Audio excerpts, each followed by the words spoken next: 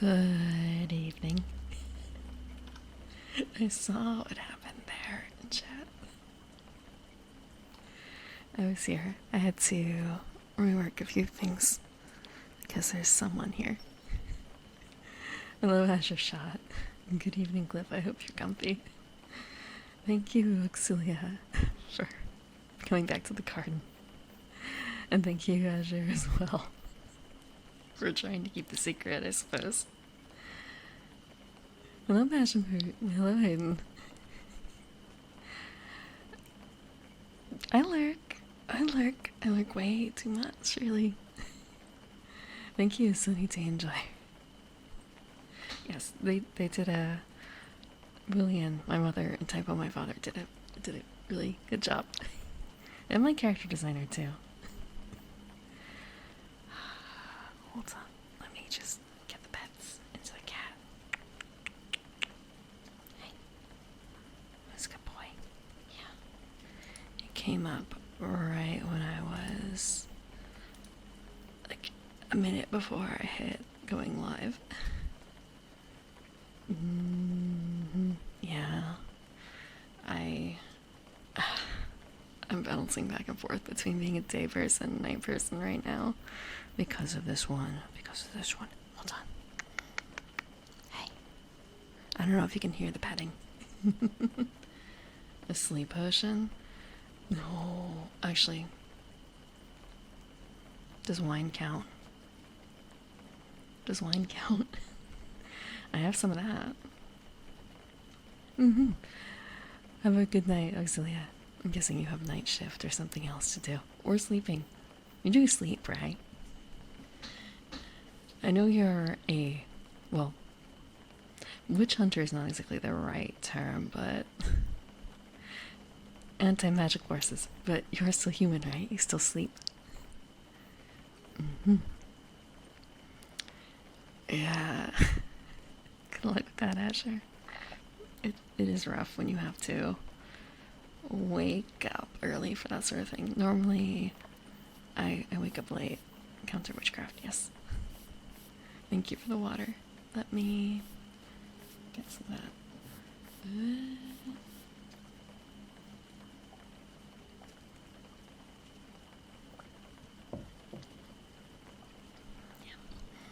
Normally, I don't wake up until the sun is down, really. But with summer being the way it is, it's a little bit thrown off there. Like, a little bit. And now I have to be awake earlier, way earlier in the day for this little one, so for the next few weeks. You wake up at 5 a.m. p.m. Like waking up at 5 a.m. and staying up late watching streams. I feel bad. 5 t.m. I understand. Pokemon time. Okay. I get it. Or would that be 5 h.m.? I'm trying to remember. HM was like the super special ones. They were only, 5, and they were reusable, right? In the original game? TMs were there are 50 or something like that, and they're one use.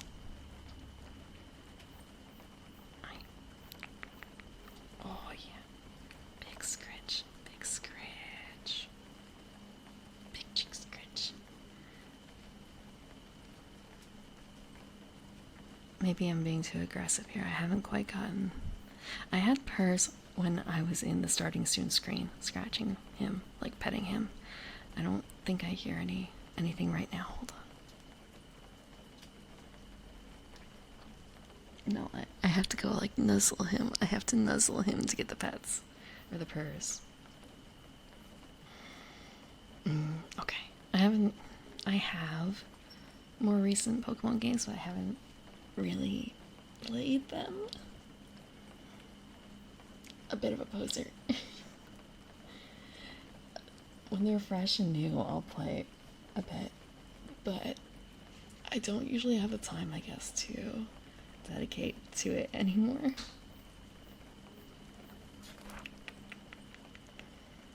I think the last one I've really gotten more than 2 or 3 gyms in was the Alolan one. Yeah. It sucks time away. Among other things. I had a bit of a fright is not the right word, but I don't have any gray or white hairs. You can see for yourself, I don't have any. But I thought I had one. Or something that, like, this hair, is this something that could, like, it doesn't feel like the others, doesn't have the same texture. Is this the way it starts? How does gray hair start, really? How does it start? I don't know. Is it, will it be a hair, like, actually turning gray like an existing hair, or is it a new hair that's growing in that's gray? I don't know. Gray beard hairs? I definitely don't have any of those. I guess for that, it might be even harder to tell just because, depending, like, a lot of people don't have, like, long beards, right? And you shave, so it's probably easier to miss.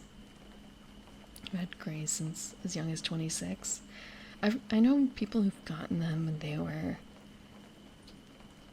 even earlier than that, and I've had a few acquaintances who have had, like, shocks of white hair from even earlier. But not me.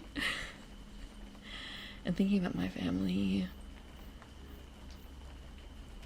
I don't know when I guess it's kind of a, for men balding, you should look at your mother's father, right? But for graying, I don't know if there's a trend line, because it's kind of a, I could look at my mother, I suppose, and think, when did she start going gray? And then it's kind of a, I actually don't know when she started going gray, because she dyes her hair. She dyes her hair, and she's been doing that for as long as I can remember. So, I may have already hit that point. Or, it might be coming up soon. I don't remember. Unless it's event-based, like dealing with a lot of stress, right? It's supposed to make it happen sooner. And I don't think I've had that many issues that would lead to that, except for this one. This one might make me turn gray. Oh, I can hear the big purrs. I'm gonna try and move the mic lower so you can maybe hear some of the purrs. Hold on. There might be some creaking. Some noises. As long as he's not, like, leaning on it. Hi. Oh, are you mad?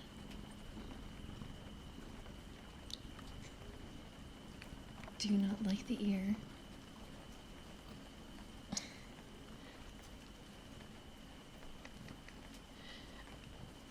I don't know how good it would be with green skin and silver hair necessarily. And so the dark green hair.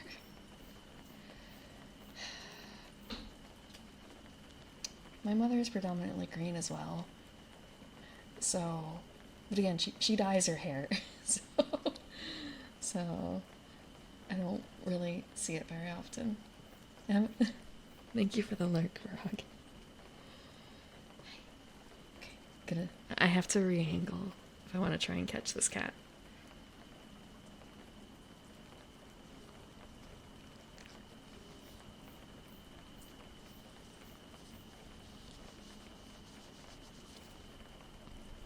He's not having it. He's not having it.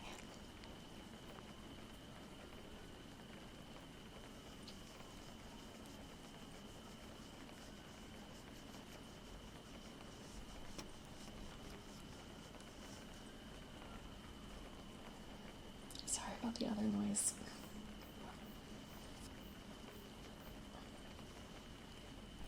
Yeah, he is not.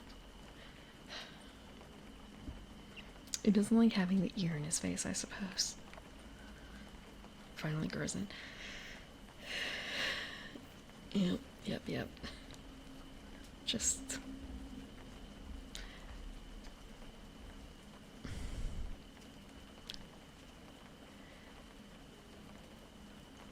I guess there's something. I feel like. Oh, thank you for posture check. Let me. I was definitely having bad posture because I was trying to capture the cat noise. And he's left me.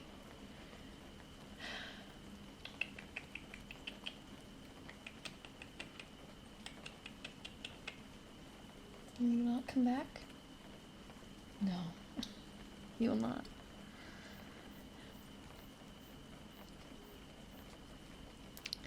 I guess it's a bit of the like still pretending to be young. Or at least not that old. I thought, oh, what counts as middle age? Have I actually at that part? And no, I guess until 400 or so, it's still considered like young adult.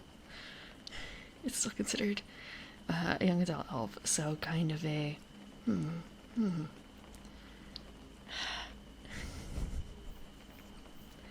it feels a bit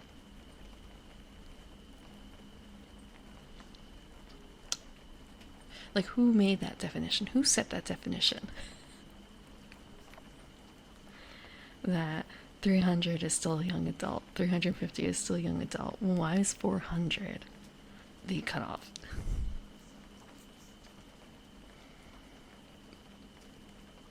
Is that just because that's the hill?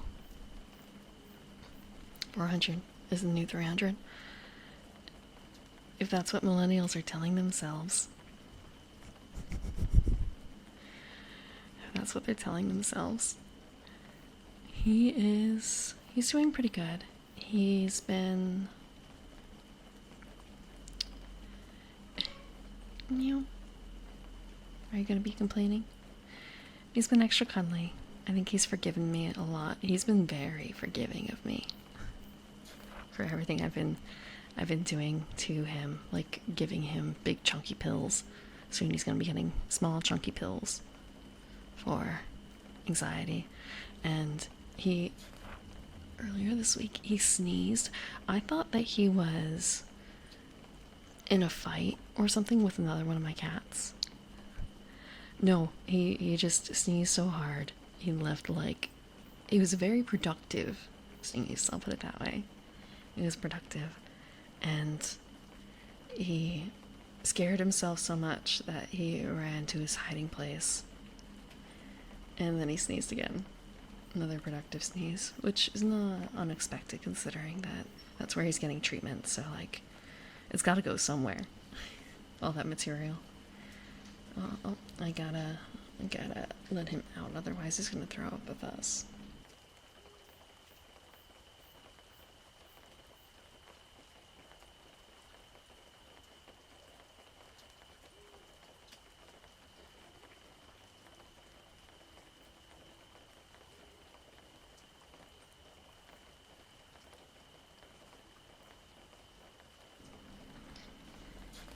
He's gone. I'm gonna move him out of here.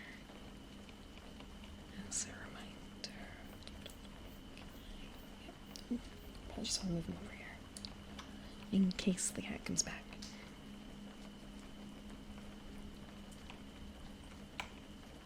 Okay.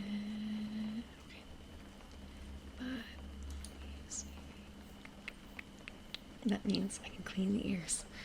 He showed up right when I was about to clean the ears. It was a bit of a case of I could clean the ears while he's here, but that would just be very noisy. It wouldn't be very cleaning. So give me a second.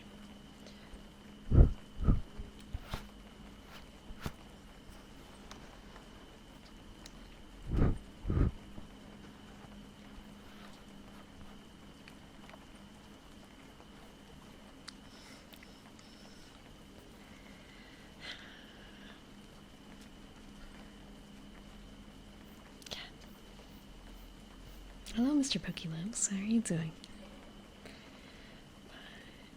Let's see. So last week we covered like 4 pages. We covered 4 pages. So hopefully we get a little further tonight.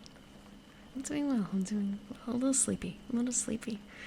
I woke up early for me, but also late, if that makes sense.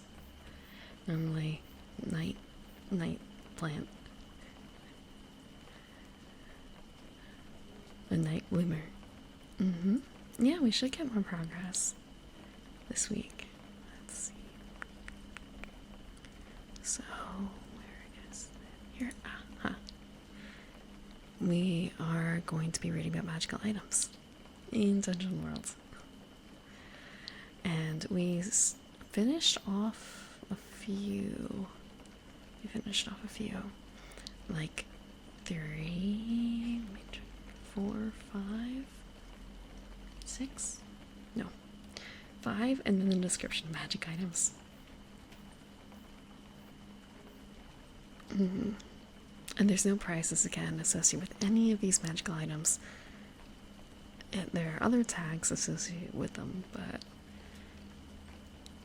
they've taken that design philosophy of magic items are truly magic and don't have a price. Speaking of which, Azure, you sent me I don't see a treat.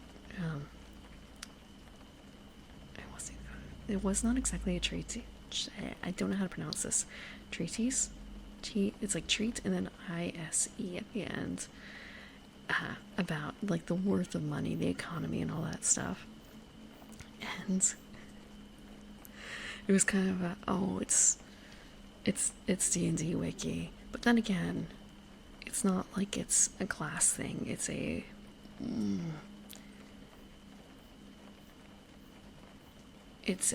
more general topic, so it's fine. And it was interesting to think about it in terms of money is useless, sort of, and that anything worth more than 15,000 gold is probably not going to be able to be bought with simple gold.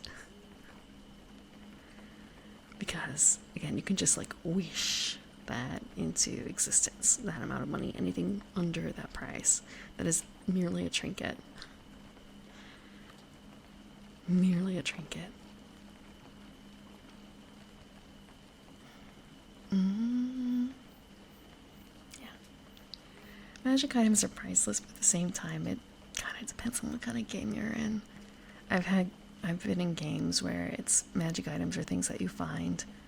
Other ones where you can find someone who's able to craft them potentially.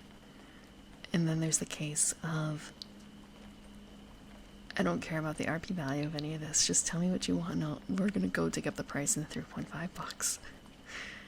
If you want to do anything, like there's someone who can do this in most any town. If you want to find a brooch of the silver tongue or something like that, we can make it happen. We're just gonna make it happen in this town. Like, you won't be able to find it on the road, but if you're in any sort of decent city, you'll be able to get it. And you won't have to RP out, like, finding someone to do it. Just, bam, go. Go, go, go, go, go. Just conjure money. Yeah. Any wizard of sufficiently high power can do it. And if you're a person of any important means, like any really important means, you probably have a wizard on staff for you. You are a patron of the wizardly arts, likely, as well as of the regular arts. So you should have someone who can do that for you. Glasses time, huh?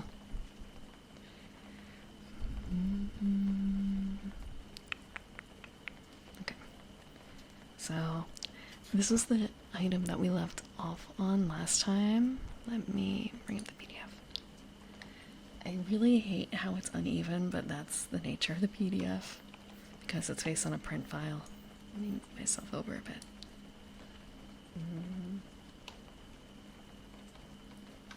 Okay. What is my default position? Okay, this is just the side. Hope you're having a good night, Dismayer. Actually, I don't know if I've asked this. Should it always be the Dismayer, or is Dismayer fine? I know this speaks a little... like, my Twitch handle is the Evening Primrose, but I will admit that's mostly because Evening Primrose was already taken. So it's kind of a, are you in the same boat there? Unable to get the name that you truly wanted? Or is it the finality of having the, like you're the only one that matters? That section to the name. Yes, the first item is the burning wheel, which is just sort of an this is a joke, right? I don't think it's a joke item, but Dismayer. Okay, thank you. Thank you for the heads up. I've been thinking about changing my Twitch handle simply so it matches everything else, because oftentimes I can't get Evening Primrose. And sometimes the Evening Primrose is too long. I think that was my problem with Twitter. So, like, I don't want to change my actual name, if that makes sense. Like, I don't want to be anything but Evening Primrose. So I feel like that might be a bit of a difficulty if I switch it so that everything has a different handle, but the actual name doesn't match, if that makes sense.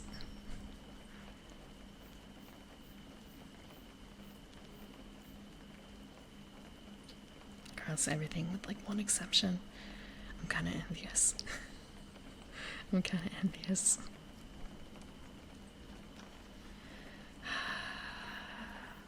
I'm never gonna get Evening Primrose. I'm never gonna get that. Unless.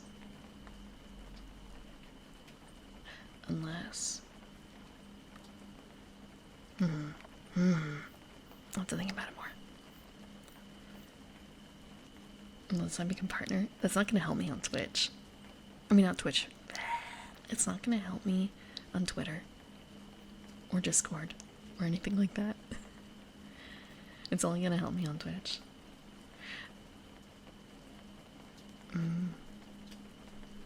And I could always do like the VT at the end, but I'm not personally a fan of that. I'm not personally a fan. I don't like bringing attention to that fact.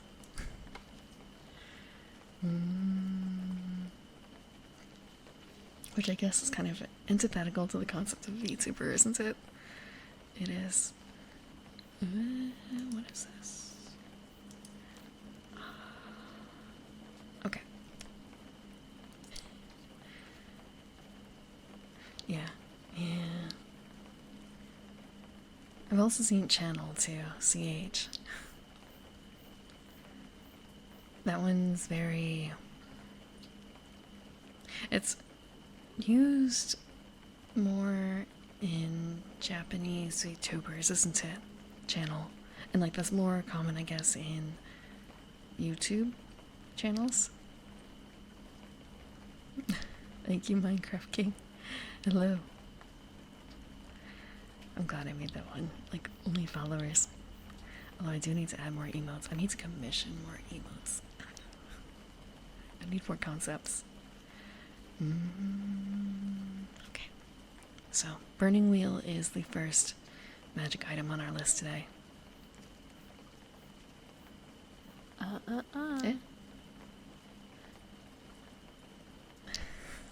Okay. I will try.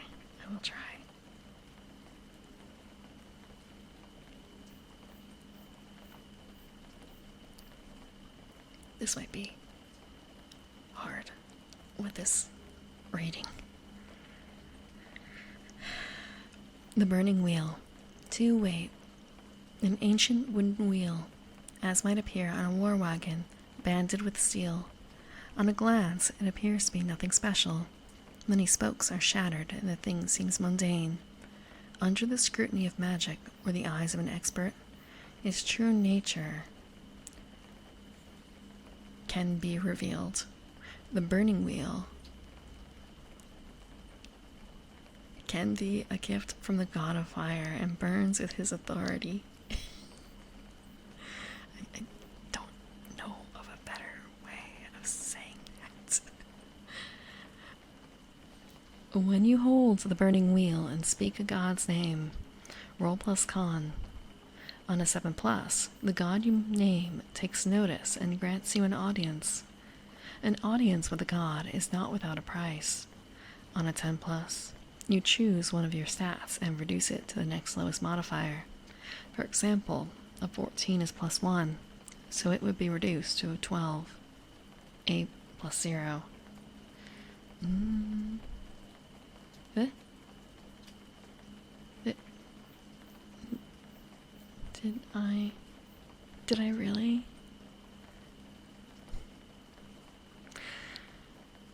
On a 7 through 9, the GM chooses which stat to reduce.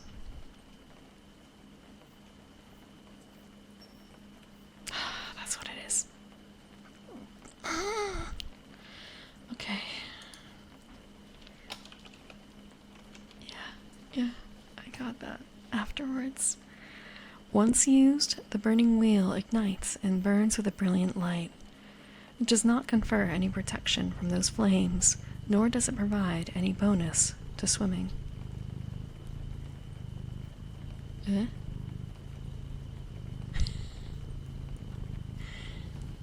Kitty?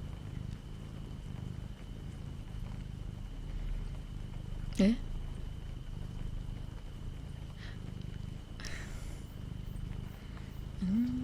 Why would it have a bonus for swimming?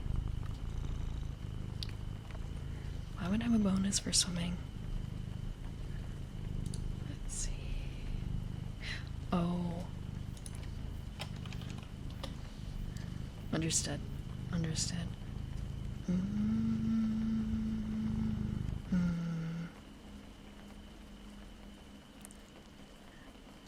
I have to admit, I don't actually. I know there's the burning wheel system.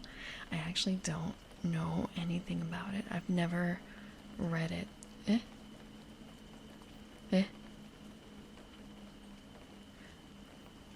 Because talking about burning wheel blank a system. Okay.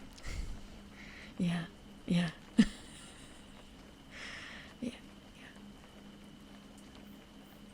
Ah. Okay. A big issue, I suppose. It's not wrapped up in athletics or something to that nature. I guess.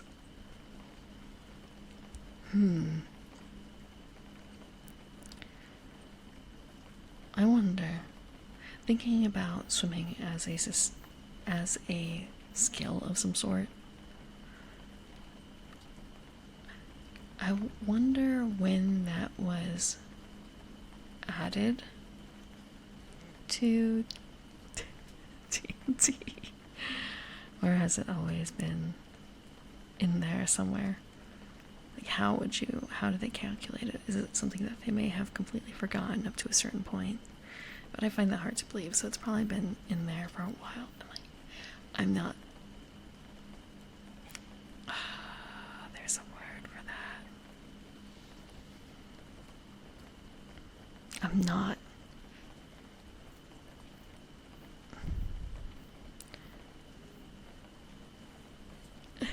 I'm not muting myself, I think.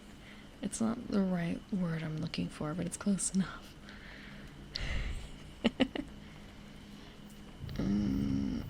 Okay, this way here. You can use the commands.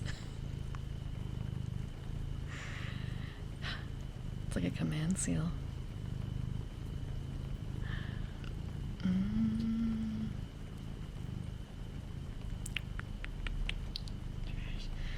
Really? Oh, can't quite see it from here. Let me bring it. I guess it has to be a little bit up. A little bit up.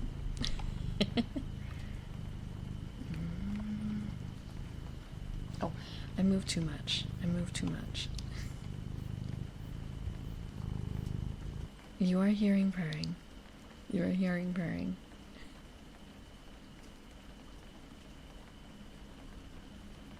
Purring. I was wondering if that would happen. I was wondering if that would happen. Okay. Yeah, that's about it. I just can't really move from here, so I guess I'm just gonna have to move the mic. Yeah. I was wondering if it would be influential. Subliminal messaging. Choose the cat. Choose the cat. Choose the cat. I'm a little surprised though about that. The purring is set to go off at specific-ish times, and it's kind of a twice in an hour, and it went off in the same like 5-minute period. I'll do it this way.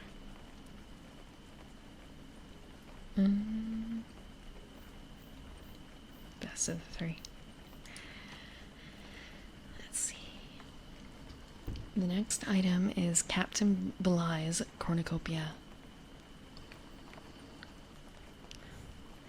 A brass naval horn, or it's one weight. It's one weight. Oh yeah, that's how I've implemented it.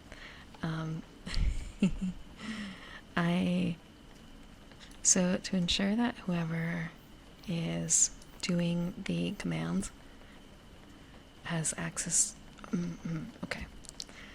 I don't word this. I don't have VIPs really aside from this. I don't have any VIPs. So what I do is when you initiate the challenge, it has a timer running, and at the end of the timer, it actually, the system I'm using cannot tell if, actually, maybe I can now. Maybe I can. Right now, it is set so that after the timer ends, it elevates the user who submitted the command to VIP, so that you are able to use any of those particular commands, like maid, cat ears, etc. If you're a regular user and you try and use those commands, they won't work. There is the loophole of if I fail, or no, if I win,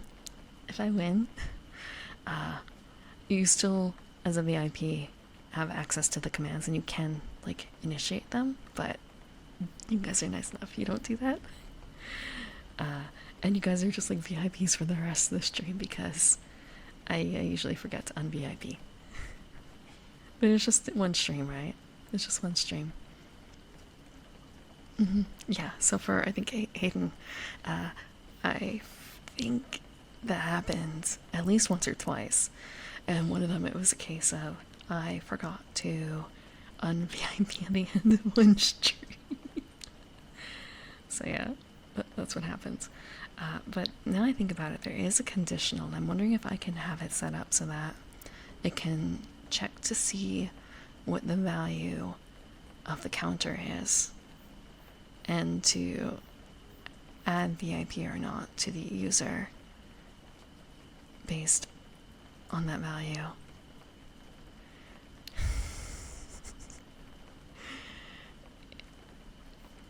It's maybe not complicated exactly, but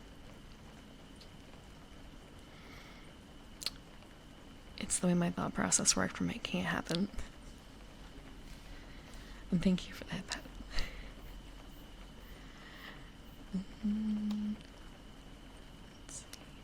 Actually, I hope it worked. Kind of right. It should work. The head pat is on the right. You can't see it through. Oh, because it's so big. And because of the layering. Yeah. I swear. Oh, it was there. I swear it was there. I'm going to fix something real quick. If I can. I may not be able to. Also, math. 5 times 5 is 25. Okay. I'm going to quickly not redeem that. Reject that. I don't want you to lose your points for not being able to do that because I messed up the it's layering wrong. I'm not certain.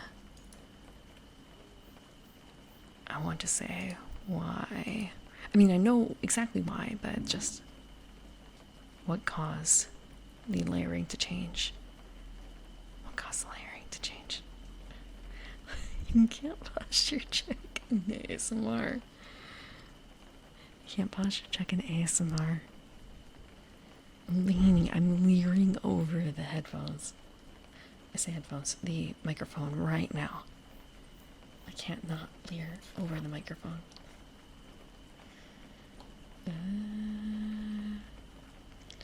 No, you don't. It won't head pat. It won't head pat. You won't be able to see the head pat.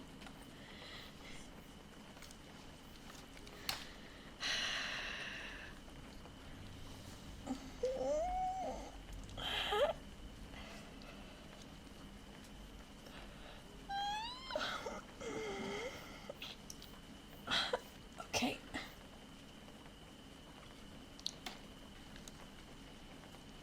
Stretched. Sometimes the yawns come out. Yawning is just your mouth stretching. Yawning is just mouth stretching. So it's fine, it's fine. Oh, I do just want to go back to sleep. My sleep schedule is so messed up.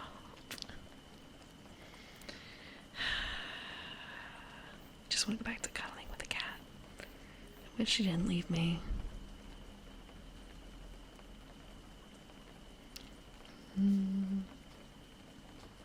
Okay.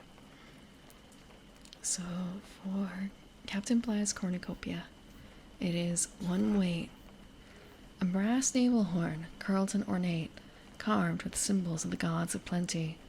When blown, in addition to sound, the horn spills forth food, enough to feed a meal to everyone who hears its sound.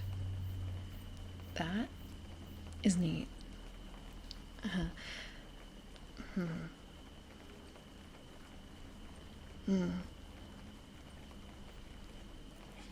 How far can sound travel?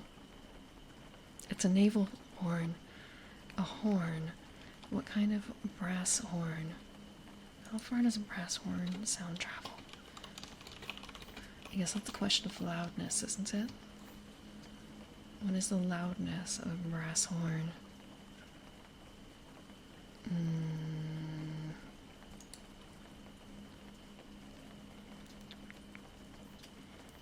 Oh wow. I guess it depends on what it's made of.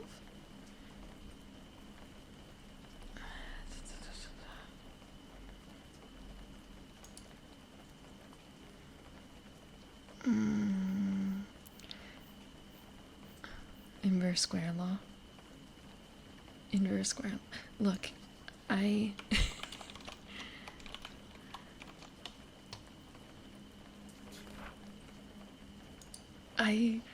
haven't. This is physics. It's physics. I did not take any sort of advanced physics. I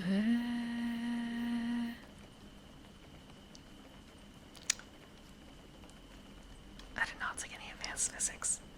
I know I've had for games calculators where it's a case of how far out can you see in general, like you're at ground level.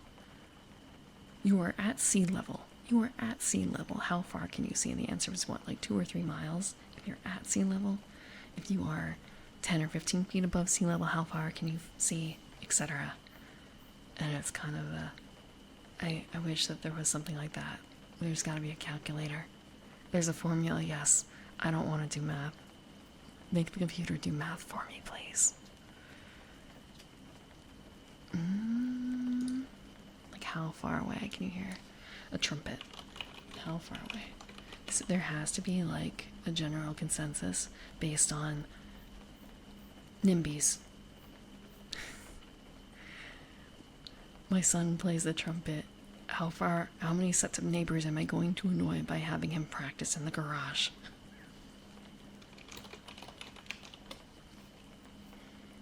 How far do you have to go before you can't hear a trumpet?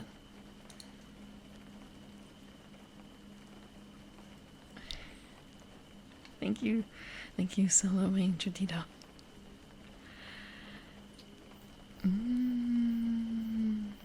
Let's see. 400 meters away from nearest buildings for someone's trumpet.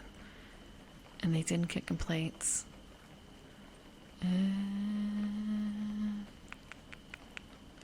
Okay. There's also the case of empty field versus suburban backyard. Depends on other noise. Thank you. Thank you for the follow as well. Sorry you had to see me in the trash can. Sorry you had to see me at my worst when I failed a challenge. And Chad put me in the trash for it.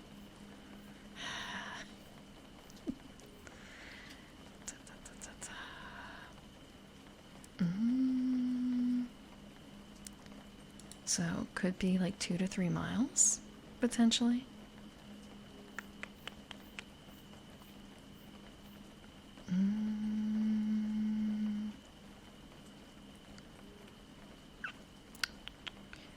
Much less than a mile.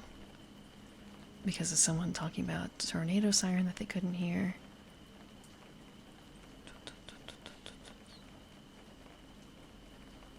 I think I just heard a cat sneeze. Is it worse than the...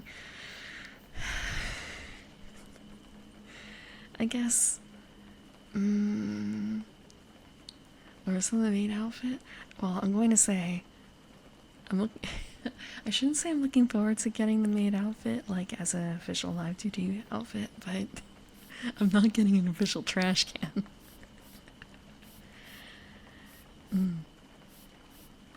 Cat trash maid.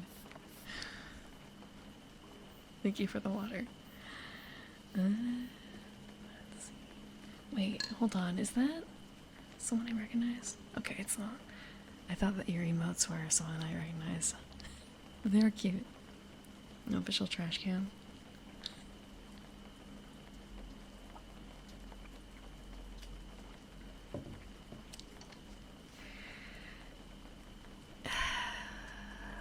It's called a compost bin.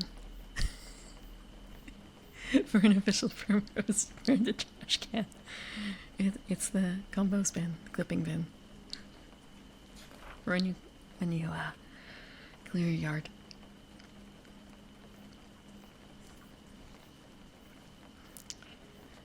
That really should be the label on here. Yard waste. Garden waste. Recycling. Actually, I suppose it would be that, the burn barrel. You'd live in a place where it would be burnable.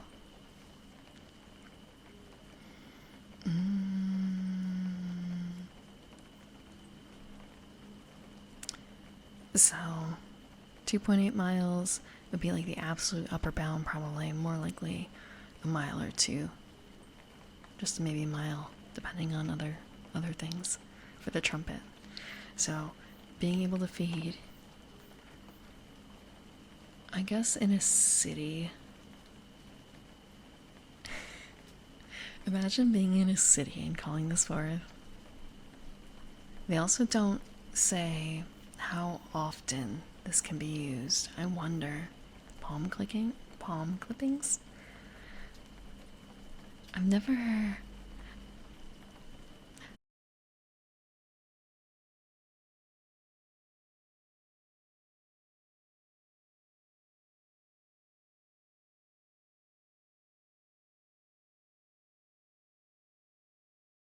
I think rental situation, or they are the city's trees, so the city has to take care of them. They have the gigantic machines to lift people up so they can deal with the palm trees. Unless you're talking about like the sides, like the bark, if something special needs to be done for that. I think I just have oak, maybe? Thinking about the trees near me. No palm trees. I don't think that that would be supported. Imagine living in a city at first. Yeah, who would live in a city? Although my garden, I'm a garden elf, not a wood elf, so my garden is in a bit of an urban area. It's a nice little pocket. It's a nice little pocket. It's got I don't remember the name of the exact type of hedges, but we got a hedgerow, so you don't have to see the street unless you're looking through the bushes like a creeper. So don't look through the bushes like a creeper. Thank you, Harry 2K5 for the follow. A trash shelf. Look, it's compost bin. It's a compost bin. I should change that to a compost bin. Recycle me at least. Recycle me. An extra cost. Everything is an extra cost. Everything is an extra cost. It's been very rainy. It's been very rainy, and it turns out, have you guys ever heard of powdery mildew? It looks like someone sprayed paint on my grass underneath the tree that isn't mine, but it's on my property, if that makes sense. It's in my garden, but it's not my tree. I cannot deal with the tree. I can't get rid of the tree. But with all the rain and with the shade, yeah, the grass caught powdery mildew. Yay! So having to get a fungicide to deal with that. Yay! It's just one section, but still. If you see something that looks like paint, or like milk-ish, like watery milk or watery paint splattered on a plant, that's powdery mildew. City tree? Yeah, it's called a shade tree. It's meant to provide shade, but all it does is provide a home for lanternflies and a problem for your sewage pipes. And interference with the electrical lines. Yeah.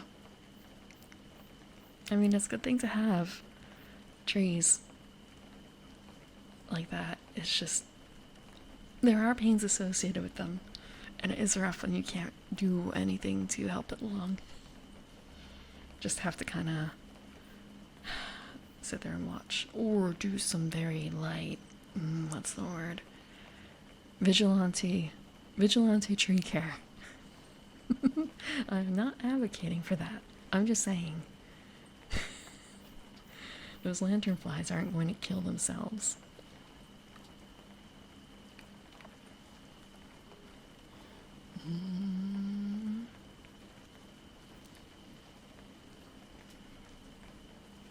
One to 1.7 miles for the horn.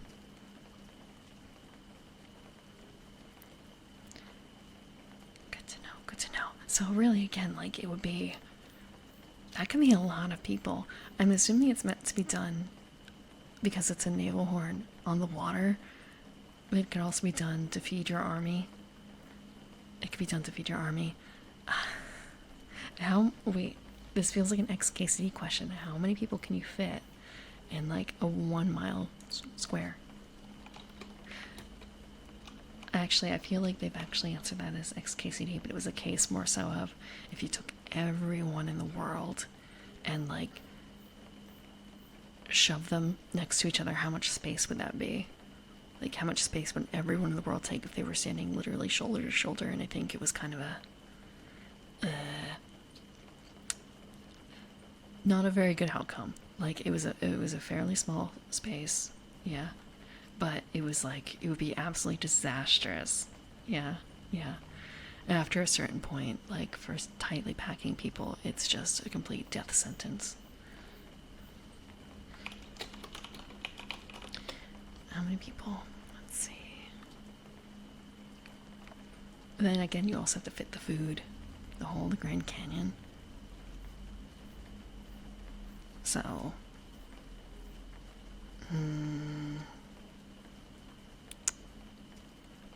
actually, I wonder. So, like at 2 square feet a person, that's how many people fit in a square mile? There's one thing talking about how you could fit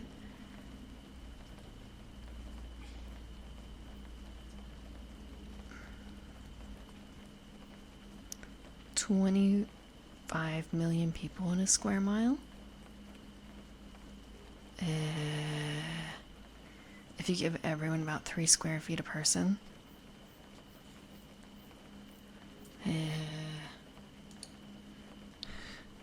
Yeah. They would be falling out of the Grand Canyon. Oh, my model. Oh, yes. Give me a second. I think I have a link on my about that goes to a link tree. Let me double check.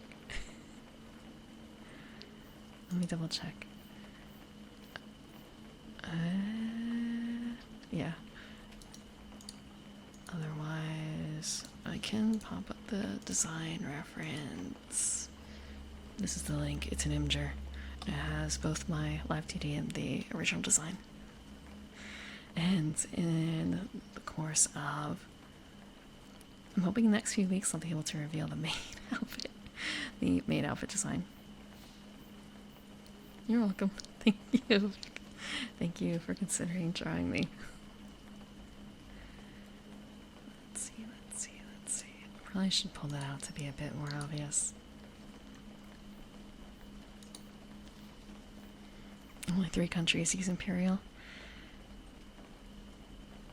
Yes, but one of those countries is the country that matters.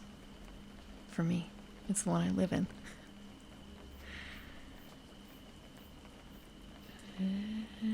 Oh yes, there was a gift sub bomb.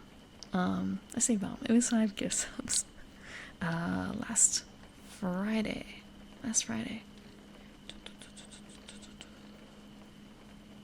Or was it earlier? I thought it was Friday.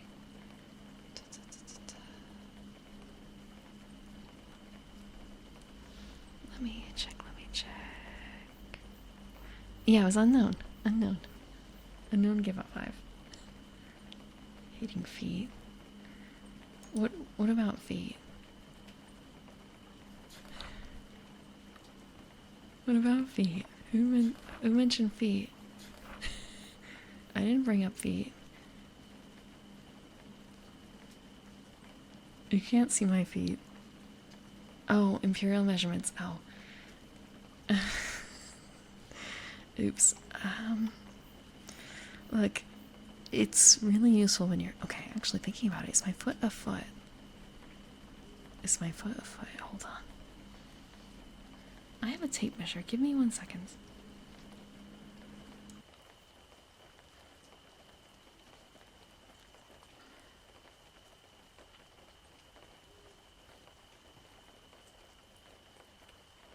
Okay. Tape measure. It's a fabric tape measure. Yeah. What? It's okay. So, this is something that I've done for the past decade or 2. Okay, it still works.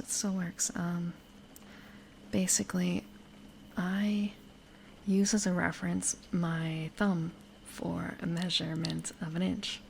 It's pretty rough, but a foot is measured. Is it? I would have just taken it to be a course of, like, from the heel to the toe tip. Pinky toe to elbow? What the frick? Oh, I guess there's also, like, choosing feet measure. What is a foot? Okay, have you never... When you need to measure something but you don't have a tape measure, have you ever used your own body as a measurement stick? For instance, I know I am almost 5'5", So in the past, when I needed to measure a room, I would just like lie down on the floor and use myself as a measurement tool, very roughly. I wouldn't be able to tell you, for instance, like, oh yes, this room is about 18 feet by 13 feet. But I could tell you, oh yeah, I think if I lie down on the floor here, I could probably fit like 2.5 of myself in this direction, and I guess closer to like 2 in the other one. Oh, what is a foot? A miserable little pile of fetishes? Excuse you. Excuse you. It's not a miserable pile. It's not a miserable pile.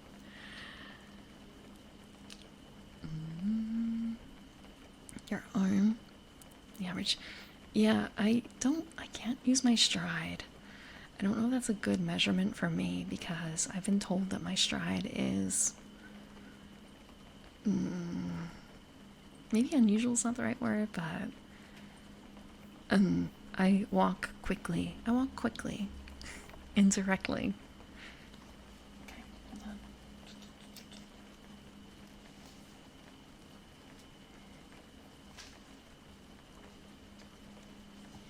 Okay, I'm a little short in the elbow. Erratic? Not erratic exactly. It's been described as masculine. It's been described as masculine.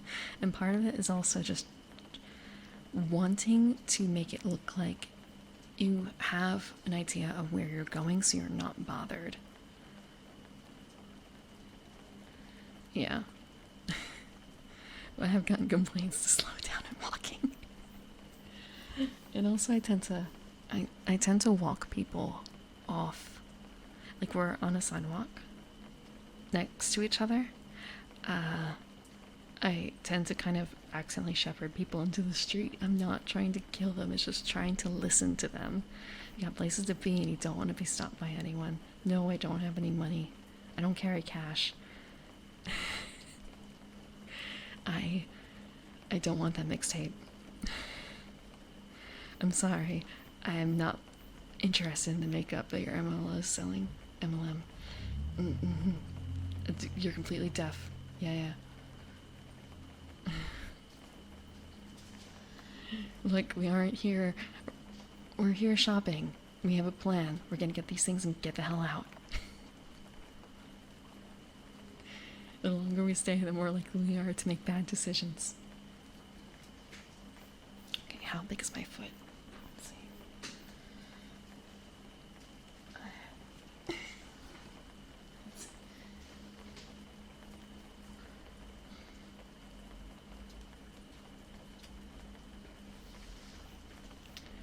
Shocker, my foot is not actually a foot.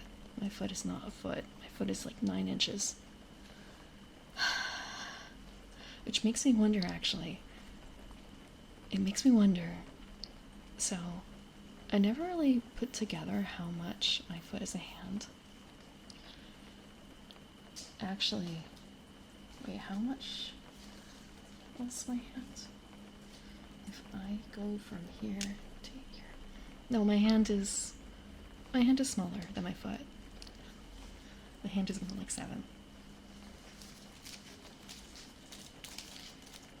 Another thing I can't do with the cat here. If you saw me playing with this tape measure, there'd be a lot more noise. Creak.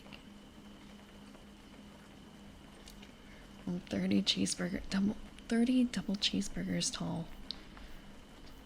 The thing is though, when you put that many cheeseburgers on top of each other, they're going to like indent, they're gonna smush, so it doesn't work that way. You can't just have a stack of 30 double cheeseburgers. They won't be the same height.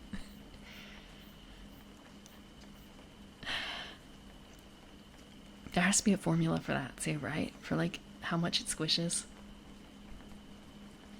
Invasive kudzu. It's accidental. I'm not invasive. Primroses, evening primroses are native to America. Although we do tend to squish things out of place, honestly.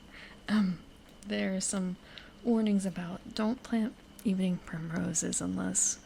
Don't plant them in the ground unless you want them to spread around a bit. But it's not like it's mint. It's not as bad as mint. I promise you.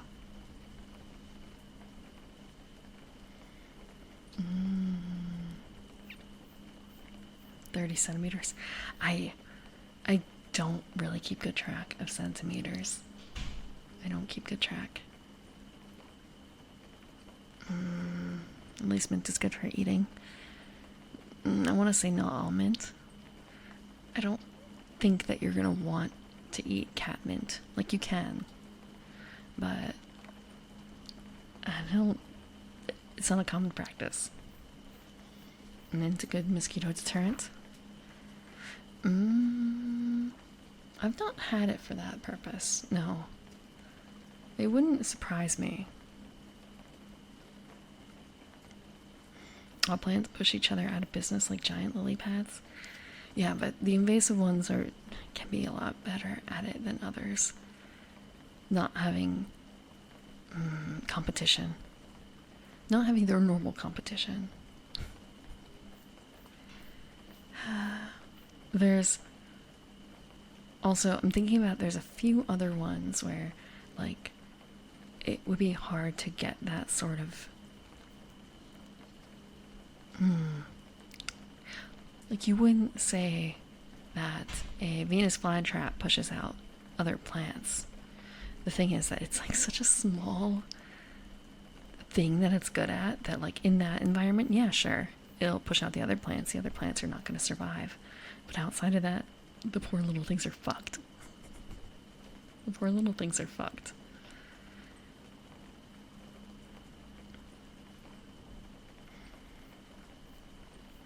Join up root systems and share nutrients. Yeah, plants are amazing, aren't they? Fungi too. Fungi too. Yeah, a lot of the carnivorous plants do. Wet too, but not like aquatic wet, like damp. Marshy. Yeah. That's why you can't just like plant them in your grounds outside in most cases and expect it. I did find out that there is a native carnivorous plant that I might be able to have. The problem is, of course, actually acquiring it, and then it's just kind of it's not a good idea to acquire in the wild because that's not good for the wild. So it'd be kind of is there someone else? Are you able to find a place that does seedlings? Or they may not even be seedlings. And then it's just kind of I may or may not be in the right area for that. I have to double check my soil to see how it is. Because again, it's kind of acidic, terrible soil. Do I want to be able to support this plant? Is it a bad thing if I'm able to support this plant? It might be a bad thing. Okay, thank you for the reminder. Fungi. When I hear fungi, I think of like congy. And I don't know if I could take that seriously. Let's get preyed on by plants. Look.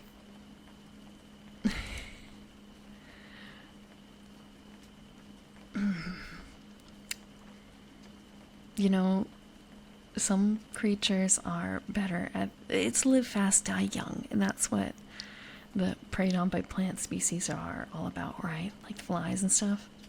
Live fast, die young. Sure, they lost a few to the plants, but after that, it's fine, right?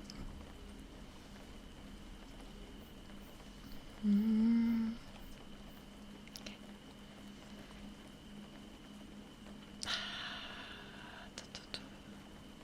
Doesn't necessarily need insects.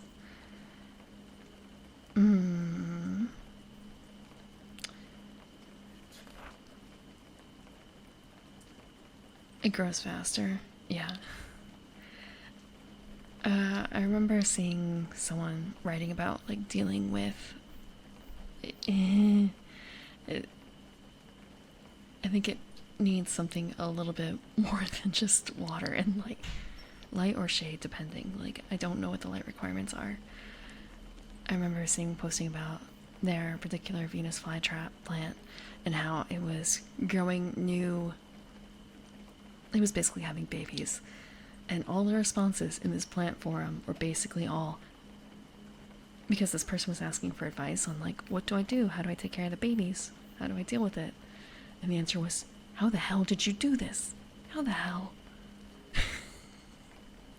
Like, this is not something you can just accidentally do. Care for your Venus flytrap so well that it feels safe to, like, make babies.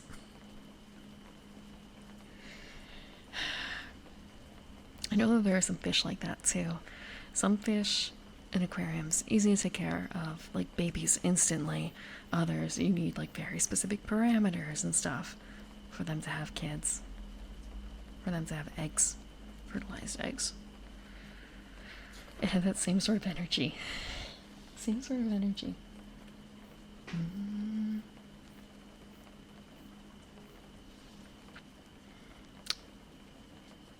No childcare. Probably true for most insects. I don't know of any that really rock that boat, but I'm sure there must be at least like one insect maybe that might care about their kids. Maybe. Like, there's gotta be an exception somewhere, right?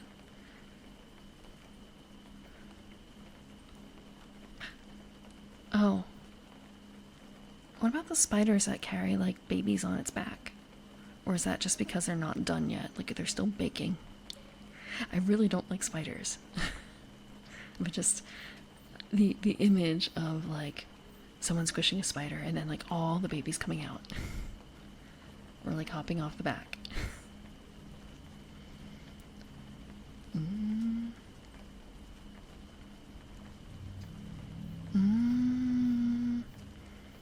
I want to say, is it possible that there are plants actually?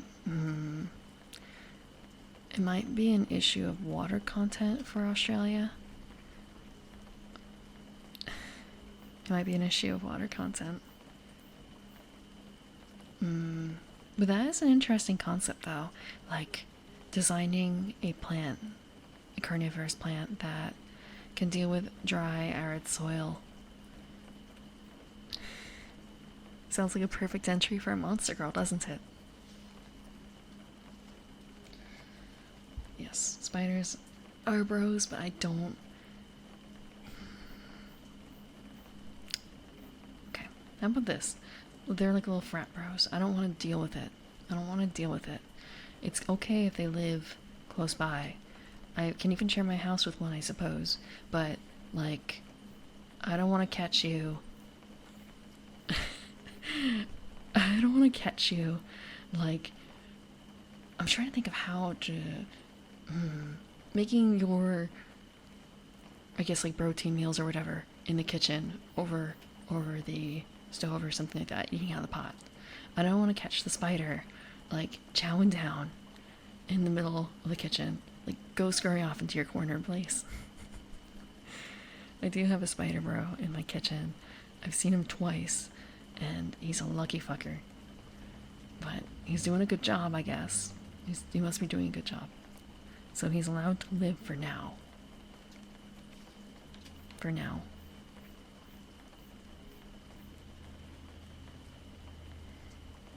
Monster girls. Thinking about designing a monster girl. A plant monster girl. Someone who... Oh, you know what? Like a camel monster plant girl. I guess that's a good reason for lumps of fat, right? Except it's really water. So, yeah. A water retaining monster girl. Looking for fluid. And insects to eat.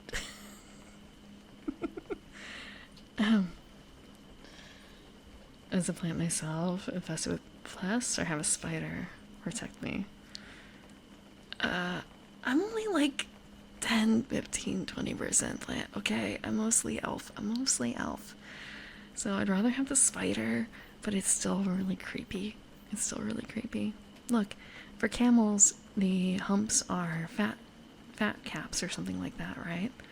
So, and when it comes to fluid, it's kind of a case of, I guess, like fat can be a fluid, right? Depending on what temperature it's at. But I'm gonna guess it probably mostly wants water. But if you're in the middle of the Australian outback, it might be kind of a case of, I guess it is going to be water in every case. You might have to be a little bit more broad, though, in what you'll accept. Look, I'm only part plant.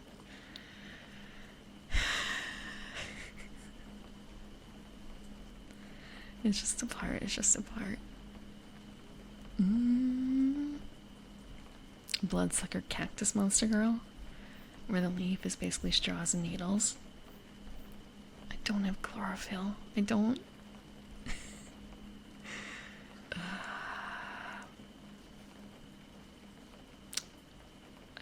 Look at my mouth. It's pink. I bleed blood. Red blood, not green. Same with the blush.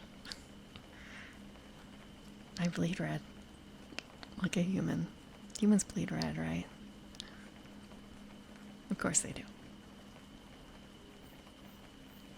I don't have to be green either. Green just happens to be the color I am. Because magic don't gotta explain shit. Don't gotta explain shit. Elves can come in all sorts of colors. Elves can be in all sorts of colors. My mother can be purple if she so chooses, but she tends to be green too. Mammals don't... Look, I don't have to play by those rules. Don't have to play by those rules.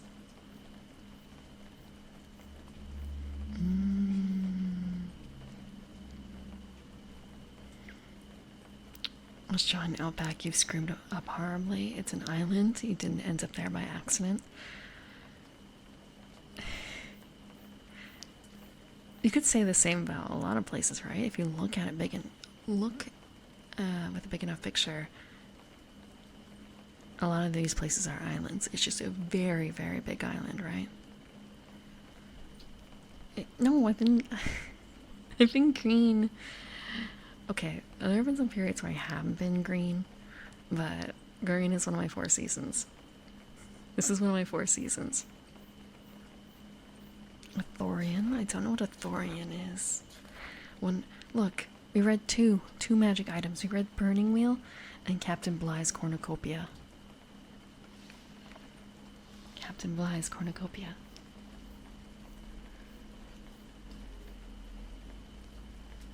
Green, yellow, orange, and white. I will give you... I do have a form with natural blonde hair. Yellow blondes. Look, it's an innocent question. I haven't measured my foot in years. And on that topic, it was kind of a case of, wait, if my foot is about this many inches, how does women's shoe sizes work? I've never actually questioned it. I've been the same shoe size, roughly, for decades, so it's kind of a acceptance. Like, if it's between 8.5 and 9.5, that's what I shoot for. It's just kind of a, wait, since my foot is about 9 inches-ish, does that play into the shoe sizes? Decades. Centuries. No, I didn't suddenly, shoot up in size or anything like that. Women's clothing sizes? Women's clothing sizes I understand better because I have actually sewn some of my own clothing. So I understand that, there are the patterns that you buy to sew are such a drastically different size than what you can buy in the store. It's a lot of changes over time, but I don't I haven't done that sort of thing. I've never made my own shoes. Star, I have made sort of my own shoes once, but it doesn't really count. I feel like it was duct tape, duct tape, and like mangling a sandal. So for a cosplay, at the age of 33. Centuries. Cursed items. I'm sorry, Lazy Pig. We are talking about items, but also chat has been distracting.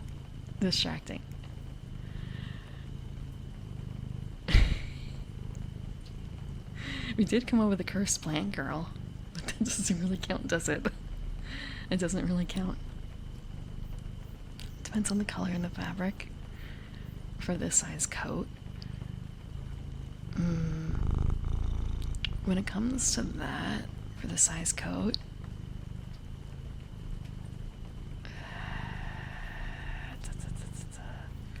in the US it's the same as clothing sizes, varies from brand to brand. Wait.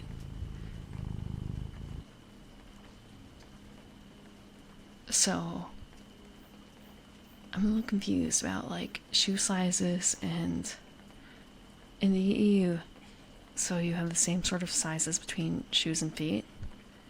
Like, how does that work? Because people can have quite different shoe sizes and clothing sizes, right?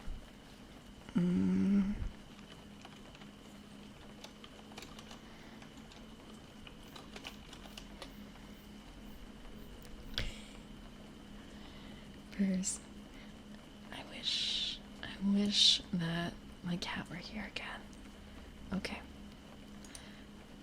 I guess there's also the case of men's foot sizes, but I've only bought things that come in men's sizes like twice in my life, I think, and one of them was unisex boots, and the other one was, I don't remember the name of them, like the tennis shoes, and I think equivalent to like a 6 in men's. I guess it's usually the smallest that they go down to, it feels like, but it doesn't.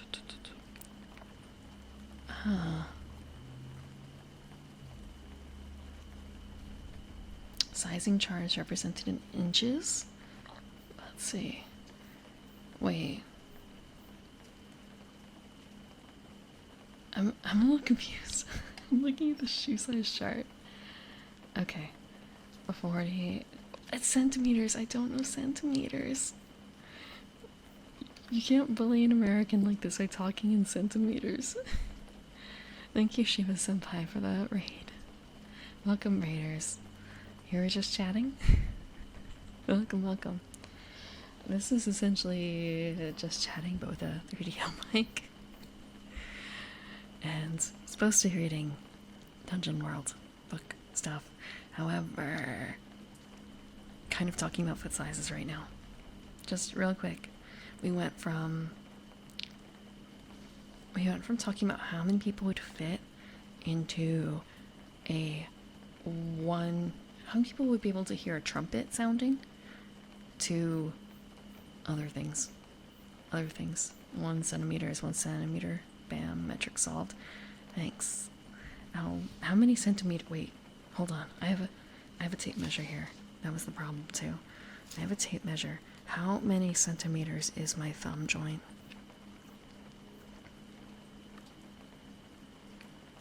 2.5, I guess? I guess 2.5-ish?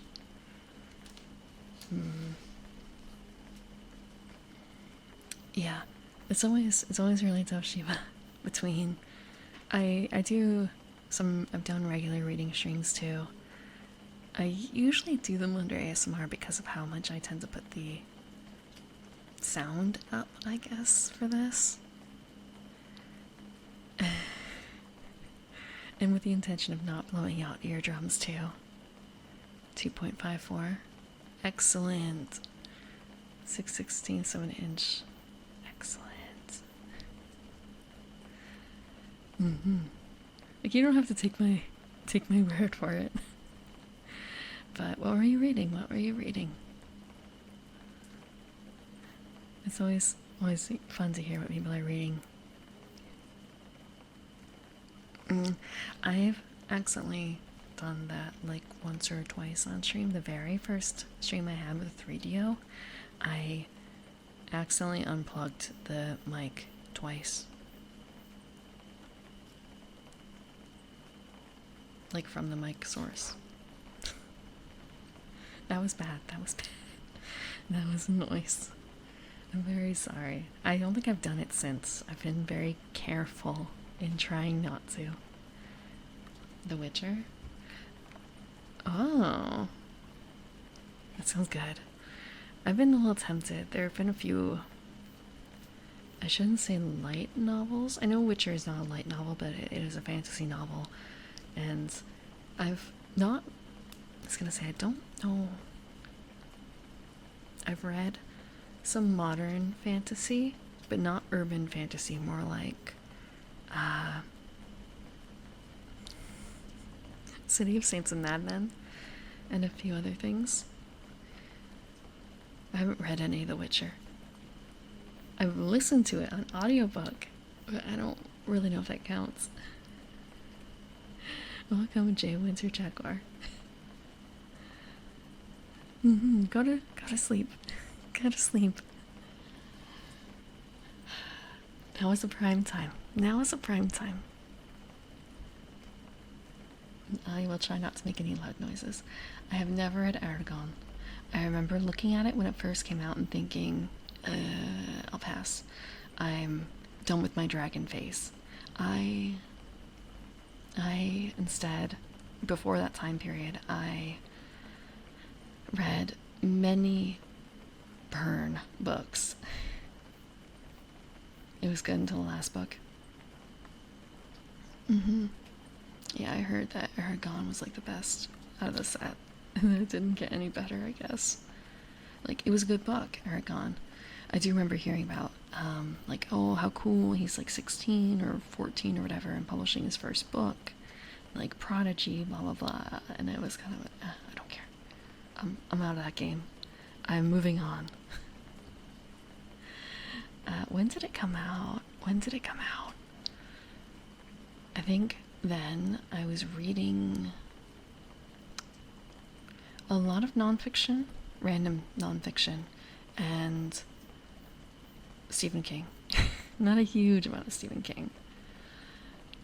And thank you, Shiva Senpai, for the follow, and thank you, Jay the Winter Jaguar, for the follow as well. And thank you, Wiz Matrix, for the follow. I did very much like the Pern series by Anne McCaffrey, but I want to say it's probably considered very dated now. Very dated. But it was an interesting world that she built up. As he grows up, he matures, and the main character matured with him. That's another thing. So, like, I remember reading Ender's Game, and I read it. When did I read it? I don't remember if I read it. I think I was an adult by then. I had an opportunity to read it earlier than that, but I passed on it for whatever reason. And just remember reading it and thinking very much, this is a young boy's fantasy, isn't it? This is very much a young boy's fantasy. That's fine, but I wasn't the target market. Thank you for the water.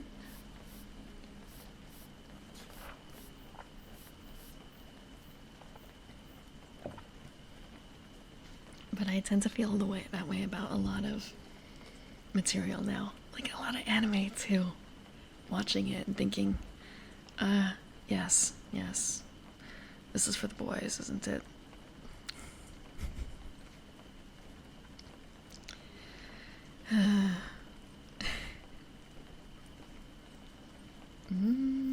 No girls allowed. Bro. Yeah, it is painful when you hear that. It is painful.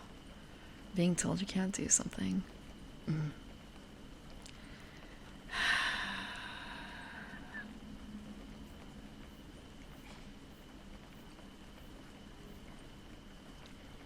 But it feels like we're moving a little past that now. Things are different than the way they used to be. Mostly for good. Mostly for good.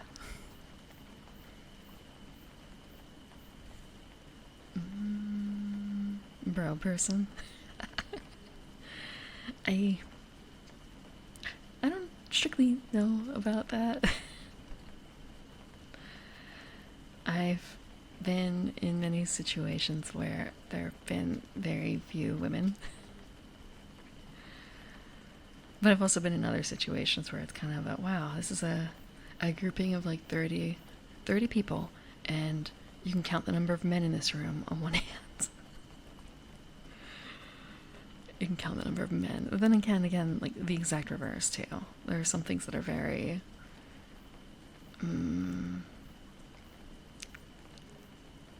divided. So much slice of life that you care for. And really tired of shonen battle anime. I don't watch a huge amount of anime anymore. I'm thinking about. Okay, I say that the last one I watched was just a few weeks ago, and that was very much aimed at men. I feel like, and they were. I've heard a lot of people talking very well about it, I should say, and it was kind of a. I guess it's cool, but at the same time, I can't help but think of some other things I've read that have been very depressing, and it can be hard for me to drop certain feelings about all of it. That kind of infect the entire thing. Like, trying to look at things from a light-hearted perspective, certain topics can be hard for me.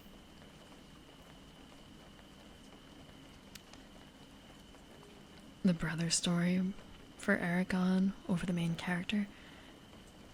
So, wait, so it's kind of like a second story gets introduced, and it becomes a favorite story. It becomes better than the original story. The new characters steal the show.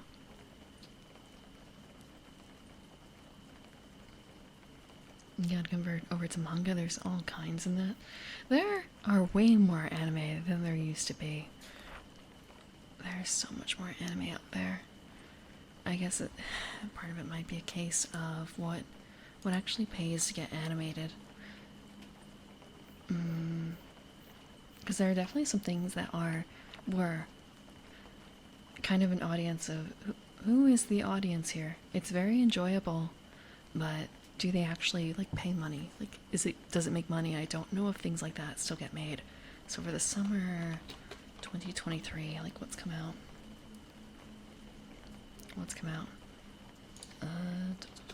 What I'm thinking of very specifically is Wandering Sun, for instance. I remember when that came out, and it was up against another show in terms of looks. And I remember there was a thing about the other show director being like, how am I supposed to compete with Wandering Sun and its beautiful watercolors? This isn't fair. This isn't fair.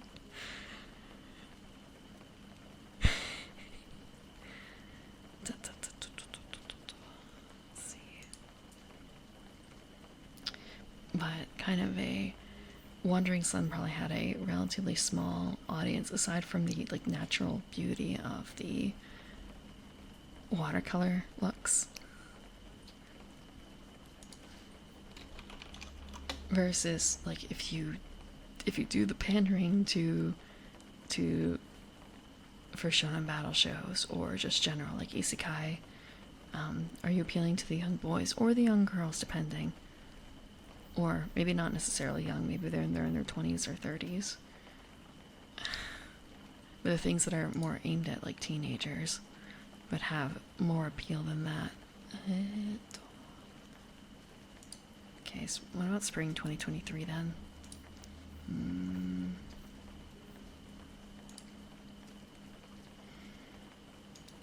What is this? Half of anime's high school. Who wants to go back to high school? Who wants to go back to high school?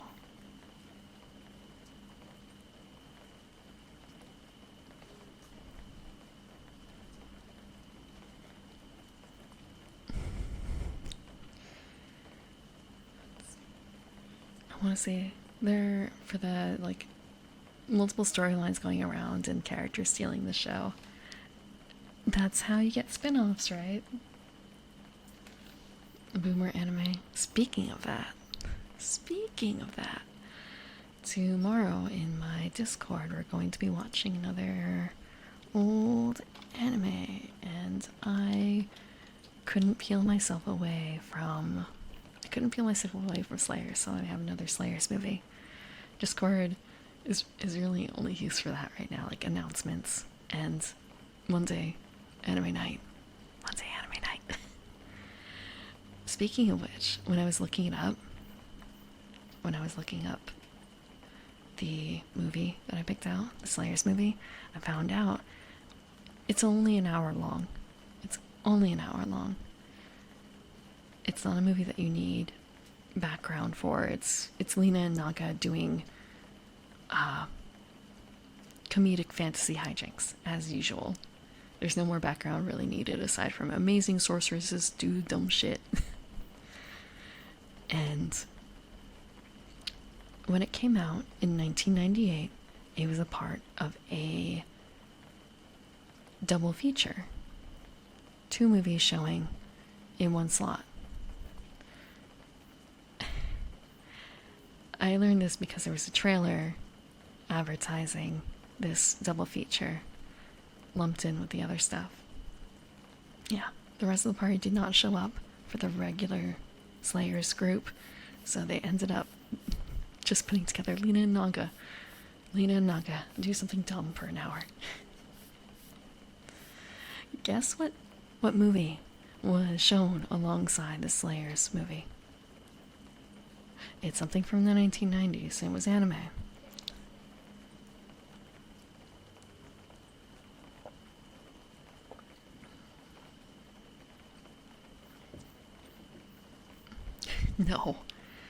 No, it's not Ava.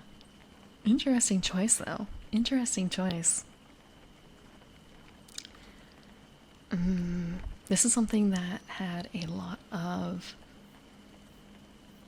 talk about it when it came out, I believe, but I don't think it's big anymore at all, except in a very specific circle, and even then there are other titles by the same group. Lane did not have a movie as far as I know, not Ghost in the Shell.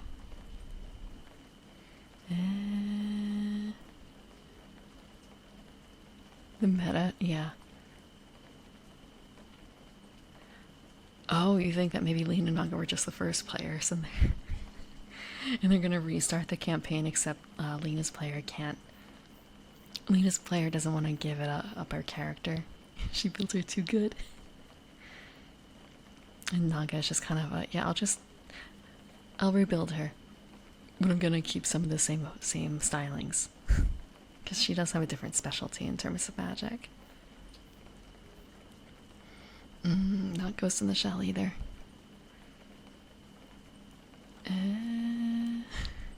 Thank you, Tuba Guy. No. Have you guys heard of Clamp? The group? The manga creating group? Mangaka? Did you know that before Tsubasa Reservoir Chronicle, they had another... No, not Chobits. Chobits did not have a movie as far as I'm aware.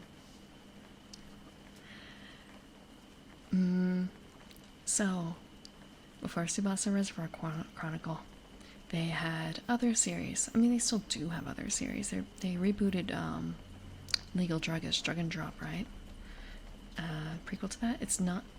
You say the prequel to Tsubasa. Are you talking about Holic? No, I'm not talking about Holic. It's not Chobits. It's not Holic. It's not. It's not Cardcaptor Sakura. But I will say that I believe it is referenced in. It might be referenced in Tsubasa. I've never seen Tsubasa, so I can't be certain. And what is Clamp doing nowadays? Whatever the fuck they want. They print money. They printed money. What other series did Clamp do? Oh right, they're Rare Earth is Clamp. So Rare Earth actually just got some new garage kits or something. So I'm sure that's part of it. Monogatari. Monogatari did not come out in the 90s. Unless you're talking about something else. Do they actually have a series called Monogatari? No, it doesn't look like it. No. X 1999. That is what Slayers is double featured with. X 1999.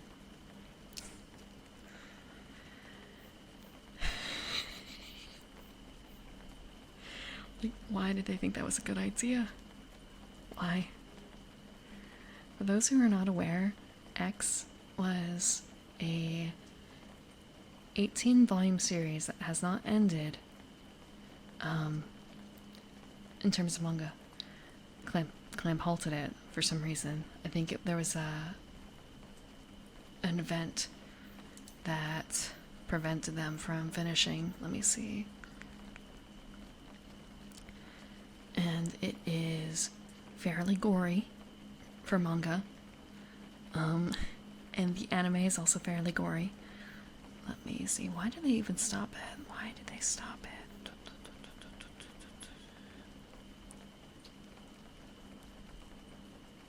Oh.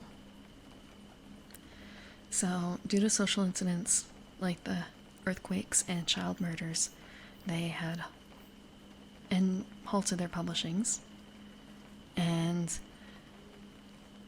the editorial staff indicated to Clamp that Kadokawa Shoten was unlikely to publish their planned ending to the series. Clamp said, no, we're not going to revise the ending. And then they just stopped.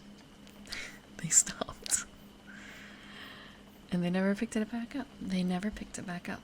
There's a TV series too, but it's less gory, it's less intestines spilling out than both the movie and the manga were.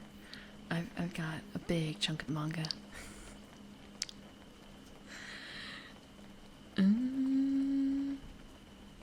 Yes. What do you mean? Why do you have that face, Jay Bush? The Christian eschatology. Yes, we're going to string up the main female lead onto a giant cross with wires and then pull the wires taut. And hey, look, she's no longer hanging on that cross anymore because she's scattered all over the floor. That's Clamp. How can we torture the main character?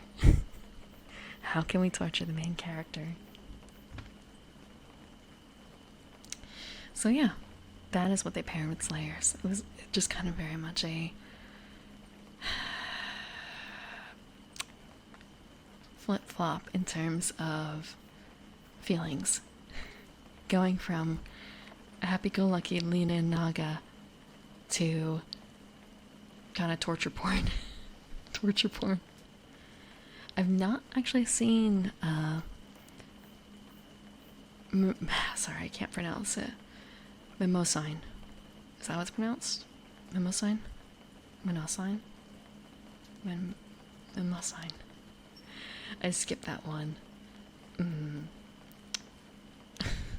I really don't like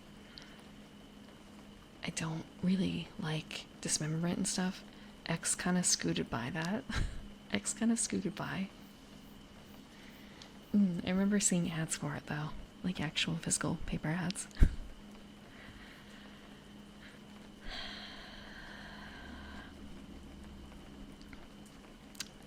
X scooted by because I was able to read it. Among other things. No, I have not seen Bakano. Or the other one. Oh, actually, no, I have seen the other one. The...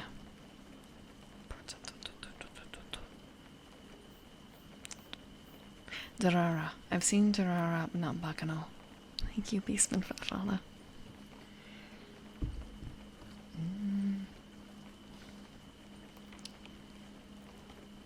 So, looking at it.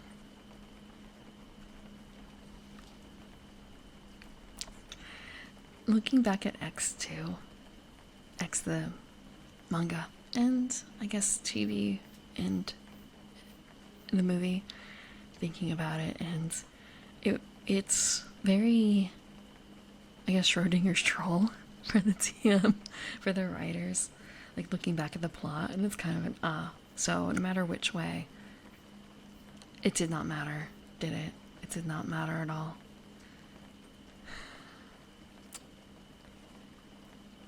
It did not matter. Okay. The Carcosan Spire has a reach of, or has reach, thrown, and 3 weight. So reach tag also be able to be thrown. What is a... I was gonna say, what exactly is a spire in this context? With a name like that, I didn't think it was gonna be a weapon. About it not mattering. A famous song. I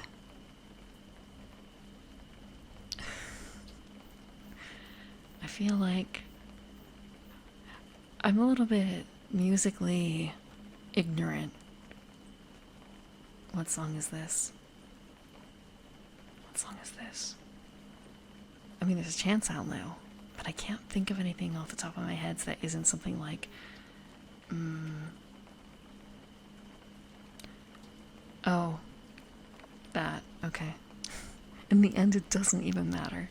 Right, right. In the end, it doesn't even matter.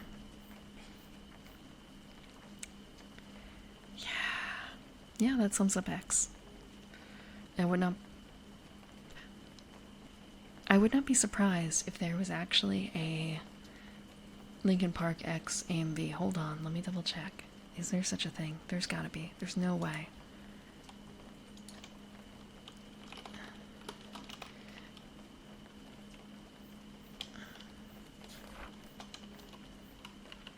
I'm going to say I do have.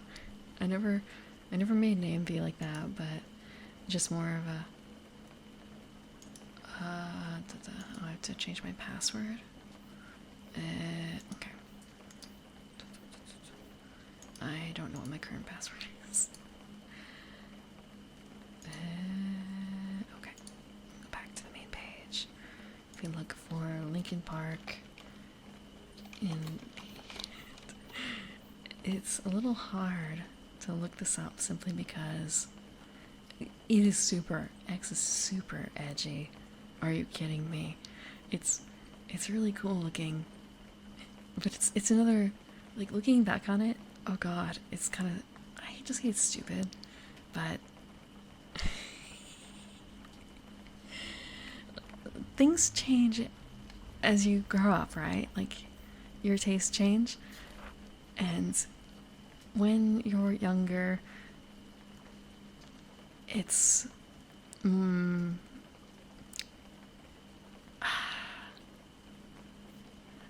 I was a lot more okay with a lot of high school shenanigans, I guess. Like, they're in high school and they're doing this.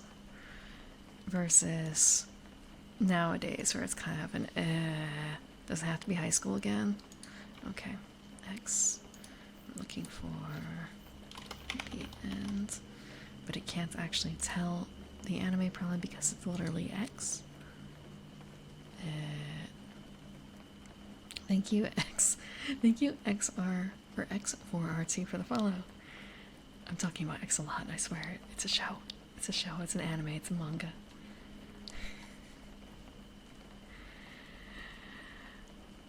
I still like X, but I can recognize that it is... It's kind of rough. Maybe if I search X 1999. What do you mean no results? there is a single AMV from 2004 that uses only X, 1999, in the song In the End.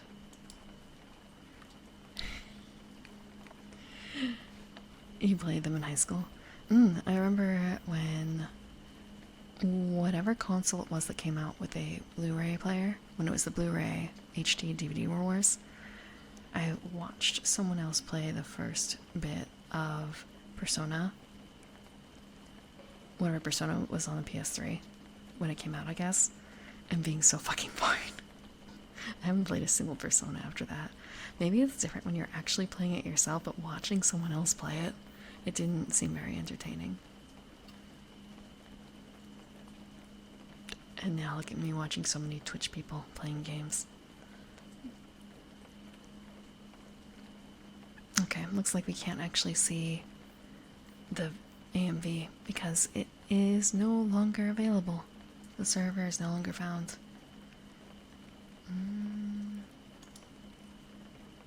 X, the movie from 96. Yep. And it has a song that... It uses a song from X Japan. You found two?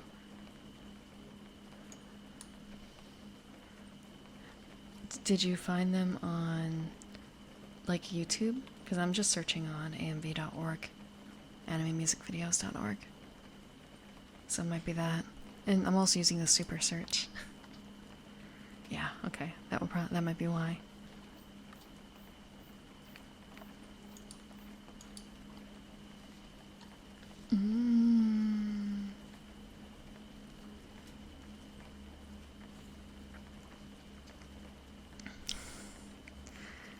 I'll have to look. I'll take a look later. For my own cringe. I already have a favorite X AMV that does not use that at all. But part of it is maybe that it doesn't sound that cringe because it's in German, and well, I'm sure if you're German it's like really fucking cringe. When you actually hear what they're talking about. Like if you've heard Rammstein's Engel, like listening to it in English versus in German, when you actually understand the lyrics fully, it's kind of a...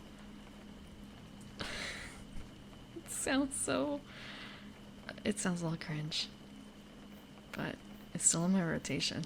It's still in my rotation of songs. It's not a Rammstein song, the one for the AMV. Let me...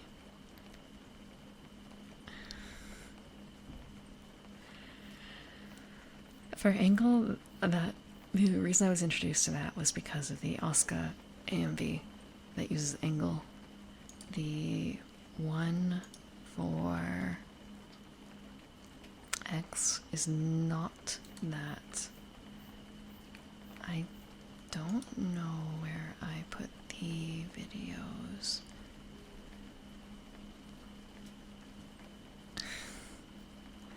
Maybe it is Rammstein, I just don't recognize it.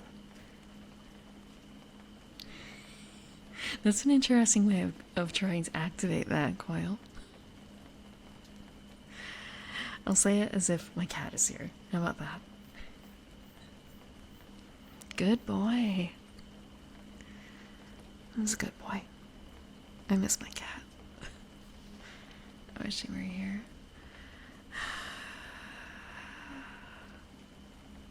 Just wanna scratch him.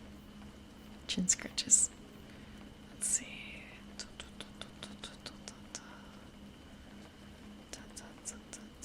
Where did I put it?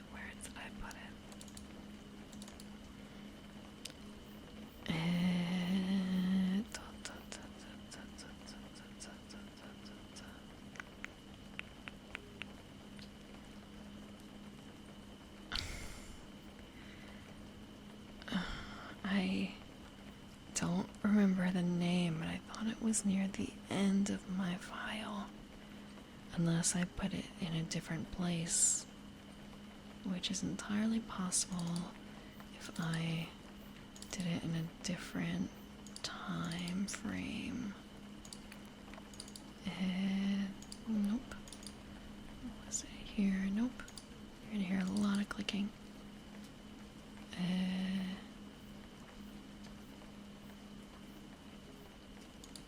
minimize that. Okay. I'm afraid if I play this, you're gonna hear it in the background. I'm going to play it really quickly, I guess, and like try and make it low so you can't hear it. It's the AMV is called Das Oben.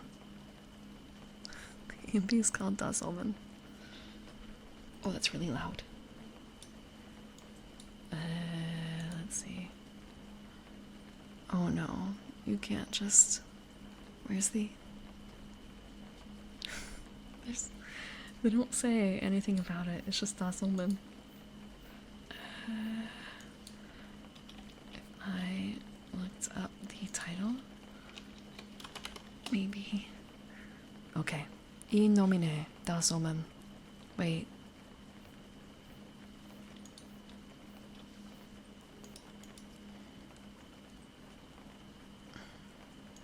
How many music videos can there be that use... Okay, I think I found it. Is this it? Yep, it is. I found it. It is this AMV. And it's a pretty good AMV for the time frame. I don't think this was in my listing of AMVs that I showed earlier this year. I could be wrong though.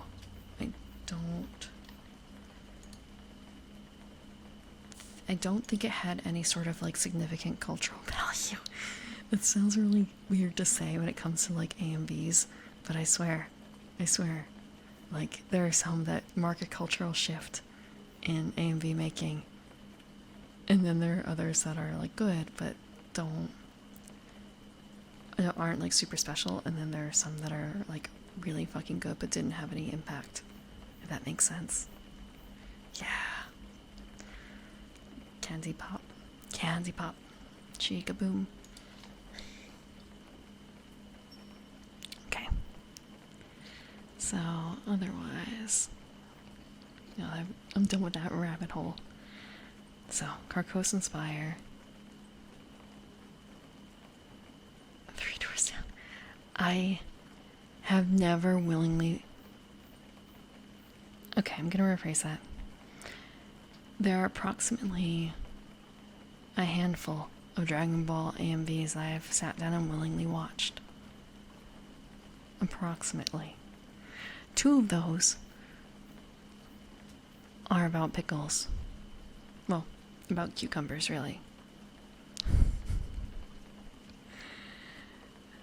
I skipped out on a lot of the rest.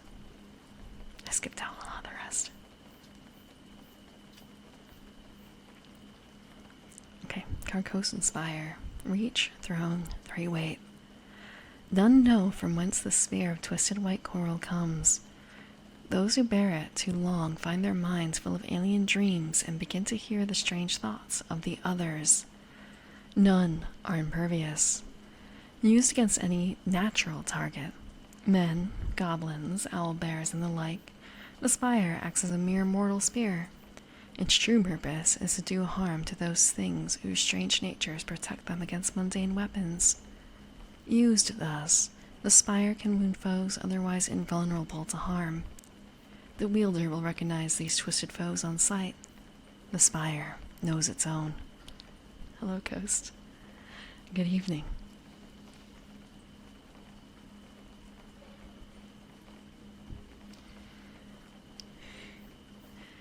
Thinking about, okay, so I don't have Dragon Ball Z AMVs. What else do I have instead? Like, what is equally cringe in my folder of AMVs?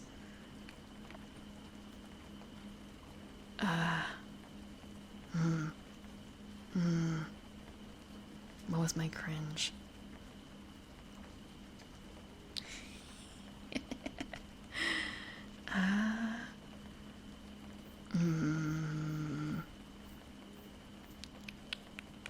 I guess the ones that were like character profiles on characters I liked, but I don't know if those really follow any sort of particular pattern necessarily, or we can just look at the sheer number of Ava AMVs I have, and like, yeah, that's my cringe. I have too many Ava AMVs.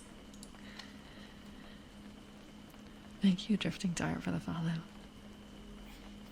We'll fight Saya. I haven't actually read Saya no Uta, but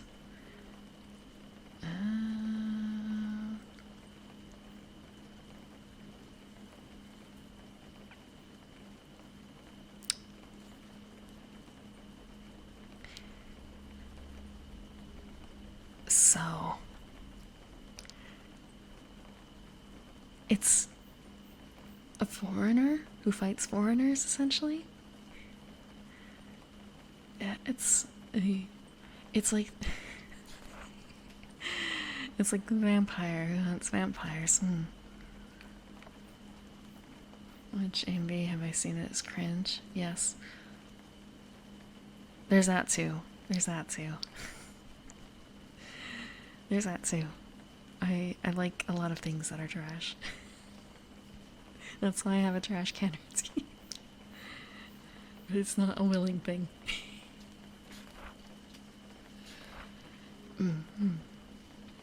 But it's my trash. I like it.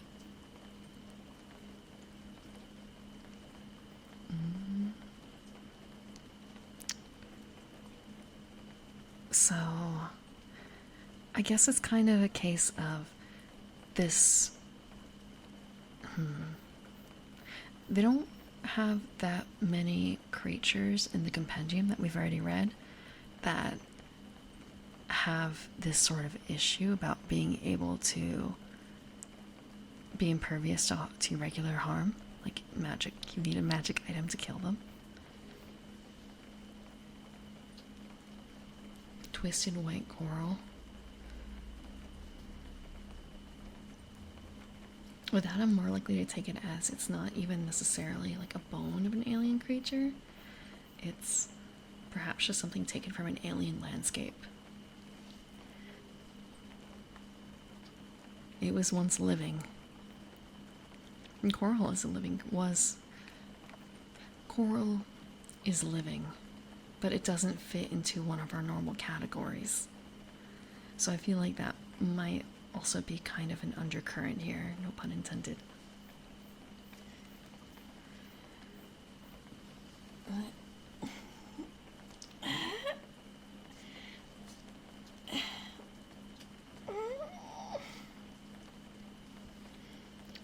Thank you for the stretch.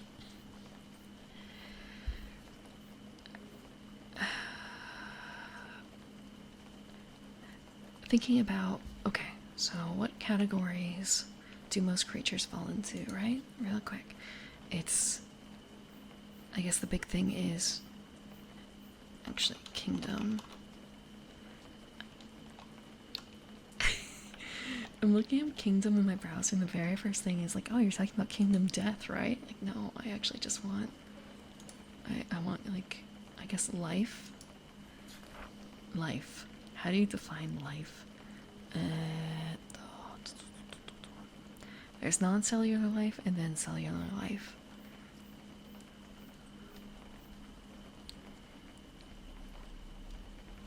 I'm looking for the easy chart. Like, at what point?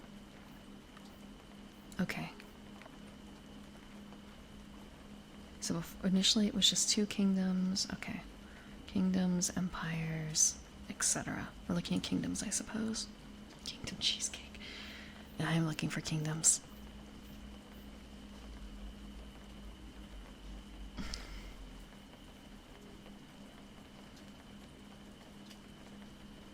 Categorization is hard. Yeah. But it's in the nature of humanity to do this, isn't it? To put things in neat little boxes. Or try and shove things into neat little boxes. It reminds me, if you've ever been in a library trying to find manga, for instance, it could be under Dewey Decimal System, or maybe it's got its own non-fiction section. It's just, it's rough when there are multiple ways to categorize things and they're mixed.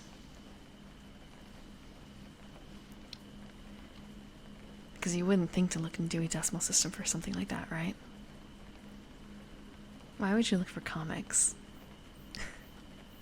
in what is usually ostensibly the nonfiction section? Except, you know, there's an entire section also dealing with aliens and stuff, and mystic category, essentially. What is it, like the 0 to like 1 or 200 or something like that? Like there's something in that swath that is just kind of a, this is nonfiction, right? Yeah, totally nonfiction. Plugged chicken. Behold a man. I saw a tweet about that recently. There was something else that they were holding. Oh, I think it was a Metal Gear. Something, yeah, I think it was a Metal Gear.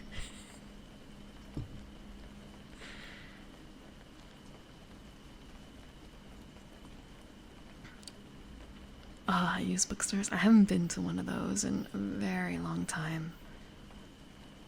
Featherless biped? Yeah.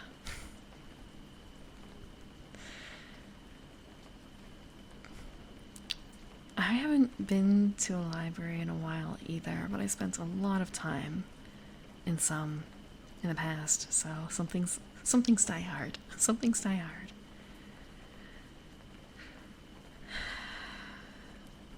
And then there was, if anyone else remembers, when Borders went out of business, that I got a lot of Tokyo Pop. A lot of incomplete series. Either because not able to buy the rest, or just not published because Tokyo Pop.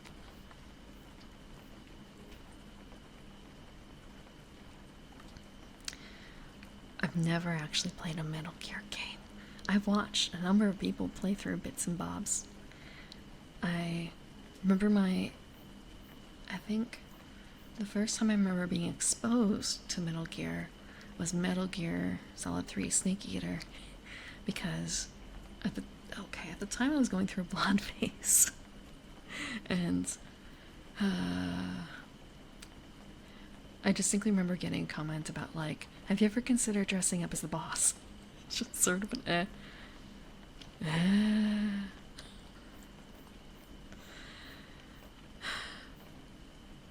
No. No.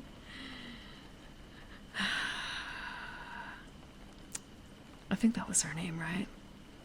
Actually, no. I don't think it was the boss. Shit. Unless there's multiple characters that go with that name. Okay. Yeah. Yeah. No. No. The boss is different. Yeah. And I do remember watching that person also play through very specifically the end.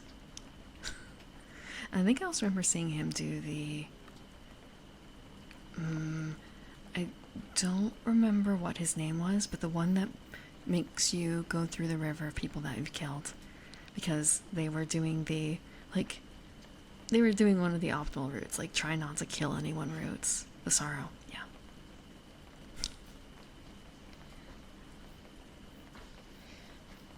Let's see. It would make sense that it's the Sorrow. Big Boss is everyone from Big Boss. I've also seen people play through a bit of Phantom Pain. And also, when everyone has Otacon and his, like, messed up family with his little sister, I saw a little bit of that too. It seems like it'd be fun someday. It's got a lot of stuff going around the concept. Also, I have a Dojin for it. I might actually have two. There's what is the name of the Konkole? It's a Konkole one. Konkole Metal Gear Solid crossover manga where the blonde girl with, like, the bunny ears like ribbon swaps outfits with Snake. So it's like a 4 comma comedy doujin. It's kind of weird to call it a doujin because it's not like sexual in nature at all, but it's still like a fan comic that was published and popular as far as I can tell. Yeah, it's cute comedy. Maybe I shouldn't say cute exactly, but it's something. What was it? It was Concole.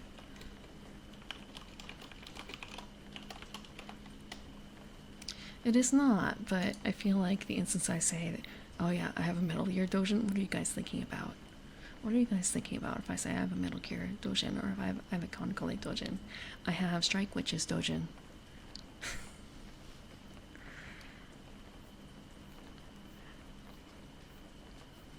I do actually have Strike Witches too, but the real fun thing about that one is that it's actually in multiple languages. Like, they specifically printed it with multiple languages in mind. It's just a fan comic. I say fan comic. It's a self-published, I think it was the African campaign, Strike Witches comics. So it's serious plot. Only 18 plus because of the way the characters are dressed, because it's Strike Witches, not for anything else. A Fujo, look.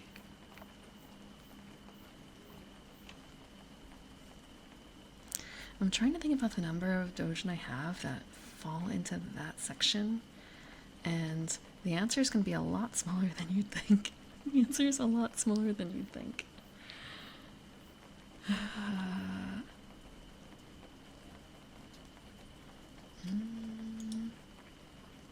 Okay, let me see. I found one of the comics, Shimikaze v Snake Book. Is that what it's titled? That's not the title I have.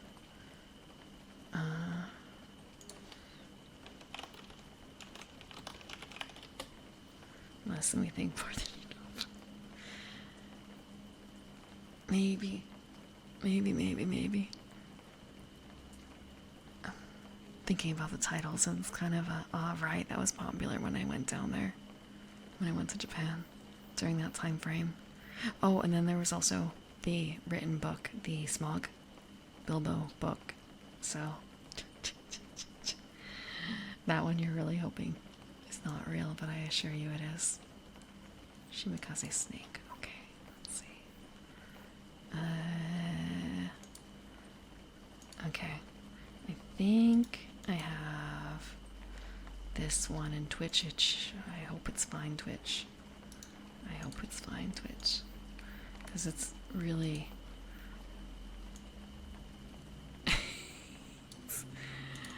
It'll be fine, Twitch. Let's see. Okay. How big is it going to be? It's going to be this big? Okay. So yeah, this is the Shimikaze Snake book. One of the ones that I have.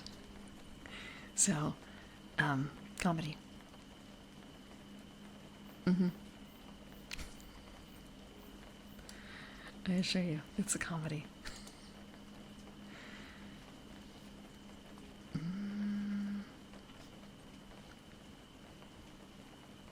Suspenders were doing work? Were they?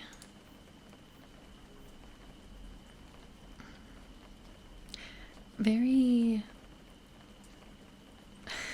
Sorcerer Hunter's chocolate.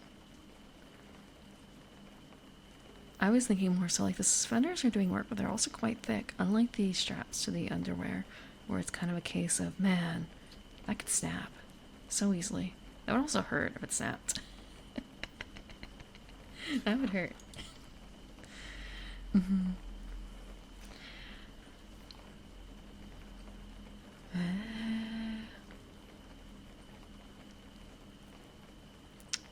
But I mean, it really is a case of like that. It's not all of what he wears, but like that is one of the outfits he wears. Skirt. It's not that much of a trade-off in terms of coverage, right? The Kimono Friend Snake, Safe for Legend 2. I never got into Kimono Friends, but I do have some people who were into it.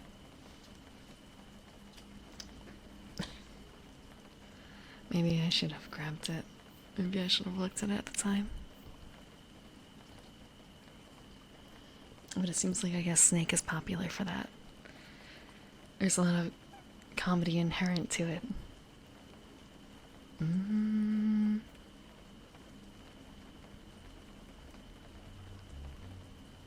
I guess it makes sense too. There's a lot of references to it. To Snake. Well, to Metal Gear in general. In the Western.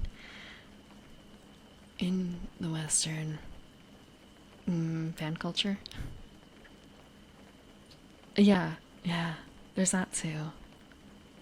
Thank you, Jack Alfred Productions, for the follow. Yeah, and he's well, doesn't he? Does he live in California now or something? I feel like he might. Because he's been doing a lot of production, like Hollywood production work, right? Or like Hollywood adjacent stuff. And he hangs out with artists and directors and stuff. Like, isn't he really good friends with Del Toro?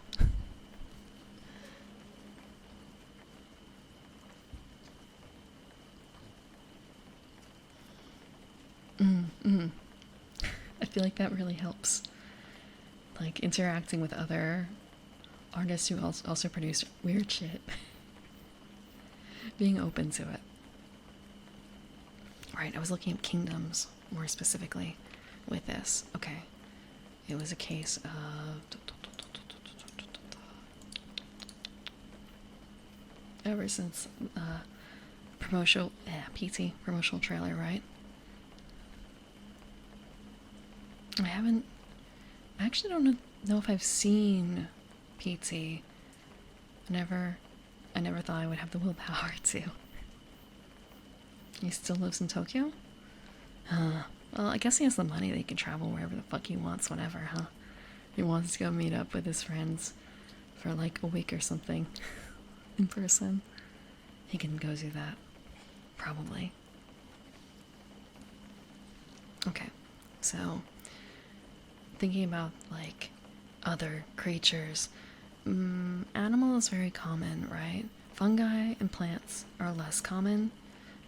They're way less common, I feel like, for creatures that you consider in a RPG, except in very specific circumstances. I think like fungi are popular when it comes to like zombie situations. It's a really good scapegoat. But there's also a couple other things here. Proposed. Single cell organisms and bacteria. Bacteria is also something that you never consider, I feel like, or very rarely consider. Because, that stage, you consider it as a disease, don't you? Super kingdoms. Okay. Myconids? Mushrooms? Yeah. Myconids are... I guess like a lot of it gets really dumbed down into myconids. And even thinking about, if you have D&D Beyond, you know about the Monster Selector, and it's a pretty good resource.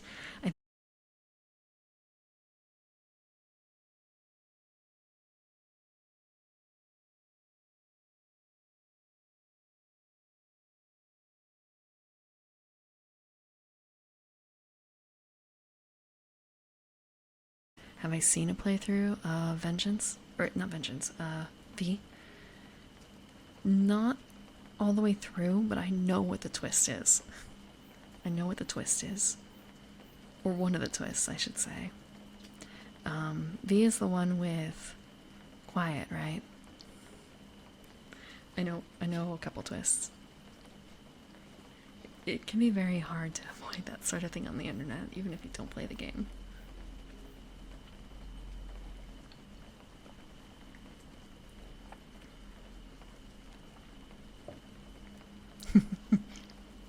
I did mention I talked to someone else about this in general, and kind of a, like, it's V, right? I think, you know when someone's wrong on the internet? It can be hard to leave it alone. There was sort of a, oh, someone was talking about like Metal Gear 5, and they were using 5. It was kind of a, I know how you haven't played the game.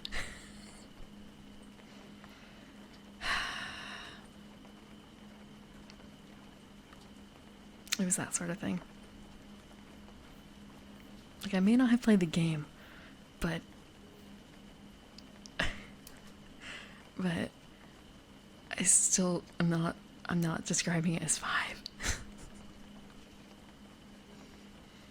Like, I don't know exactly why. I don't know exactly why, but I do know it's important.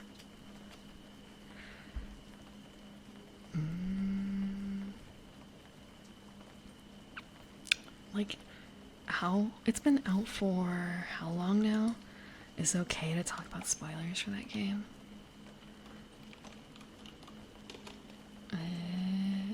Okay. I don't care about Vanguard Mega Cat value.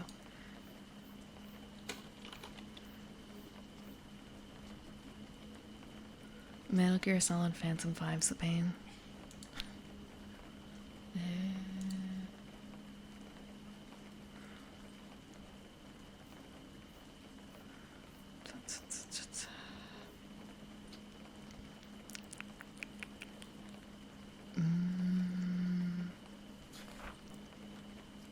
Okay.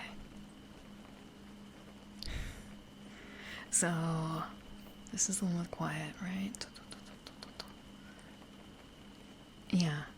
I also remember the whole thing about, oh, there's no David Hayter in it. Like, that really sucks that they ditched him. And then people pointing, well, I know the reason why was kind of a, well, the character that you're playing. Okay, spoilers. If you care about Metal Gear Solid V, The Phantom Pain, stop listening. So the big thing is that you're not actually playing Snake, right? You're playing someone who had like plastic surgery to look like Snake or something. You do meet Snake, but he doesn't look like Snake, so you don't recognize him. I've seen the scenes of Quiet in extensive detail. I've seen the scenes of Quiet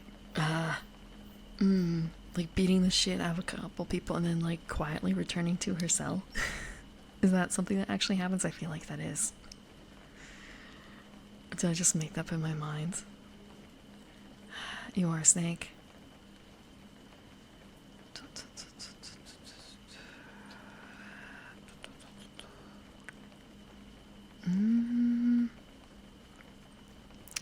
I thought that the big reveal was, yeah, but you're not like the Snake. You aren't the Snake that like you thought you were or something. I also remember seeing some like other like weird shit going on. I guess probably third child skull face, blah blah blah blah blah.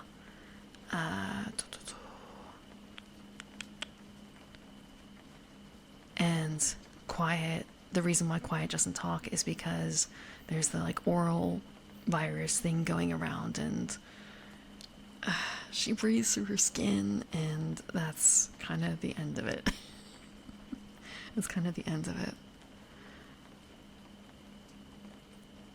Yeah, like one day I will play it, and it will make sense, hopefully after actually playing it. But I cannot bank on playing it actually making sense. Does that make sense? Look, I don't breathe through my skin. That would be a good excuse for why I'm wearing my outfit, sort of, but not exactly. Not exactly. If I had something with short sleeves, and if I guess the rest of the fabric were see-through and not just like the torso area. But not the same. Not the same.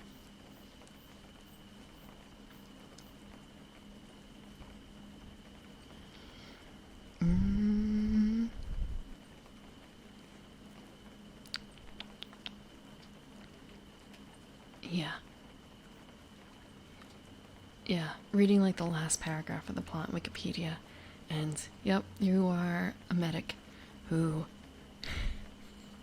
who's just pretending to be Big Boss, and that the guy who helps you in the tutorial is actually Big Boss, right? Very specifically, that person. Mm.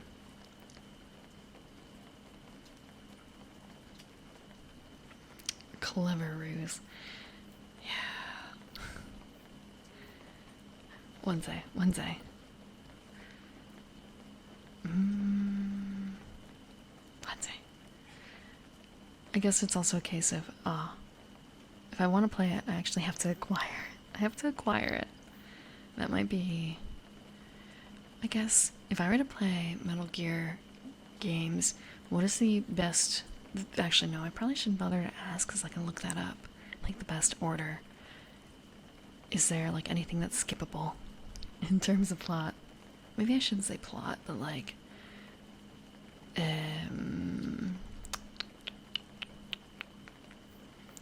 like I know that there was a what? Was there an No, there was not an arcade game. But like, there's just Metal Gear, right? Like, can you skip Metal Gear?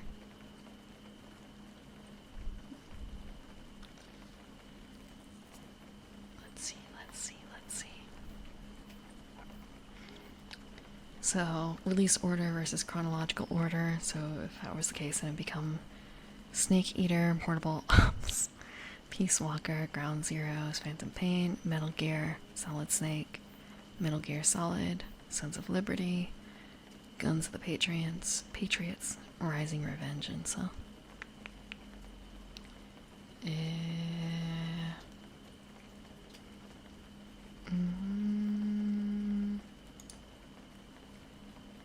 I just get a glimpse of, can I just watch someone else play? Can I just watch someone else play? That might be the best option. Watch someone do, maybe not a speed run, but. So it's Metal Gear, Snake's Revenge 2. Oh, Snake's Revenge, and then Solid Snake. Then there's Metal Gear Solid, Solid 2, Solid 3, Snake Eater, Solid Portable Ops. Oh, there's a bunch of little games in there too. There was a mobile game. There's a mobile game. Guns of the Patriots, Metal Gear Online, Social Ops, Mobile, Survive.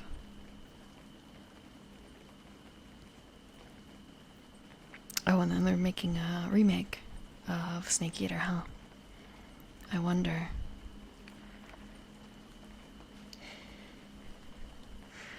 I don't know if I've ever done that before, really, like just sat down and watched the cutscenes. I think that's something that's suggested for like Kingdom Hearts for certain things because there's some entries that are harder to acquire now. Like, I guess maybe like, was there a couple mobile games in there?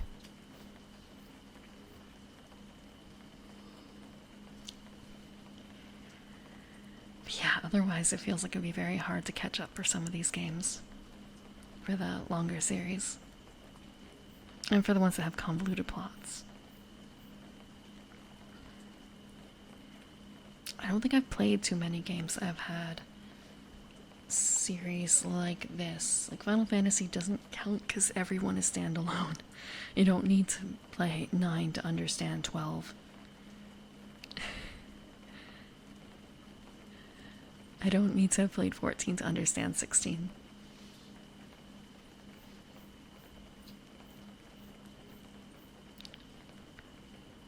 Watch some extensive Metal Gear Solid lore in Discord. I could do that sometime. Just have to figure out a plan for that. Is there... What season is Metal Gear Solid? If you had to give Metal Gear Solid a season, what season would it be? Final Fantasy VII, though? Yeah, Final Fantasy VII.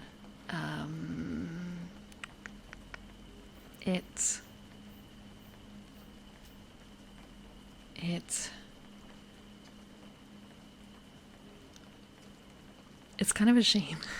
It's kind of a shame. A lot of people wanted more stuff to go along with it. Like I did, I wanted more information. I was the kind of person who was very interested in Dirge of Cerberus initially. I've never actually played it, and it's probably a good thing I haven't. I liked Vincent. I like Vincent. But I don't know if he actually needed that. Like maybe it would have been better if they just made it a novel or something. I didn't mean for it to happen. I should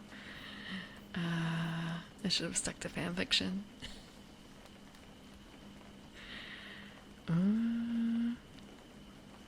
So those are the standouts: Guns of the Patriots, Snake Eater, and Phantom Pain. Spring or summer. For seasons, like a lot of games, this isn't for every game, but they have a seasonal feeling sort of attached. Like we talked about this, like spooky games tend to be late autumn, or not late autumn, autumn or like late summer sort of feeling. Puzzle Agent is very clearly winter. I like Everdell in spring or summer. Scythe is a winter game because of the like dismal feeling of it, I guess. I mean, I know it's kind of meant to be a little uplifting, but damn, it's dismal, even with everything else going on. I suppose some games are harder to categorize, or it's as a series, it's too large to categorize into a single season. It's definitely winter. It sounds kind of weird, but that's kind of what I try and do for the streams and why I pick what I pick. That's why, like Paradise Killer right now, it's a very summer game. Hello, Backsack. Thank you for the headband. Yeah. That's also probably why, like, just thinking about Kingdom Hearts and the whole thing about who voiced the characters. Prim's gonna play Metal Gear Solid. I'm not promising anything, but it's something I would consider doing. I want to play Folklore in fall though. And it might be a case of some games might kind of run in between seasons, like they might take up more than one season. Like, I didn't think that Legend of Mana would take as long as it did. I guess Legend of Mana, being spring, I guess it didn't take up the entire... I guess it did take up the entirety of spring.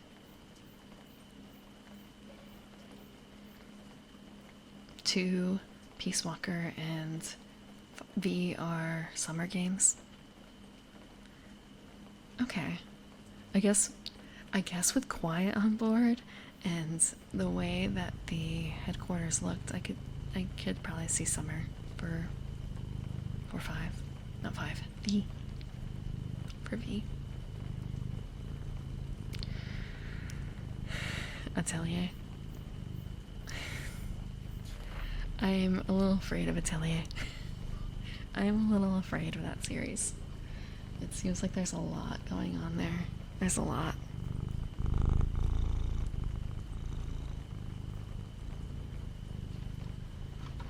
Okay. But yeah, imagine, I guess, for the Spire, that there's a... What if it did really well against things that are not part of one of the kingdoms? Or not one of the 3 major kingdoms? 4? I guess, like, it being good against bacteria, but, like... What if there's a giant bacteria? What is Archaea? Single-celled organisms? Protozoa, single-celled, eukaryotes? Chromista is proposed. It's not actually out yet, but it's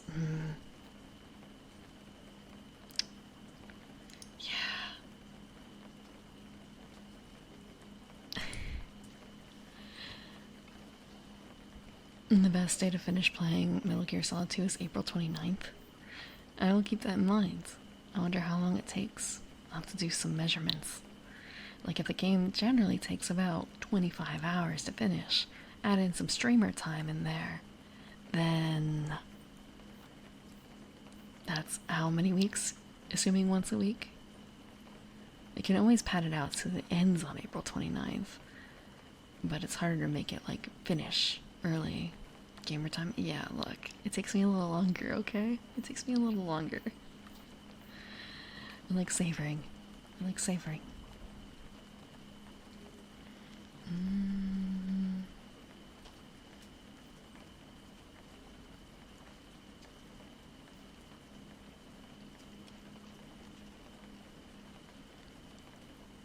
Okay, next item. Cloak of Silent Stars. It's one weight. A cape of rich black velvet outside and sparkling with tiny points of light within. This cloak bends fate, time, and reality around it to protect the wearer, who may defy danger with whatever stat they like. To do this, the wearer invokes the cloak's magic, and their player describes how the cloak helps break the rules. They can deflect a fireball with charisma by convincing it they deserve to live, or elude a fall by applying the mighty logic of their int to prove the fall won't hurt. The cloak makes it so. It can be used once for each stat before losing its magic. That is neat. So it is the meta. It's a meta thing.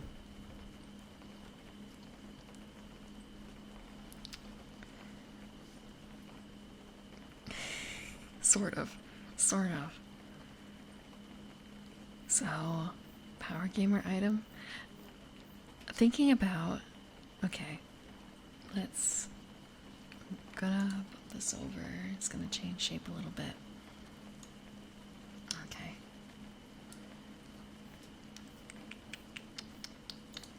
Okay, so we look stats. They don't have a thing for the stats. Okay, so intelligence, dexterity, wisdom, charisma, constitution. And strength. Strength. Sorry, everything else is nice big section, and then strength it gets the 8. Strength is left over here. Kind of a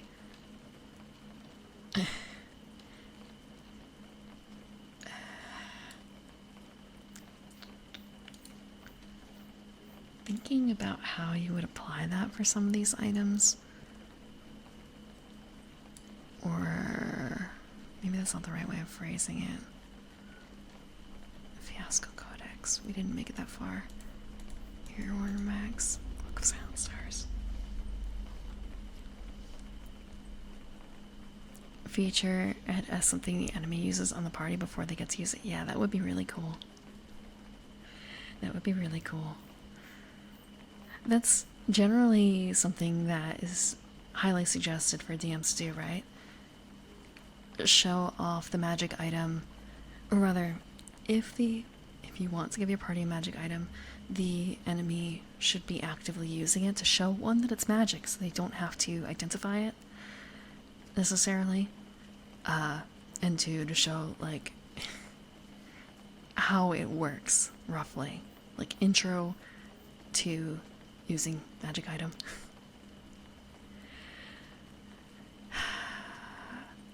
Because otherwise, like, they might pick up, if depending on what your party is composed of, they might not ever realize the item is magic, unless you like bump, nudge them very heavily.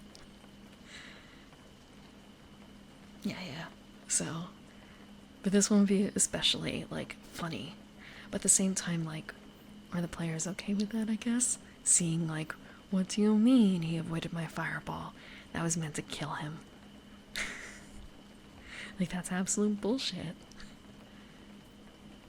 Yeah. Oh, weird, he dropped the cloak. Like, why didn't he use that cloak to live? Why didn't he use that cloak to live? It's another thing, though, something for this. Imagine Okay. Thinking about, you probably don't want to show how it backfired, potentially. Thinking about how, well, another way you could present this is in the lair of a dead wizard or something. It's kind of okay, then how did he die if he has such a cool magical item? You can't really have it backfire on him because then it makes it too dangerous, I feel like. Unless he did something like really, really dumb, you know? Like mind-bendingly dumb, which I guess is absolutely kind of works with this sort of item. Depending on the exact wording in here, how can it break the rules but still end in your downfall?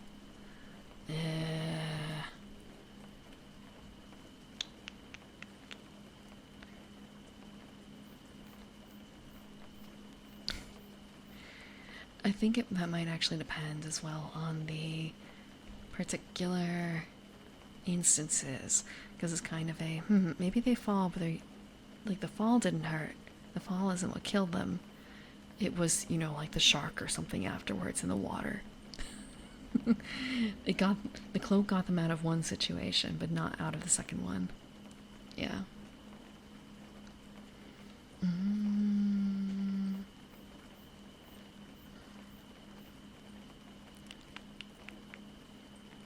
So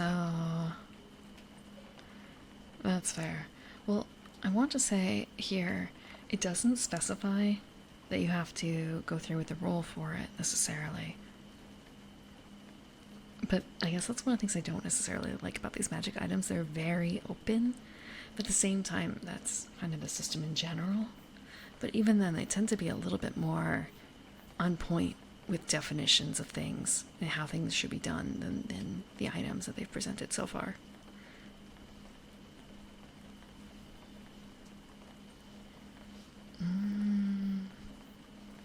Like the layer magical effects that are revealed.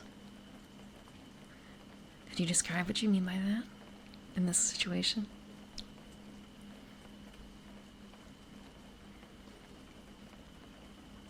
I want to say it's implied that you have to roll. Or rather, that you should roll. You can defy danger. Defy danger is actually a move, but they don't capitalize it here, which kind of makes it kind of a...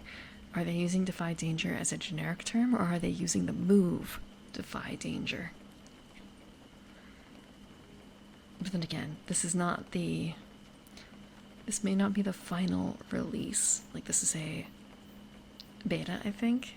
Maybe an alpha of the release. So this might be something that changed.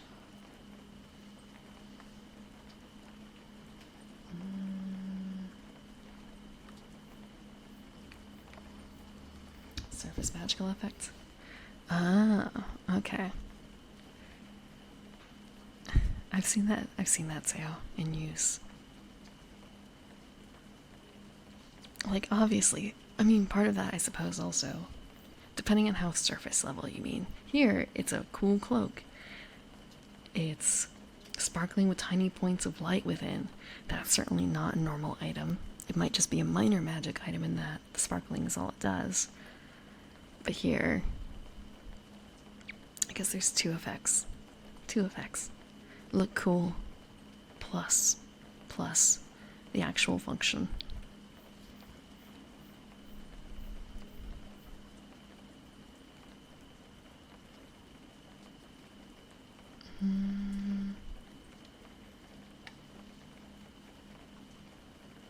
Next is the coin of remembering. 0 weight. What appears at a glance to be a simple copper coin is, in truth, an enchanted coin. Its bearer can, at any time, redeem it to know immediately one fact that has been forgotten. The coin vanishes thereafter. It does not have to be a thing forgotten by the bearer, but it cannot be known. Interpretation of this stipulation is left to the gods. If the coin is unsuccessful, it will still paint an image in the mind's eye of someone or something that does remember what was sought.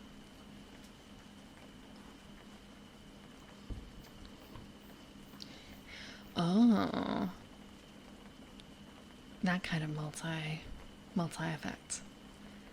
That I feel like that might be hard to do depending on how advanced your party is and how much you want them to advance. And some other things too. Like it might be a case of your predominant use case or the party's predominant use case is cool, it lets us breathe underwater. Because we're never gonna encounter Sahagin for whatever reason. Like it's unlikely but possible we're gonna encounter Sahagin in this game. And it's kind of a case also of, is this the properties of a common magic item or uncommon, etc., etc. Like how rare is this? But that's also very game and campaign dependent. How common are magical items in general? Are they sold in every corner shop? Can they only be bought with something that isn't money?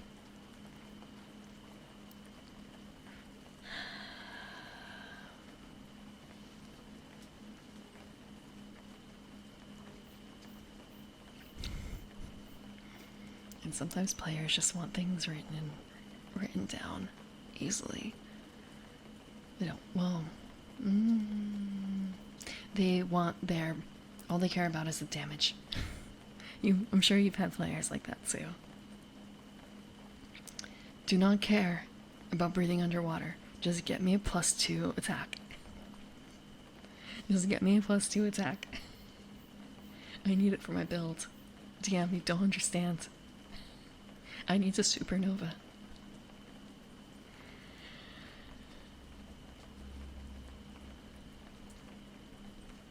Ah. Yeah, that's fair, that's fair. Just like the previous item, the Spire. I guess that would be something that you would find near a Twisted One, huh? Or by a noted slayer of Twisted Ones. SCP calcification. Actually, I don't know a huge amount about SCP stuff. I guess that was a little after my time. I've read a couple. I've heard that they've become, I guess, less scary over time, which is probably better suited for me, but isn't the fun of it being like just weird shit? Sometimes pretty scary. Cake set? Cake set. There's a cake set?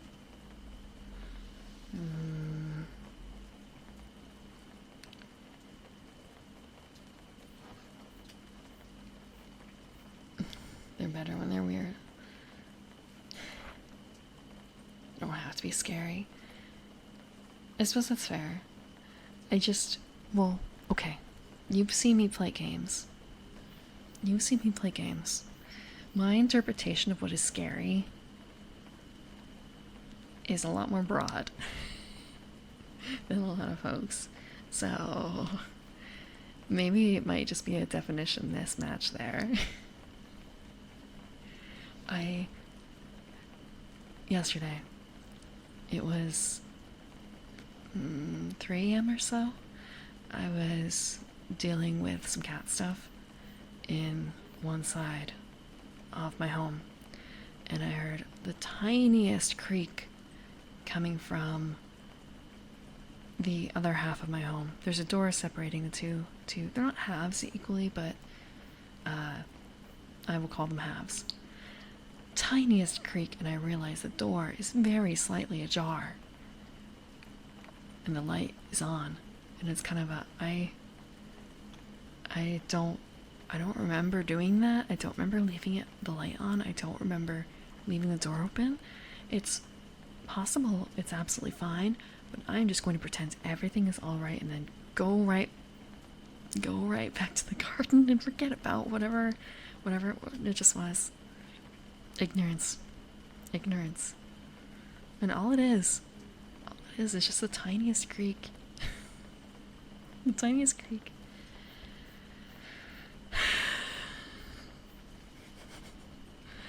Sometimes, I wish I didn't have such a big house. It can be scary when you don't know necessarily. If you are not absolutely certain of the boundaries, if you're not absolutely certain of the boundaries, if you are not like intimately familiar with it, it can be scary.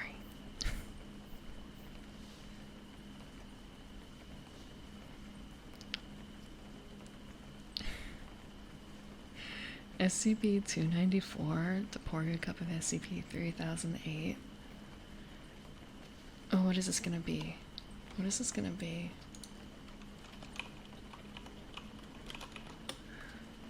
I want to say for like SCP-3008, what does it use? HTC, PCP, or something like that?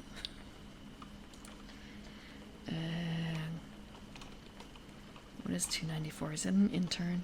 Is it an intern?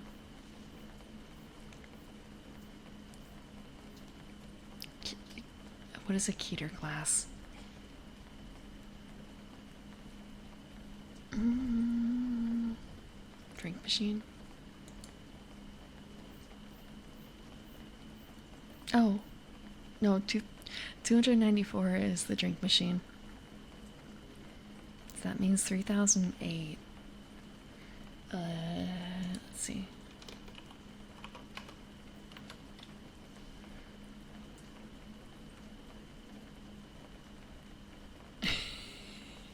Pocket Dimension IKEA store. Oh, that's right. I don't know if I still have this or not. Have you seen the horror IKEA horror story? Like, it's an actual published book. What was its name? Okay, it was literally Horror Store. I had a physical copy, but I never read it. I kind of wish I saved it now. It was kind of a, I've had this for a couple of years and I haven't read it. Am I actually going to go through with reading it? And then I became a VTuber who reads things on the internet. It's almost a decade old.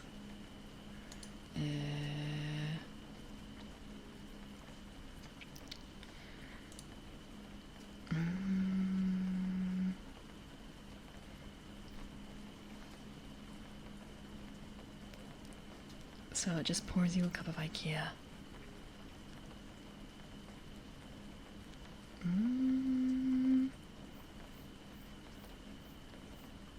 At least 10 kilometers squared. That's a lot of IKEA. That's a lot of IKEA. And there are entities inside the IKEA.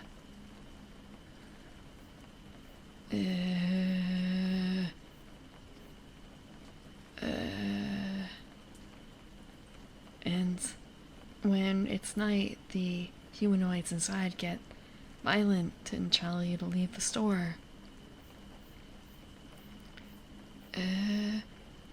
This is a little scary. This is a little scary. How can you say it's not scary? How can you say it's not scary?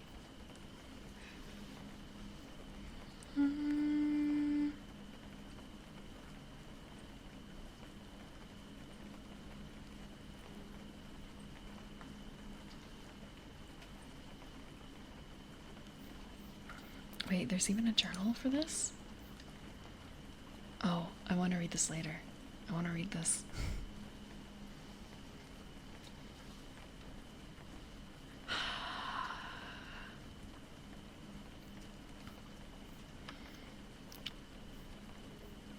Neutron star material. So that's why it's locked up, I'm guessing. If it can do really anything. Cup of black hole. Cup of black hole.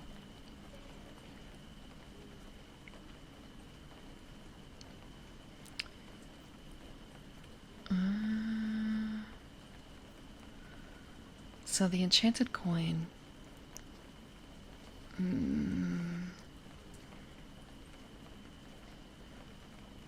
It does not have to be a thing forgotten by the bearer, but it cannot be known. interpretation of the stipulation. Just more rereading this. If the coin is unsuccessful, I guess this wording of all this is a little strange, isn't it? I kind of... It's open-ended. So is it the case of the Redeemer asks a question and the reply should be a fact? That sort of thing? In order to get at something forgotten by the... Like, how otherwise can the coin be unsuccessful? Because if it was literally just any time a fact that has been forgotten, the DM can spit out anything, really. Otherwise, there's always going to be something forgotten in the world, right? How could the coin, if it just needs to spit out a fact, be unsuccessful? So there has to be a little bit more direction behind this than what is given in the description here.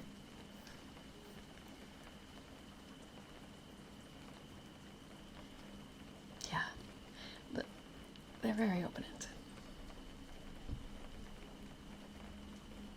Oh, we have a common scroll.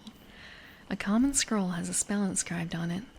The spell must be castable by you or on your class's spell list for you to be able to cast it.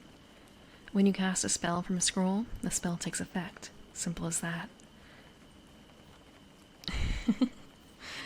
So, they also went with that. They also went with the... has to be part of your spell list. No, suddenly busting out a spell that's completely unexpected of a fighter. The Elder Scroll. I've not actually played Elder Scroll either. Elder Scrolls. I've not played a single one.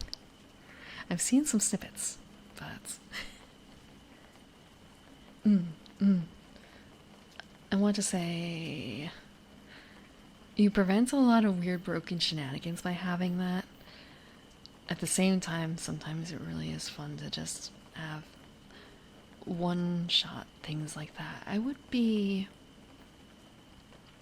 There is, I know, in D&D, like a divider between scroll of and a spell scroll. So you could always kind of err on that side.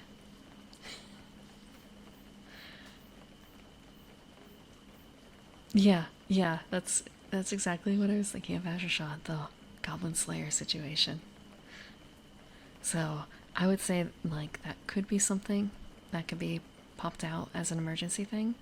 But there's also the whole issue of your party. Let's be honest.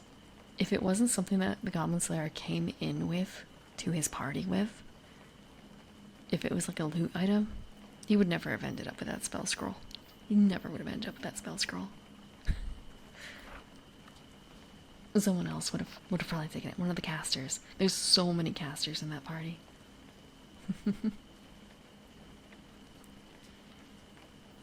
Just look up the spell scrolls on Wikipedia. Why not? Why not? It's not like you're looking up a monster stat block, right? So I guess that's more so the thing.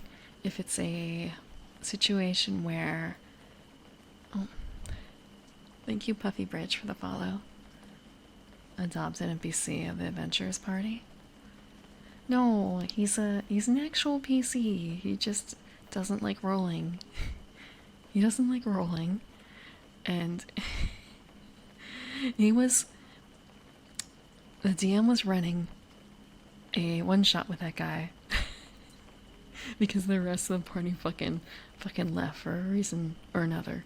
Over time. He's the only one left. And then he got an entire new party to play with. So, like, integrating the old with the new. Or, like, merging his two campaigns together. Hello, CT branches. Sorry, I was going to say CT bridges. I hope you're doing well. My day's been fine so far. A little sleepy.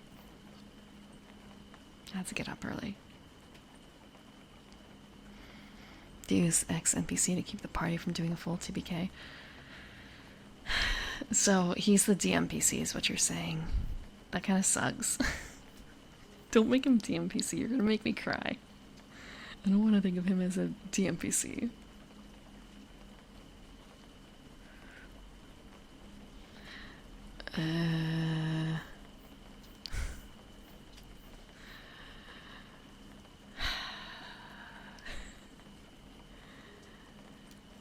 I think he's still a player character. I think he's still a player character. Somehow.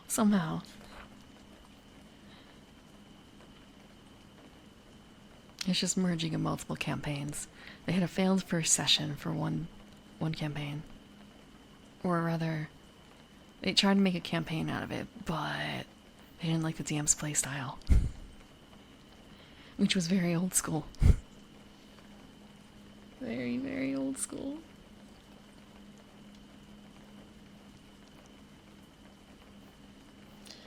Thank you, Pazuzu Helmoth BT, for the follow.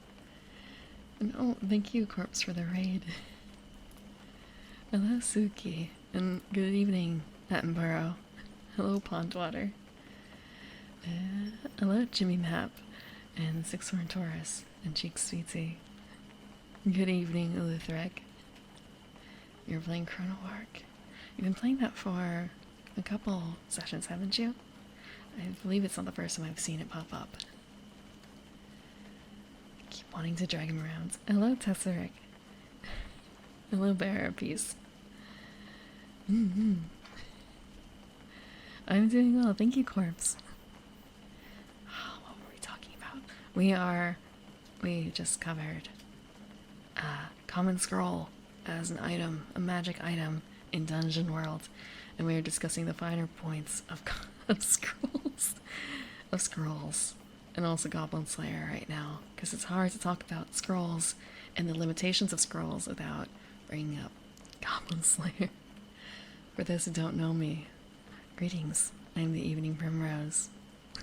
Hope you're having a good evening. I am a garden elf named after the flower in my hair, and I like playing board games. I like reading about tabletop RPGs, which we're doing now. But I also play video games. Sunday is for reading. And I like reading tabletop games.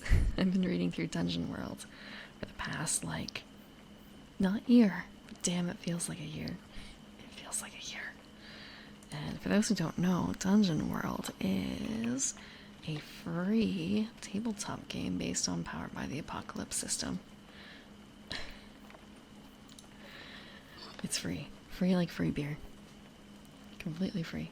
This file itself, if you have InDesign, you can compile it. It's free. Just without images.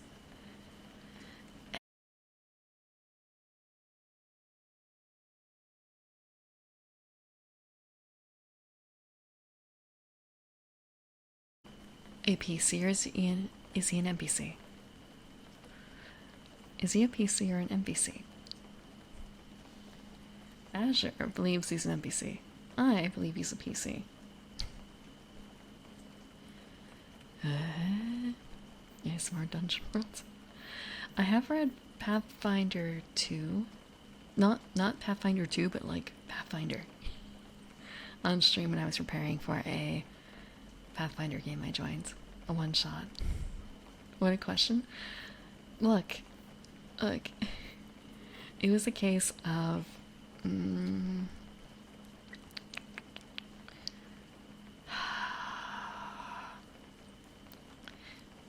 I don't want to believe if he's an NPC, I feel like that would make him a DMPC, right? And that would really suck. I still think that he's actually an actual PC. If we're going into that sort of feeling. Okay, there's something else I have to fix. Let's see. This is kind of messed up. Okay, it's finally caught up.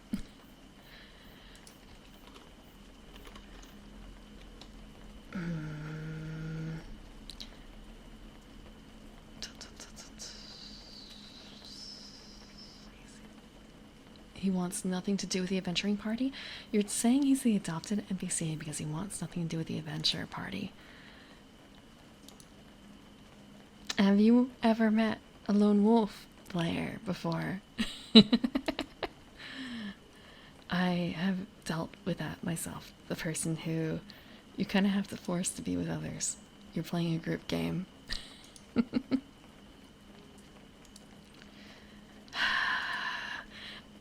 I don't really feel like that necessarily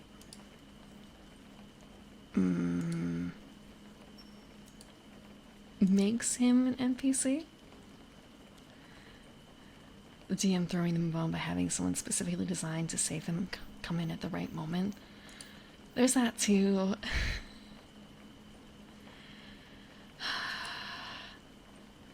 Again, I think he's just a leftover from an older campaign, like a player, the only player left. We've read a page.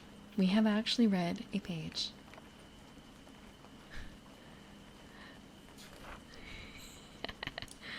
Having a job. Why would I have a job?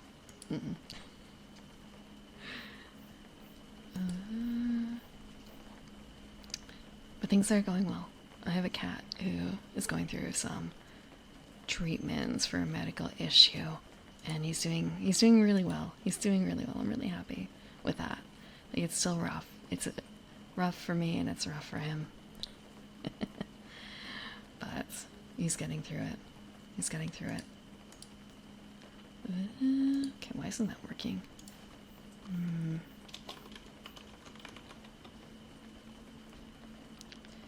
The power of the scrolls? Yes, but again, that only works if it's a scroll that anyone can use.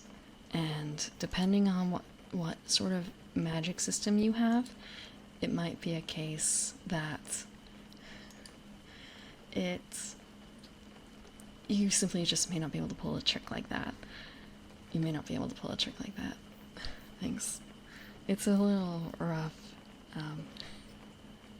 He actually has cancer, but it's not all doom and gloom. It's not all doom and gloom. He's doing really well, and we caught it early. But planning on spending as much time as possible with him. Hopefully, like, based on other cases of similar data, it could be years. It could be years. It could be years. Hug your cats. Hug your cats.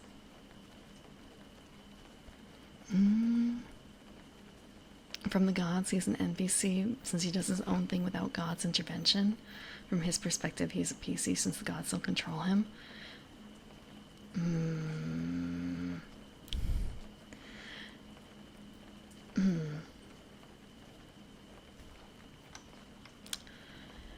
From the god. Okay, are we talking about the gods?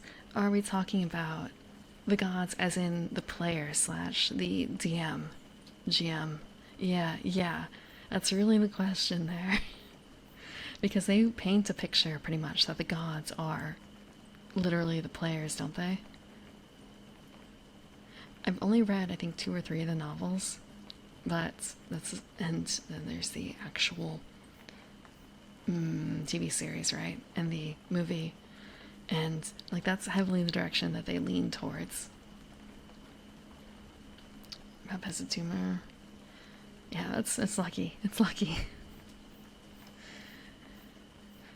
I hope it's benign. I hope it's benign. Players without a DM.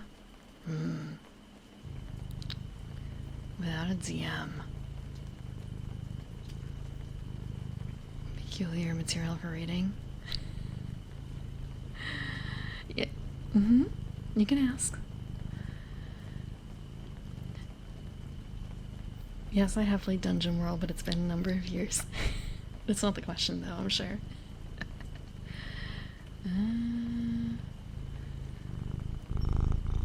You're glad I'm still alive.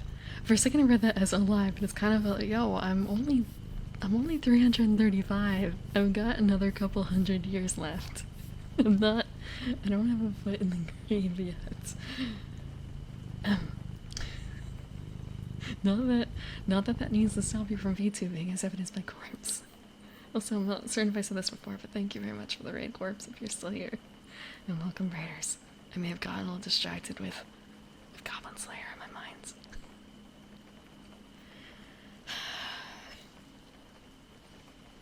Is my dad one of those dads that can beat up other dads? No. No, he's not. No, he's not. Just thinking about... you don't really expect that of an elf, do you? You don't. You don't. I mean, I'm sure it's true for some elves, but your average elf, not so much.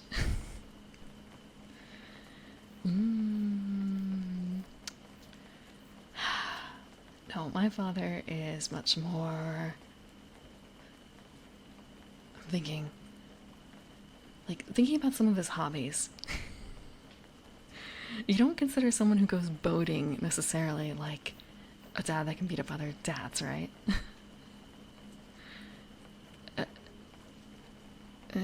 Is that really... Wait, is that actually something that people argued about? Their dads beating up other dads? I've never encountered that. Have a good night, Azure. Have a good sleep. I hope that you're able to wake up in the morning at the appointed time. Thank you for the water. I really like Goblin Slayer. I know it has problems, but I feel like I can overlook a lot of the issues. But then again, I guess I kind of like dark stories a bit and bittersweet things.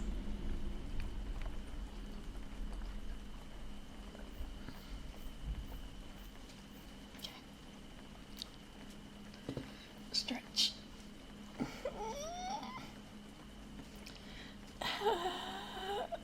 Okay, ow. Oh. Some fishermen are pretty musky. No, this is not a fishing vessel. This is not a fishing vessel. Sailing. Sailing. I know that there's the concept of like, oh, but sailors are,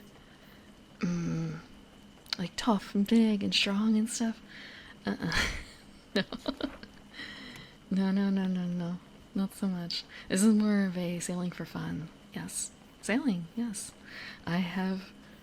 Once upon a time, I learned how to sail many, many years ago. I learned how to sail. I know enough to be dangerous to a DM who doesn't know anything about sailing but decides to set up a nautical campaign anyway. I've actually lost my sea legs. For Father's Day, I actually went out with my father. I went out with my family, including my father, on a boat, on his boat. It's no longer a sailboat now. It's a different type of boat. And I felt sick. I felt sick. I've lost the sea legs, so I don't think I can sail anymore without becoming reacclimated. But for a time, like for a year, I would probably be not the worst hand if you needed help sailing a small boat. Like, as part of probably a crew of like 3 or 4. Just for like a year. And I mean, 335 years. There's a lot in between. Have I ever wondered what it would be like? I haven't necessarily needed to wonder, I guess. I haven't done it. I haven't done it, but I have talked to people who have, including one man who, after I believe his wife died, he basically just like took off and sailed around the world alone. No, I haven't done it. My parents have done quite a bit of sailing, but I don't think that they've done any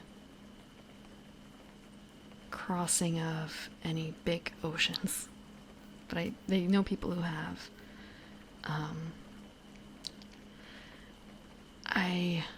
I think it would be very lonely, very lonely, and dangerous potentially.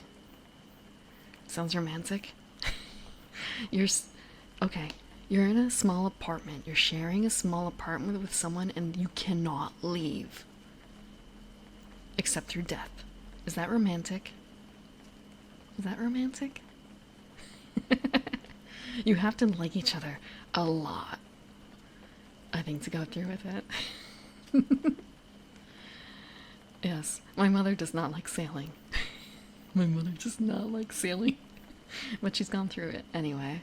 But almost always with the kind of situation of not being that far from shore, still having an escape route.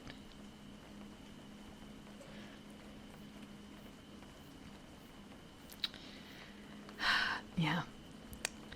I think the image is romantic, but the actuality of it is not quite so. It's also the case of, like, again, you can't have the boat be that big if it's only for 2 people and you need to be able to sail it alone in case maybe someone's ill or something, or maybe someone's overboard. It's really fucking small. It's really small. More. Please don't say that. Please don't say I'm like my mother. It's true, but I don't need to hear it from chat. I don't need to hear it from chat every day. Every year. There's something else that stabs me through the heart with that comment.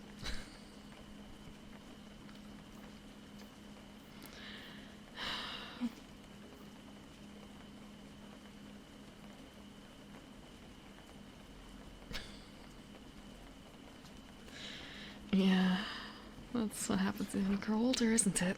You see more of your parents than yourself. Gross, dangerous, loud, and assault on all the senses. When you think of your boating days, yeah. It was kind of fun a little bit when I went sailing for Father's Day, but I just felt sick, and the smells of it. It wasn't a sailboat. Have a good night, Jay.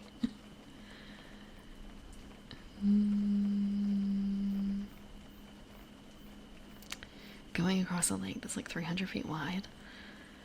I think that I have gone boating on lakes as well as ocean and other types of bodies of water. I didn't like the lake very much because that was a powerboat and it was very fast and scary. Not like spooky scary, just kind of a clinging for life sort of situation. That was the emotions I was going through. I like sailboats more. I like sailboats more. Like, having a little sunfish or something like that would be kind of fun, but it's also like a couple $1,000s. And you still need a license, I think, so. And then you need to actually put it in the, like, deal with putting it in the water and everything. It's a lot to deal with if you don't already live on the water. Like, you need to have a vehicle to tow it to the ocean, or a place to store it. You need to join a yacht club. There's a lot of thought going into having a boat, more than just, I have a boat. I've not actually, wait, once. I've been canoeing once, I think. Or was it kayaking? That was also on a lake. It's been a very long time.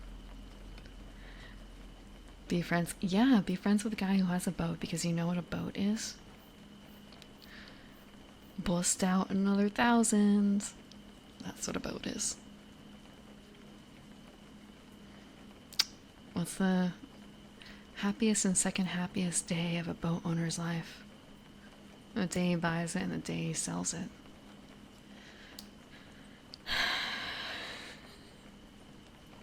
I'm so sorry. Yeah. God, just, like, are you ready to go pick barnacles off your boat? Are you gonna hire someone to go scuba diving to clean your boat off for you? Or are you going to do it yourself? Are you going to get the certification and the equipment to do that? Are you ready to pay for the mooring? Are you ready to pay for your car parking space, but it's a boat? But yeah, if you live in an area where there is an ocean and yacht clubs and stuff, you can consider, if you're interested, checking it out. Oftentimes, they are interested in having younger members now because boats are expensive and young people can't afford boats. But what you can do is you can make friends with someone who has a boat. And if they do regattas, if they do like sailing, friendly sailing matches, essentially, you probably want someone who can help you out with sailing your boat for that. It's not usually a one-man job, especially if you want it done fast. So you can probably learn how to sail from them. You live near a body of water. So yeah, just try and find a yacht club and see if they have anything for they might have like memberships for young people or people who don't have boats.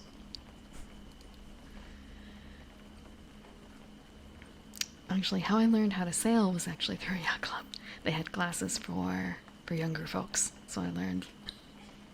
I love floating sea. And that's why I am very slightly a menace to DMs who have nautical campaigns. I know enough. Think you can get a discount? It depends on the yacht club, but one of the ones I am familiar with, they wanted young people. They didn't want to have an average age of like 50 or 60. So they were introducing a lower costing membership to try and get young people into it.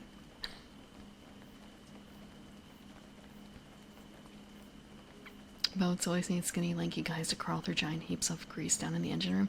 This wasn't even a boat big enough for an engine room, man. This was not. No. Definitely not. My father, I think, had like a 32-foot boat.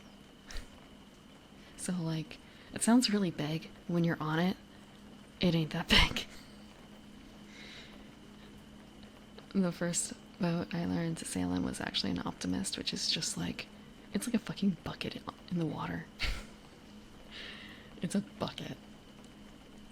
I was too old to really be in it, but it was kind of, oh, well, this is our beginner boat, so it's one of those boats the size of a small sedan. For the 32-foot? No, I don't think so. I think for the Optimist, it might actually be about as big as I am. Like, I could probably lie down on the dock next to the Optimist, and I think it would probably be the same around my height. It's that small. Yeah, think of it more like a... what is the word for the vehicle? RV? It's like an RV. It's the RV of the sea. With about as much stuff going on.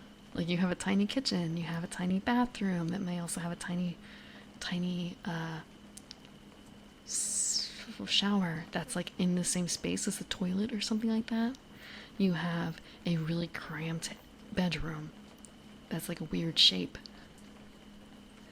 And you'll have like pull-out tables and stuff because you don't have enough room to keep it up all the time.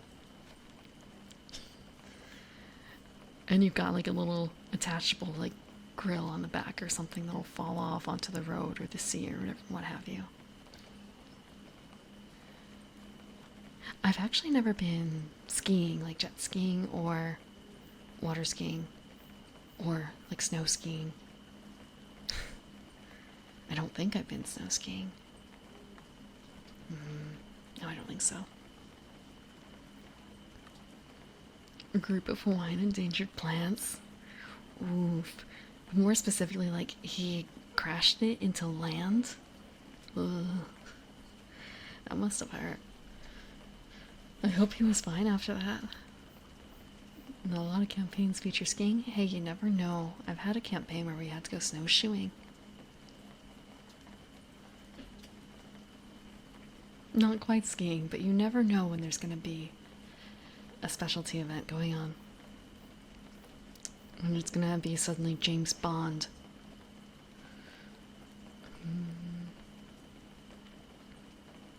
I also want to say, how often do your players actually buy skis?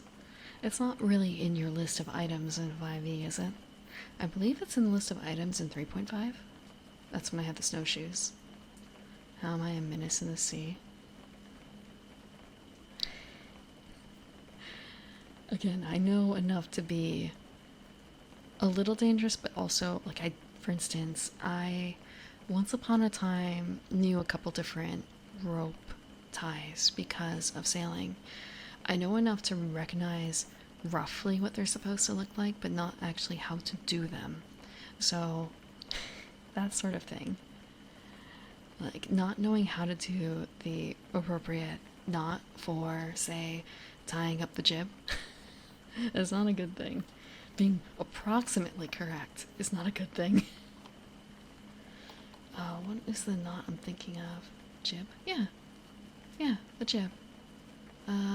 So, boats, ships, sailing boats. Let me get up a diagram of a sailboat. So, if you think double knot, no, it's not a double knot. Okay. Here we go. Here's a good diagram. Let's save this one. Okay, there we go. Am I gonna save over this? No. Oh, it's a PNG. That explains a bit. Yeah. Like,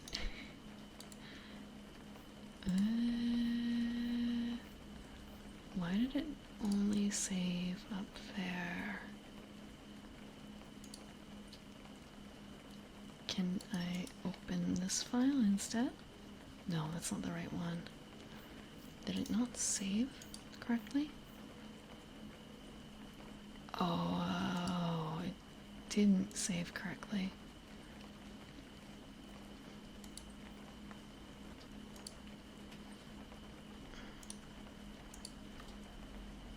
Okay.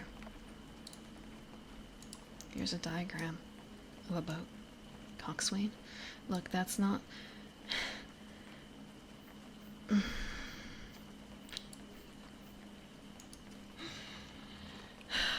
Isn't that a rowing term and not exactly a sailing term? Yeah, coxswain. I know. I had a friend who was a coxswain, because she was so small, so they liked putting her up there.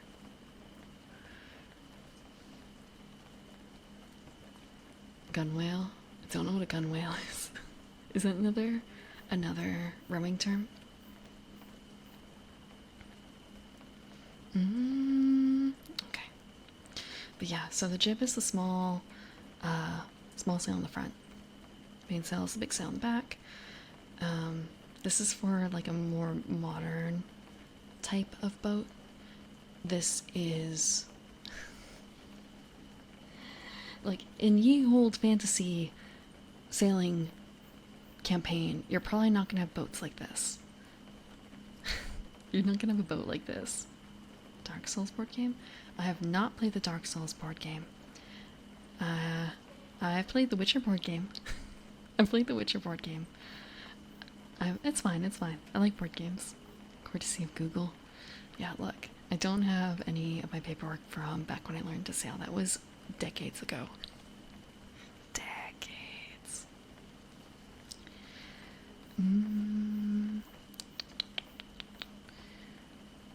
But, yeah, there's words that I've already forgotten for types of sailboats depending on the layout. Like, not everything is necessarily going to have a jib.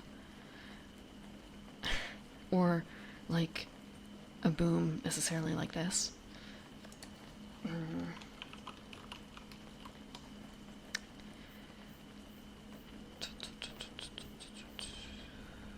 Let's see.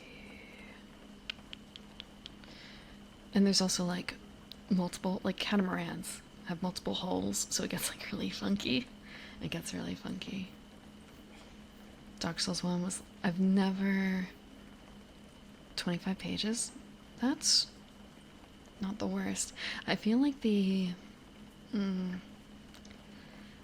I feel like I've read a board game book that was probably that long. The Witcher one, I played it many, many years ago. Now I'm thinking back on it, it's kind of, oh god, was it a decade ago? No. It was not a decade ago, but it was closer to a decade ago.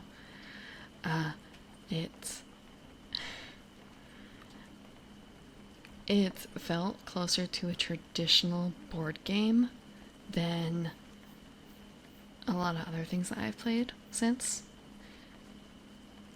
But also, I don't even remember what character I picked to play because it was so long ago and I didn't actually play The Witcher beforehand. That was my first introduction to the Witcher property, playing the board game.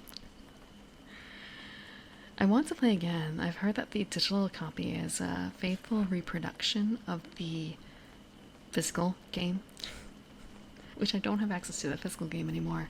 That player moved to California, but I'd be up for trying the Witcher board game again.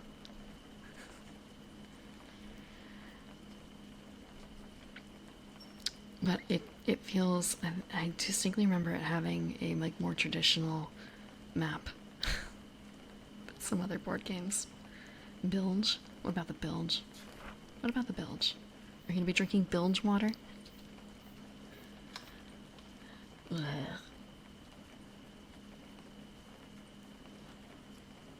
Your first introduction to Monopoly was the board game. Oh, did I say Monopoly? Shit.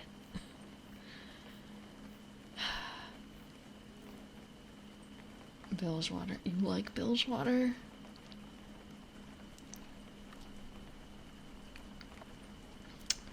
What am I thinking of though? So, I'm looking at. I know we're talking about before the boat, like before the boats, it's games, but more of a, like, there's different types of sailboats. Sailing ships, I should say, more so. Like, when I say boat, you think of something small.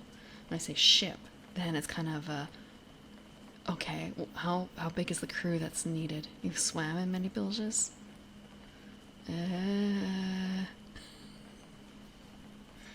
I'm sorry, Booba Sweat.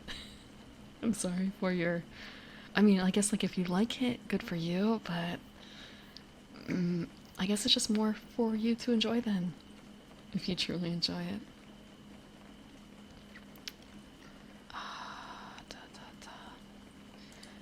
Okay. So there's like square rigging, and this is fore and aft rigging. Or closer to fore and aft rigging. If you think about, like, if you've seen, I think, Pirates of the Mediterranean, where they have the, like, big square sails on a center mast. That is a different type of rigging entirely. Like, that's square rigging. It's like the traditional look that you see in older paintings. It looks really distinct. But I think fore and aft rigging is supposed to be more. It's more modern. It's like better. It's better. Yeah. Yeah. Okay. I've got another picture here of that. The square rigging. Here's a picture of square rigging to get you an idea of what I'm talking about. Like, just square sails all the way down. There are more masts in this one. Like, they don't need to just have one. But yeah, like, there's definitely, I can admire the beauty of a sailboat. Definitely. It's just actually being on one for extended periods of time, sound like a little hell. It sounds like a little hell.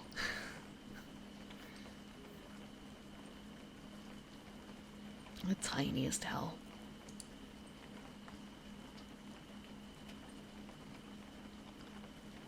Oil and water and tobacco chew spit.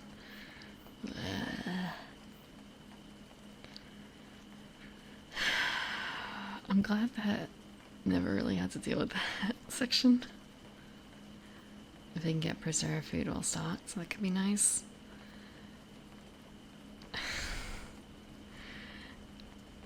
I like being near people. I don't like being near people that much. I don't like being near people that much.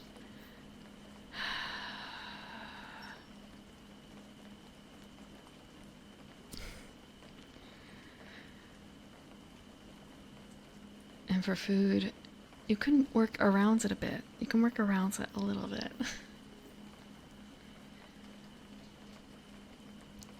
Actually, I want to think. I suppose. Fuba, how do you feel about Captain Ron?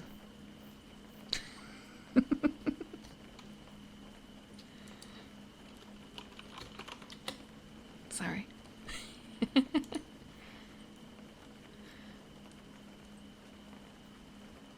That was. It's a movie about a family that decides to go sailing. And it's a comedy. It's an American comedy. It's an older one. But it's just sort of that seems to be the one film that is kind of a, oh really? Okay. Maybe that's more for like, maybe it's a more regional thing. It might be a regional thing for recreational sailors, for the midlife crisis sailors more so. I think it's for that. Waterworld. I've never seen Waterworld, but I wouldn't be surprised. The era of the American comedy. World Custom Elvis. Hope you're doing well. But yeah. It's about a guy who inherits a 60-foot yacht. At 25.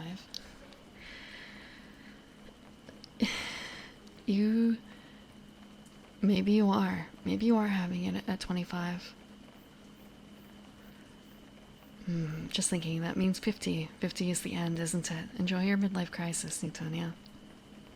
Or maybe it's a quarter life crisis. That's something that happens, right? The fun. We are talking about boats. And nominally Dungeon World, and just thinking, oh god, how did we get from scrolls to boats? How did we get from scrolls to boats? I'm looking at the scrolls. It's kind of a... I don't remember how that happens. Yeah, sailboats, mostly. Look, you can always get, like... There's probably also groups that put out boating classes they can learn from. And let me look up at the price of a sunfish. Because again, that's like a... Okay, sunfish boat. It's like a one-person sailboat. It's cute. I'm sure you guys are absolutely enthused with me calling it cute, but at the same time, like, it's not gendered cute. It's just, it's small. It's cute. How much would it run me to buy one? If I go for a... I can hear him crying. Big money. Look, it's... If I want race white sails... Oh shit, that's more expensive. What's the cheapest sail I can get? $2.39 seaside. I just want white. Okay, if we get white sail, and we select a... that... And we choose rudder... Class legal? Classic wood. Do we need the dolly? We'll get a dolly for hard terrain. Do we want a cover? We'll not get the cover. We'll not get the custom lava. We won't get that. We'll skip the dolly too. Maybe you inherited that. If you want pickup, Look, it's under $6,000 for this sailboat, okay? It's only $6,000. It's not even $6,000, like the cheapest you can get this boat for. Look, it's a sunfish. It's pretty fucking small. It's really small.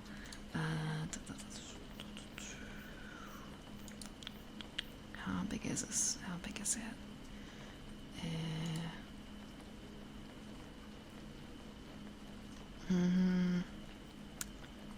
Looking at the picture of the man and the woman, I would say like 12 foot. 12 foot. It is really small. Okay, I'll grab a picture. It's a thing. Do you want it to have holes? Do you want it to be good? It's a thing that you put between you and the ground. You want it to be good. So yeah, that's a sunfish. It's not something you're going to be sailing the world in, but as an introductory boat, I think it's probably pretty good.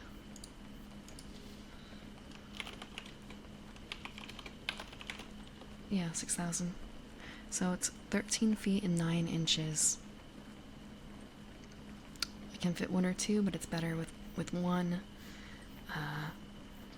I mean, that's if you get it brand spanking new. You can probably find a cheaper one used. Like a car, you know? Don't buy new, buy used. And motorcycles too. Like if you're having a midlife crisis and you want to go boating, this isn't the worst choice. Like, it's probably safer for you to do this than to get a Harley Davidson.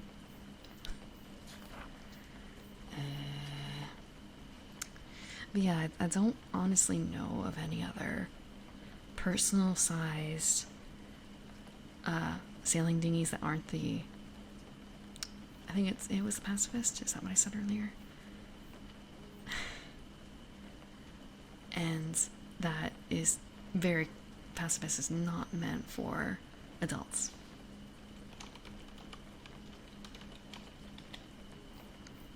No, it's not a pacifist. I said it was something else. Shh.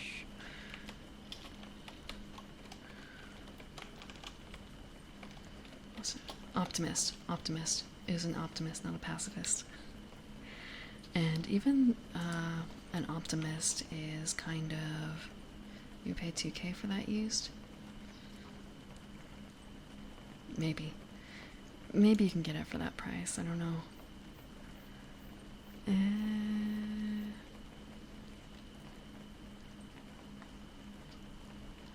Let me see if I can get a good picture. Is that really a... Oh, it's a laser Pico. Terra, Optimus Glass. Okay. If I grab up an Optimus...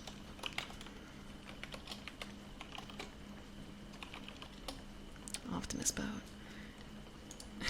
It's kind of a... Do I grab a picture of it with a kid or with an adult?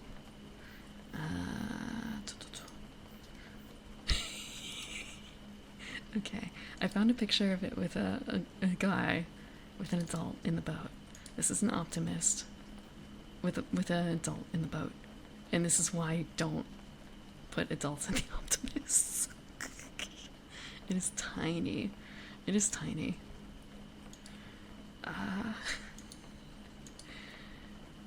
Here's another picture. Baby boat. Yeah, it is a baby boat. It's for baby sailors.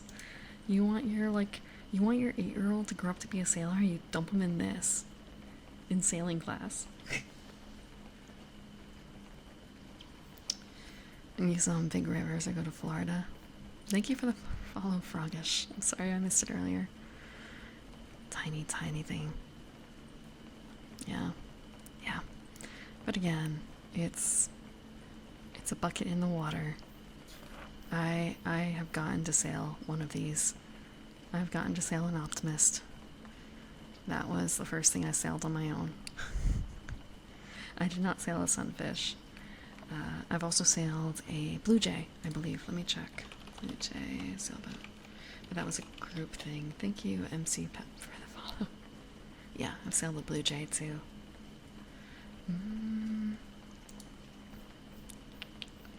I've... Man, the Blue Jay. Blue Jay. I think we did it as a team of 3 or 4. I do not have sea legs anymore. Not anymore. I have lost it. It's been decades. It's been decades. I have lost it. I've lost it.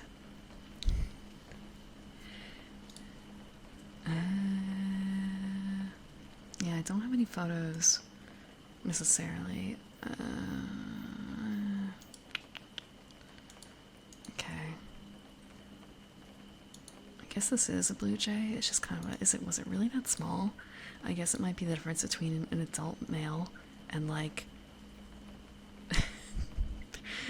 3 girls on the boat, you know, like there's a bit of a size difference there, so having an adult male on the boat makes it look smaller than it actually was for us. And at the same time, it's kind of a, they really trusted us to do that, huh? They really trusted us. Okay. I don't remember if it was what size, if there were different size classes for the blue jay, but, like, here's an example of a blue jay, I suppose. Yeah, this is a 14-foot blue jay.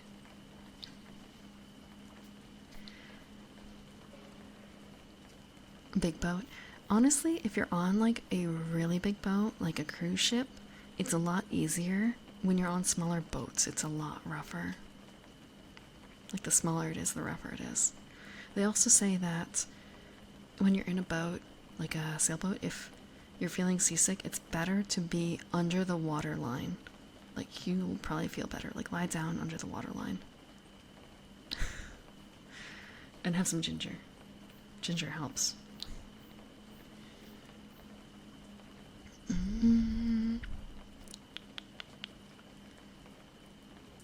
Just one with motors. Yeah. It feels more dangerous when you're going fast with the motors versus when you're using just the sail power. Like, maybe you're going the same speed. I kind of doubt it, though, for some things.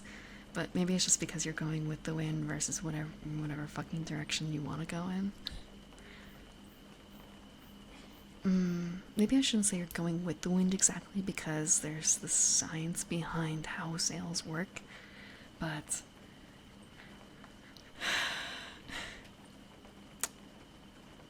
it's funky. It's funky.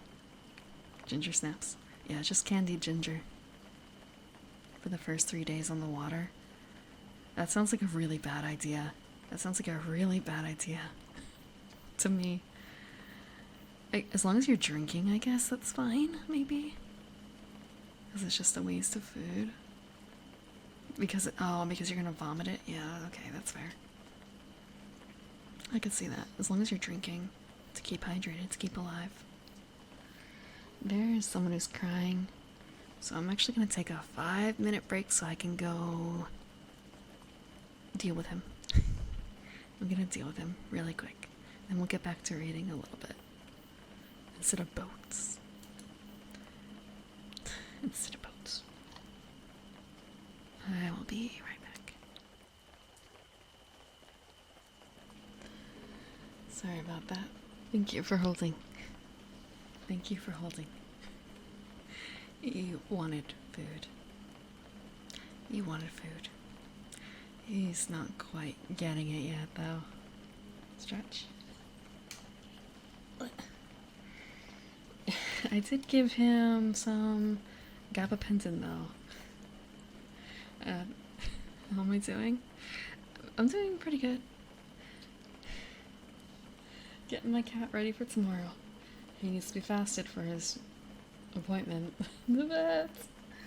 So, I wonder if he's gonna notice something's up, or if it just won't matter because he's gonna be on his anti-anxiety meds.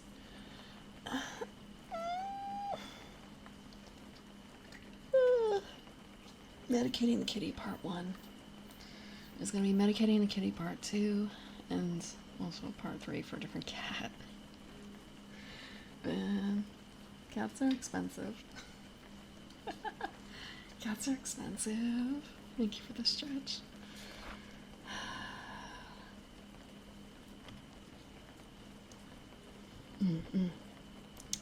Very happy though. Just being able to. I have some cats who've been very difficult to medicate. And for him, he's still difficult, but he loves me. He doesn't fight back nearly as much against me when I give him the pills, so like he doesn't try and run. He doesn't try and run. He tries to spit it out, yes, but I think that's only natural. So he still loves me, despite all the pills I'm making him swallow for his own good. Night ship. Wild boar ribs? What did you do to the wild boar ribs? Like, did you smoke them? Did you bake them? Did you put them in a slow cooker? Ah, he's back. Okay, I'm gonna be right back. Like, really quick. I'm just gonna open the door and see if he wants in.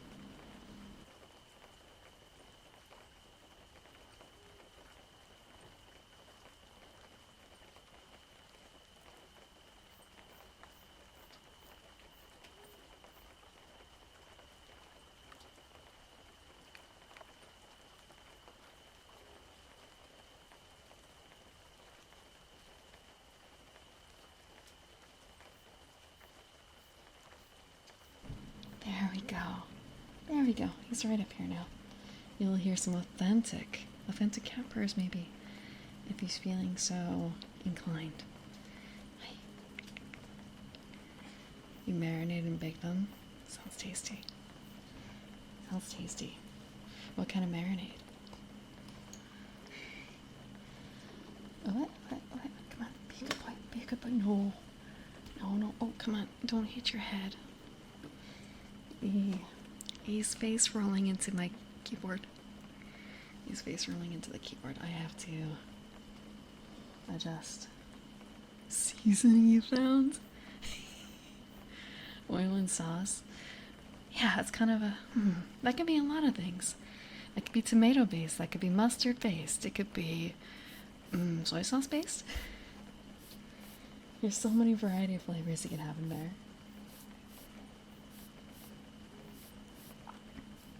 But I also understand if it's a case of, yes, I found the seasoning, it smelled good, but I don't remember what's in it. I've absolutely never played that game before, I assure you, with mystery seasonings I have created in the pantry in the past. Never. Ever. Come on. Be a good boy. Be a good boy. What? Come on, don't do this to me, please.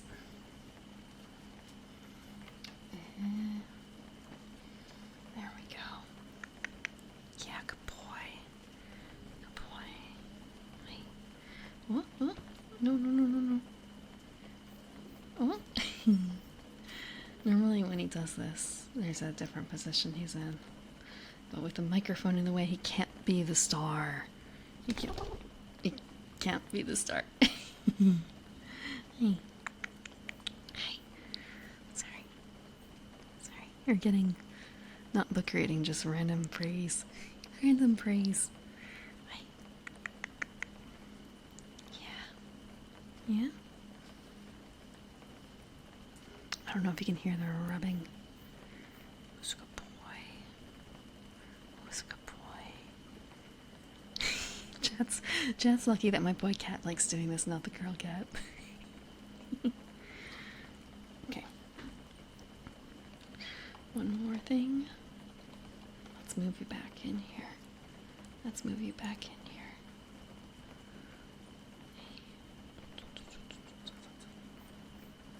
Actually, I'll just move him over here. There we go.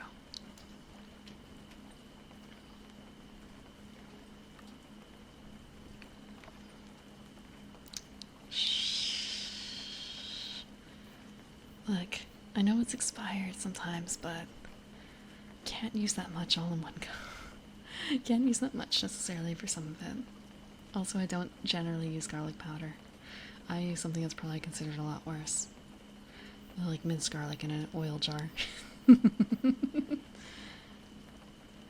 Although today, I did just have mangoyado, something like that. Delicious.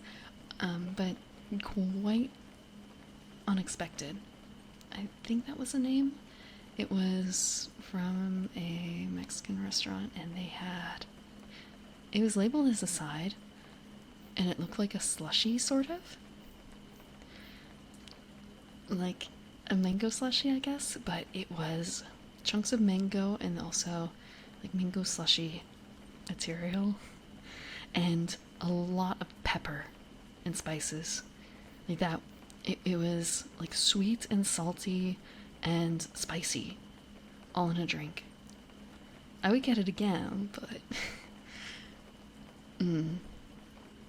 like special occasion type thing. And the straw itself came coated, like a quarter of an inch thick, coated in the spicy paste. I'm guessing that they use as a dusting for the rest of the drink. So as the drink sat, it was getting more spicy.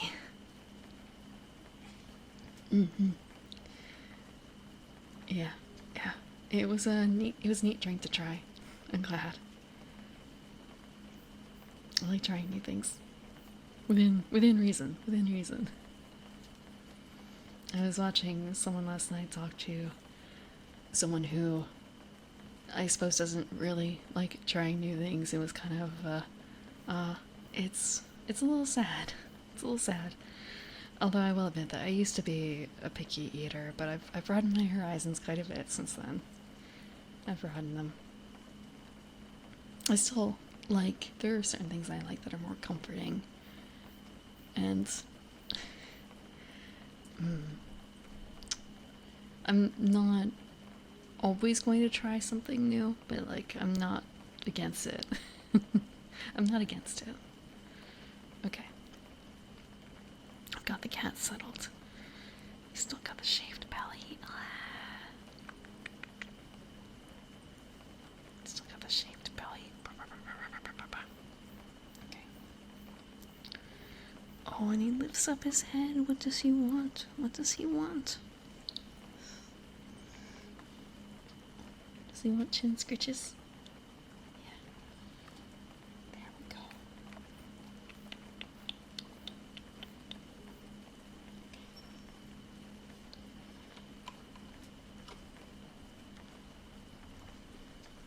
So,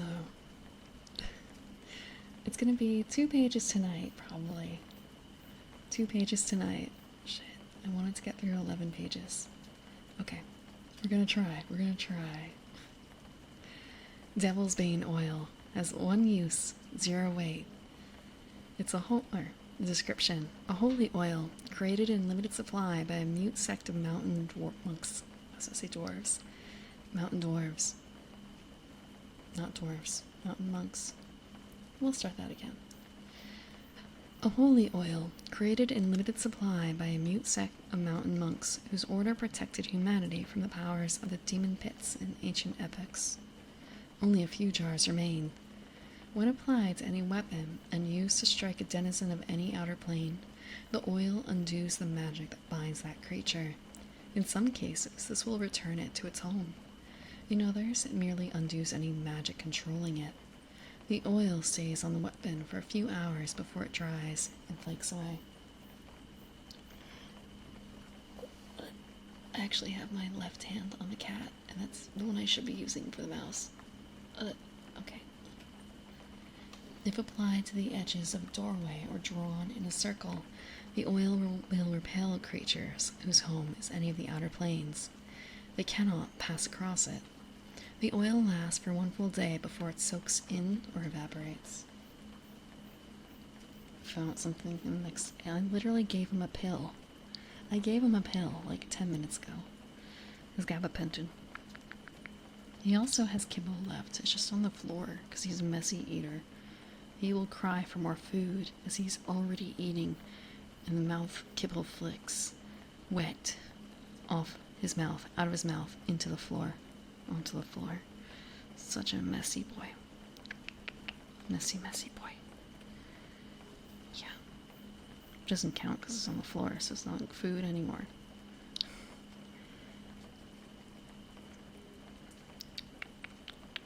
There we go. He wants wet food. Frick. I do have wet food for him. I got him new wet food to try out. Trying to trick him into eating his pill is not really working. He doesn't get dinner until or breakfast. Breakfast. Until like 3 or 4 a.m. Because he needs to be fasted. So if he gets it before 2, it's kind of a bit too early. Like, I don't want to deprive him of food for more than 12 whole hours. That would be a crime against catmanity, against all cat kind. Also, it's not like his kibble is bad. He gets the blue buffalo. He gets the expensive kibble. I can understand he probably wants the expensive wet food instead. Although he's fine with Friskies. But I have to get a different cat, expensive cat food anyway. Cheeky cat food. Because it's the only one of the few brands that actually make a mousse for texture. What? Cats are so expensive. All cat folk will weep.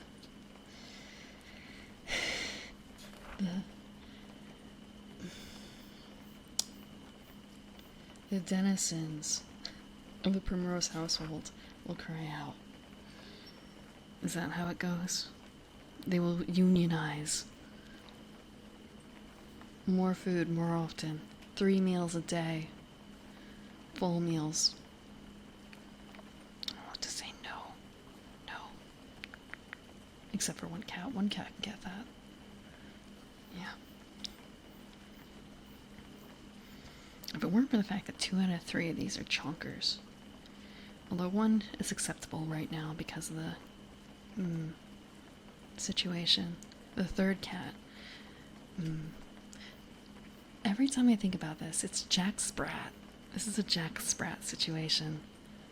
Jack Sprat will eat no fat, his wife will eat no lean.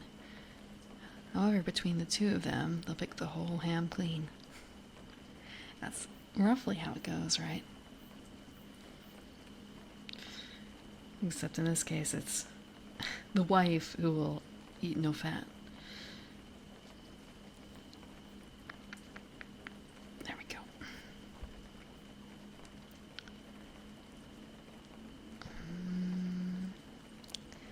Yeah. There's a lot of things you don't really think about, I guess, unless you have kids, huh? Like nursery rhymes and playground taunts. Maybe taunts is not the right word, but playground rhymes. They're not necessarily something I think that the parents remember. Like Miss Mary Mac. I think that's something that people should... It would be... Fun is probably not the right word, but depending on like your particular play group for an RPG, using that sort of stuff as a reference... They might have a vague recollection of it. They might. But I also, it's kind of a, how many boys know Miss Mary Mac? Is that something that they learned? Like, to me, yes. Ring around the rosy. Yeah. Look, sometimes for puzzles, players are kind of dumb. So it's good to have it be like school grade, like kindergartner puzzles. And man, that would be a kindergartner puzzle, right? But again, I've been a part of that party where the DM gives us something that's supposed to be really fucking easy and we still mess it up. I understand. I count myself among them sometimes. You're faced with a puzzle and you just can't do it. The brain fart.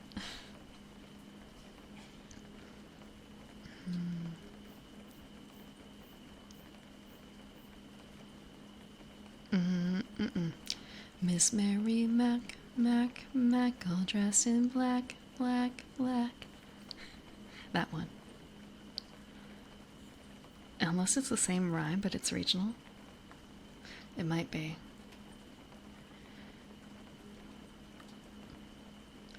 I've found out about other things being much more regional than I thought. I actually don't remember a whole lot more than that. I remember Not all the words, which is a problem.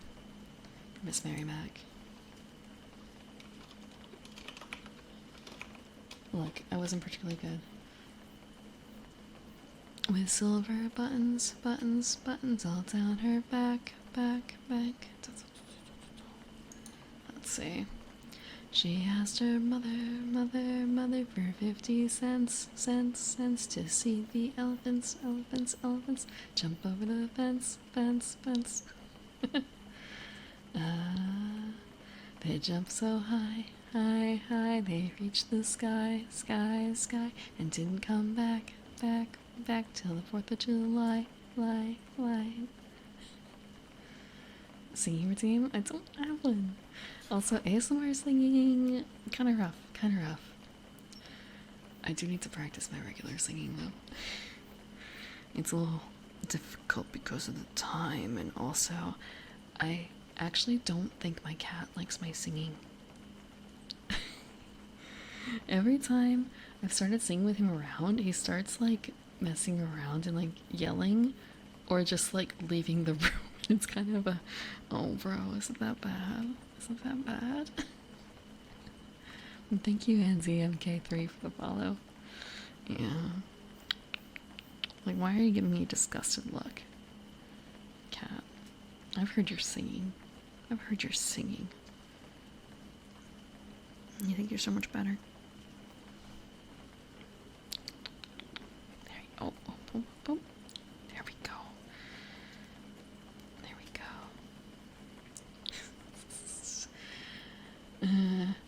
Maybe he just likes thinking about like, oh, there is music for cats. I haven't seen if he likes it though in a long time.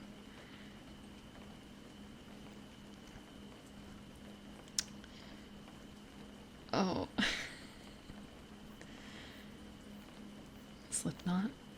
I don't know if he's ever heard Slipknot. I don't think I've ever played it out loud for him. I honestly wouldn't be able to name you a single Slipknot song.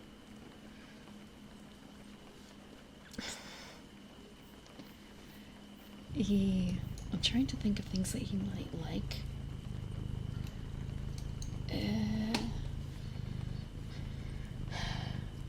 Hi. I think he likes city pop. If the car rides are anything to go on based on, I think he likes city pop. Wait.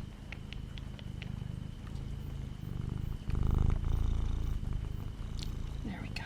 There we go. Okay. I realized there's something else. Okay. So the Devil's Bane oil, it's neat that it's a multi-use item, that it can be both basically the salt circle as well as a item to apply to a weapon, like that kind of oil. It is really funny to me that, like, yes, oiling your sword is certainly the way to apply a magic item. Like,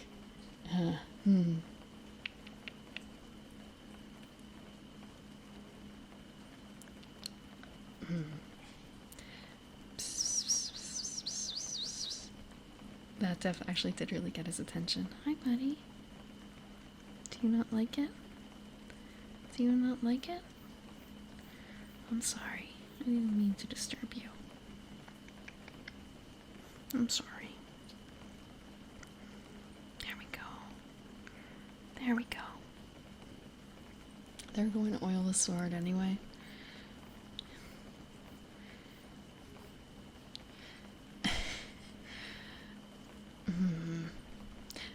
Maybe this is okay. So I talked about knowing about boats.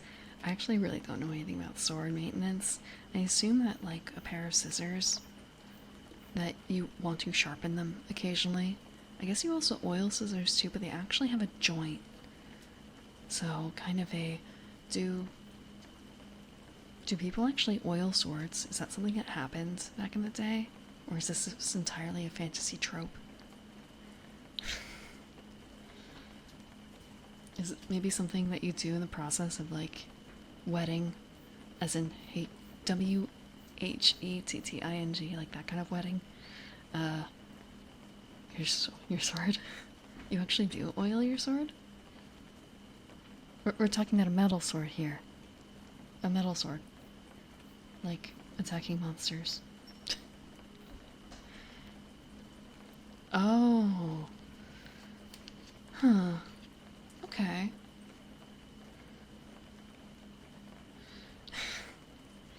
Huh. I didn't know that. Today I learned. Thank you.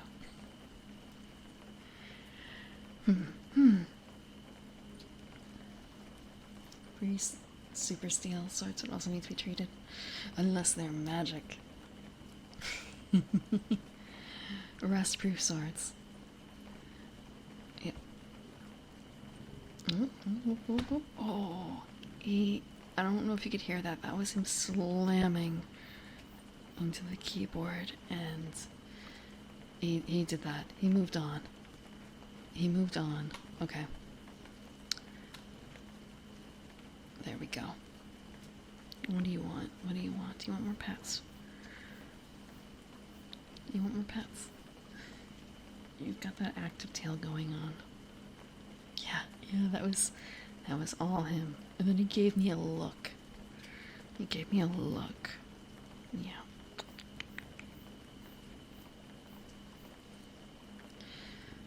With cloth and water. There has to be someone on YouTube who does that sort of thing, right?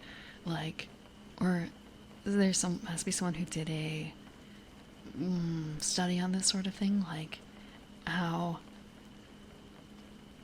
to age materials, or like how materials age depending on contact. Especially if you're doing comparisons for like historical objects. Like, you can't say for certain if this sword was used for this, but what can you do and make it seem like that? I wonder.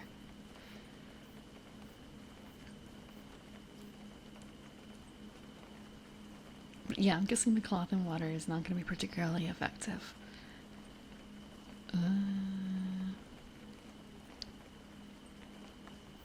Like, surface level effective, I guess, but not like deeper. Yeah, weathering. I've seen some people do like weathering in miniature, but miniature feels like a different thing entirely, honestly. When you work in miniature, things get weird. Super aging metal. Okay. So, earworm wax. 1 use, 0 weight. A yellowish candle seems to never burn out, and the light it casts is strange and weak. Its wax is always cool, too. Drip the wax into the ear of a target and gain 3 hold. Spend that hold and ask your target a question. They find themselves telling you the whole truth, despite themselves. The consequences, after the fact, those are up to you to deal with. So it's like being a bard.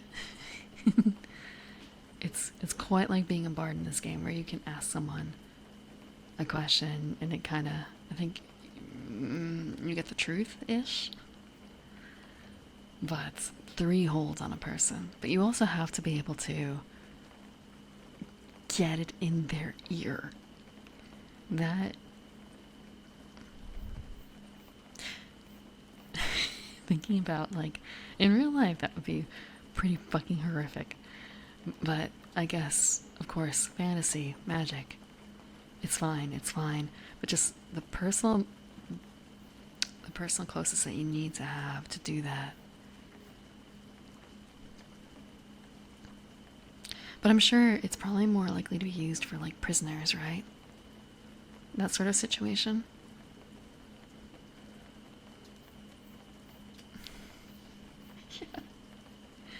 Yeah. I was thinking more so like doing it in the middle of the night or something.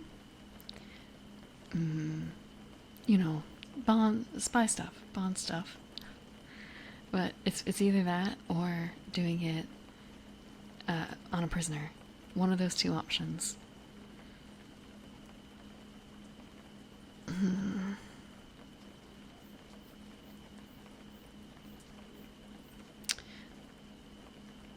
imagine that feels like the kind of thing that a spy would give themselves away at night.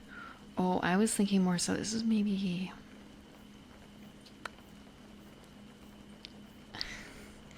maybe this is showing a little bit of bias here, but just the person who uses it. That's fair. But I'm also thinking about two lovers in the night, that sort of situation. One, initially I thought it was the like never burning out, like you're carrying a candle that's always lit. But in a dimly lit bedroom, that's not a problem, right? Like as the sole light.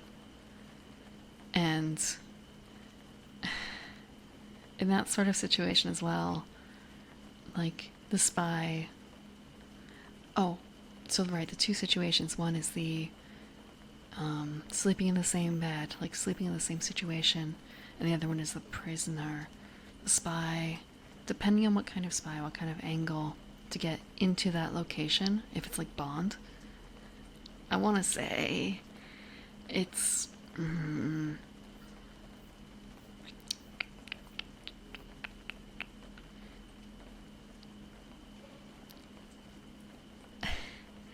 I would imagine the character that would use it would have enough charisma to try and wiggle out at the end.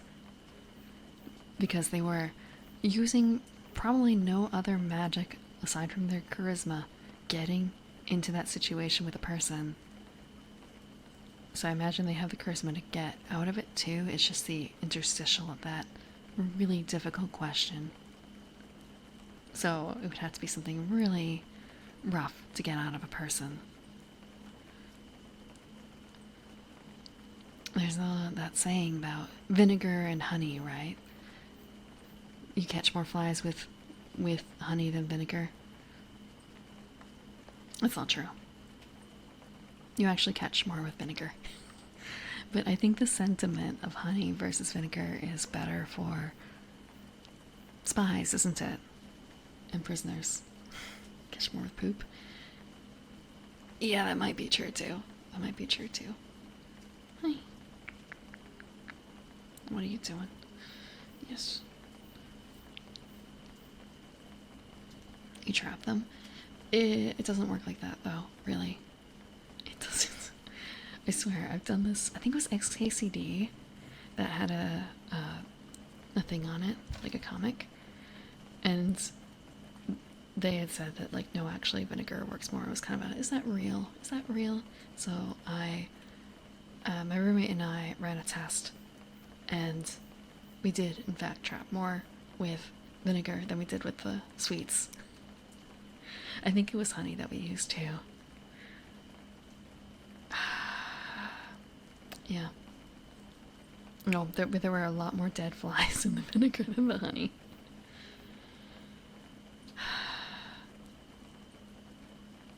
I don't know what it was exactly. That's what the outcome was. So yeah, absolutely foolproof scientific experiment right there.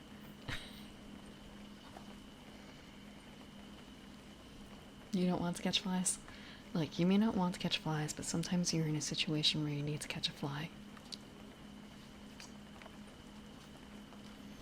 Would you rather have flies just flying about, or would you rather catch them?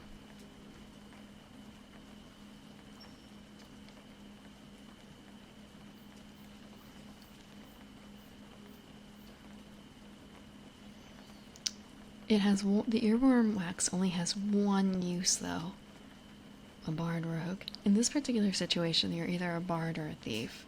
So probably just the bard is going to sleep with one very important person, a VIP, if you will. If, however, what if, and this is something that is more like the DM domain, I guess. What if there were a particular, let's say, seamstress's guild or something that is known for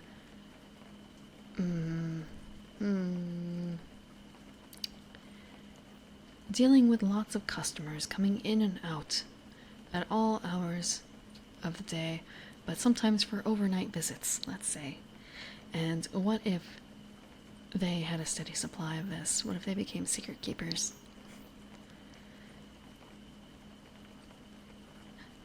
If it hasn't, I'm just thinking, I did recently watch, if I say recently, in the past month or two, what is it?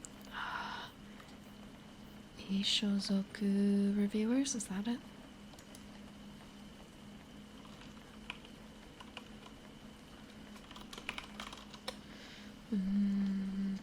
Ishuzoku Reviewers. So maybe it came a little bit from that with, not everything is as it appears.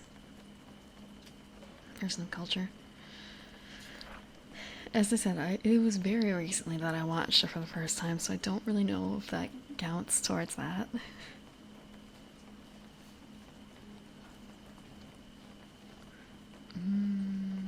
You had to catch the flies and roaches for them. Or because of them. Sorry to hear that, Despair. Oh, thank you, Xanthras, for the raid. Welcome, raiders. Sorry, I'm entertaining a cat here tonight as well as chat. But you're playing Coral Islands. What is Coral Island like? I'm guessing it's a water-based game. Do you go underwater? For those who don't know me, I am the Evening Primrose. I am a garden elf and I come out at night to play games. But tonight, though, is reading night, so we are reading a tabletop RPG book. It's Dungeon World. It's always Dungeon World. It will never not be Dungeon World until we run out of pages. We are at 336 out of 410 pages. We're on page 3 tonight. It's been 4.5 hours.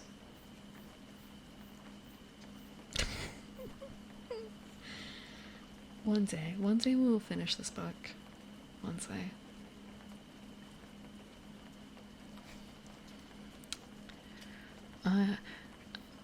Yes, I am afraid of deep water. Island Stardew Valley. Okay. Island theme is cute.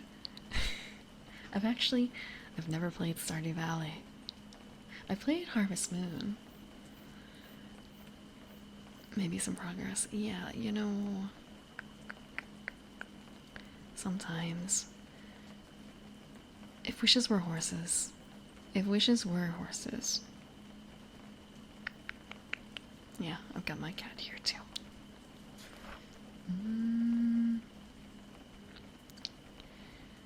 Hello, Niver BNG. Welcome. Yeah, cat's being way less problematic than he was. It's a good choice. It's never ending. It's never ending. I'm sure, actually, if I read there's an open source copy of 3.5, right? Which is what Pathfinder is based on. I'm sure I could read that, and that could also be another year-long project. Or I could do it off stream, like save it and upload it onto YouTube whenever I'm actually reading pages. That is the plan, but not necessarily for tabletop books.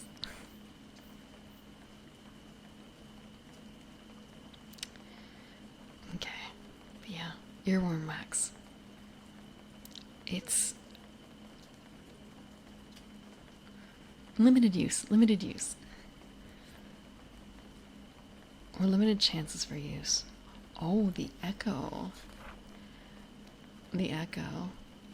0 weight. A seemingly empty bottle.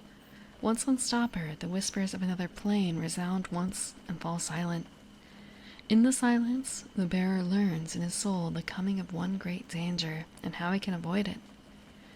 At any point after you use the echo, you can ignore the results of any single die roll, yours or another player's, and roll again.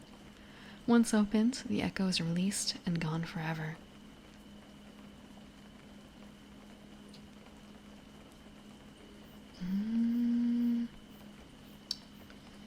That's really neat, but it's a one-use item.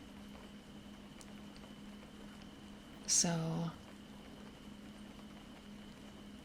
it's useless as soon as you learn the coming danger, but I guess you can throw away the bottle then. It's an empty bottle, and after that you still have the effects of it, which is neat.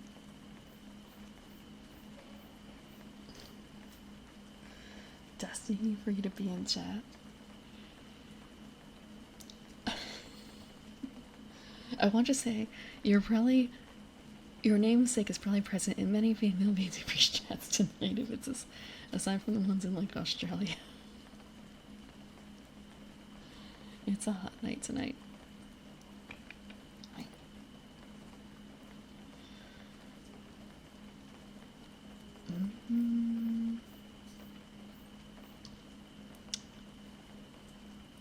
I guess actually I probably shouldn't limit it to just female VTubers. Or streamers in general. It knows no bounds. You show up when needed.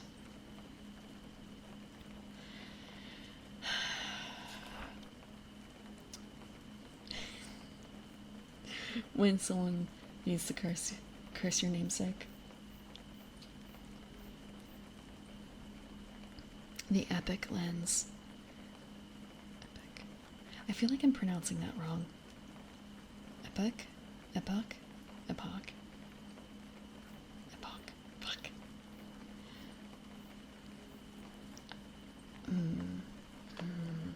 Sorry, cat. I need to take my hands off. Let me see.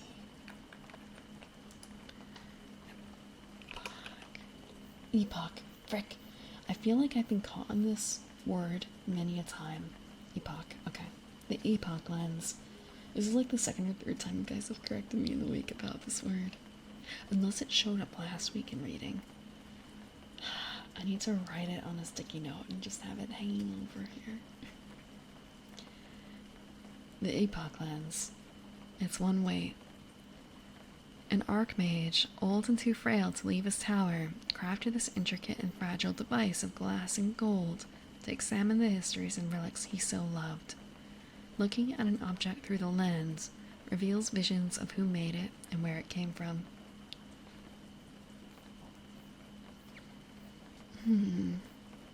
That's... I almost want to describe it as sweet, but... It's neat in a historical sense. Yeah. At first, I was thinking it was going to be more like a regular peeping kind of lens. It sort of is, but more specific than that.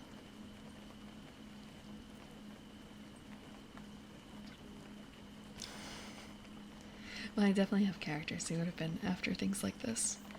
Being able to actually have the answers.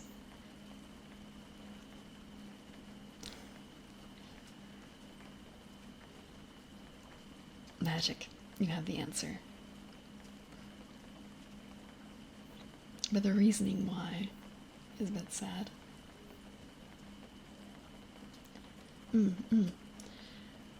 Thinking about, like, we have a lot of questions left about our own history, right? As a species, like as elves. Humans are like that too, right? Like we don't have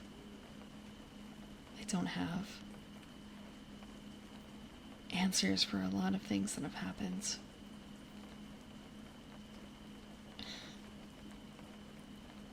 There's only guesses. A chef or a baker? You think so?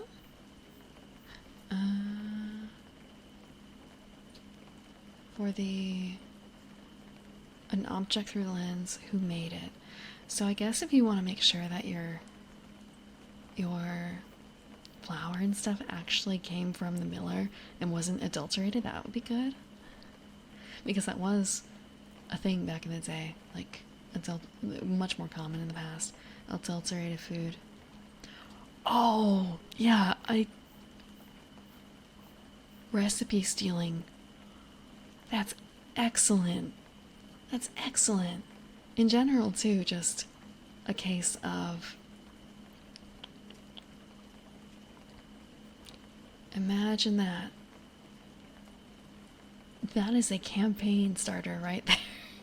And this is an item for it. This is like Nikola Tesla and Edison, like a dueling item, something that they could fight over. Being hired by one company, looking to spy on another company. Thank you, Adrift Apricot, for the follow. It doesn't have to just be limited to food, though, in that case, if we broaden it a little bit more.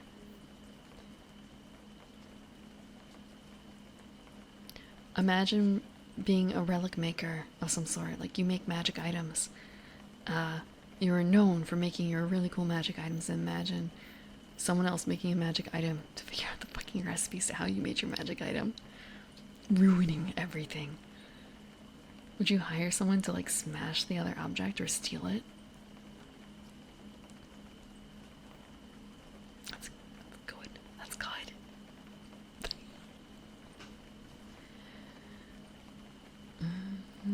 My favorite character that I played? Let me look at my chart. It sounds kind of dumb, but oftentimes I can't remember all the characters I've played unless I have a visual representation of them. I might think, yeah, this is my favorite, and then I'll look back and think, like, oh, I completely forgot about X. How could I have forgotten about that entire game that we played? Let's see. I have a favorite campaign I've been in. But in terms of, like, I don't necessarily know if that's my favorite character.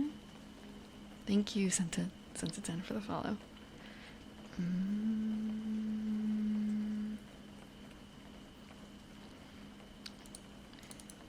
I guess there's also the case of, like, PC, or can NPC also count? Can NPC also count?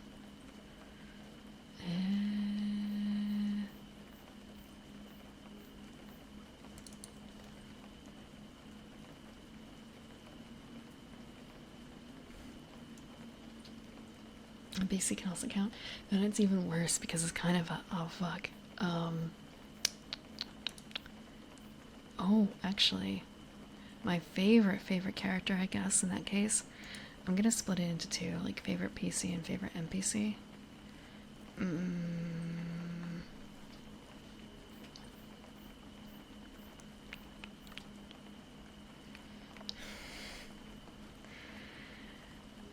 Like, favorite in terms of realization, I guess. I liked playing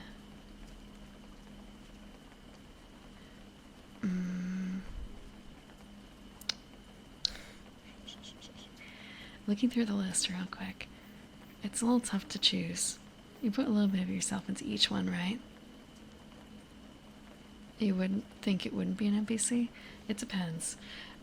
There are some character types you just can't really play as a PC, right? Because it goes against everything that you... It goes against, like, social contract. And that is exactly the character that I liked playing the most. It was, well, for NPC, a villainess. She was distinctive because of her manner of speaking. She slurred her S's, and her name was Blackthorn.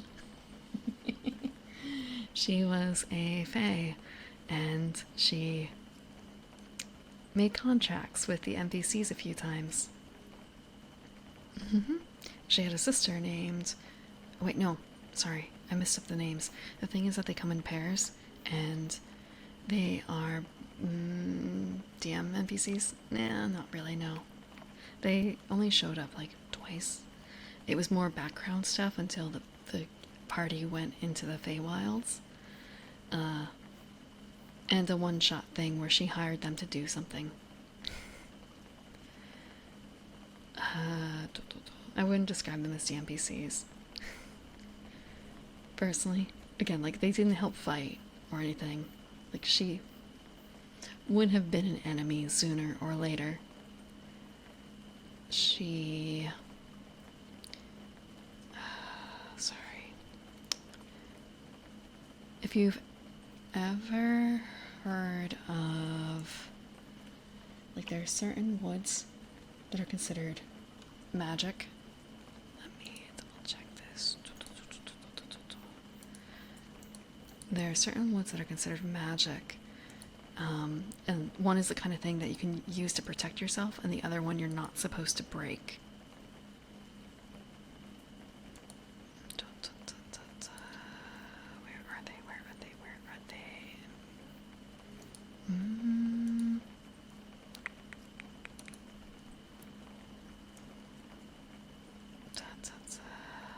There's also Creeping Jenny. Creeping Jenny was fun. Okay. Slow Bloom and Quickthorn. One of them is quote unquote good, the other one is evil. Which one's which, based on the name? There's Whitethorn and Blackthorn.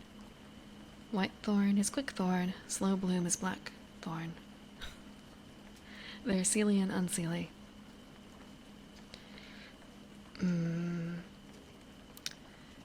And Quickthorn is also known as Mother Die. And I want to say one of the NPC, or one of the players, they were a set of twin elves. And one of them ran away from home.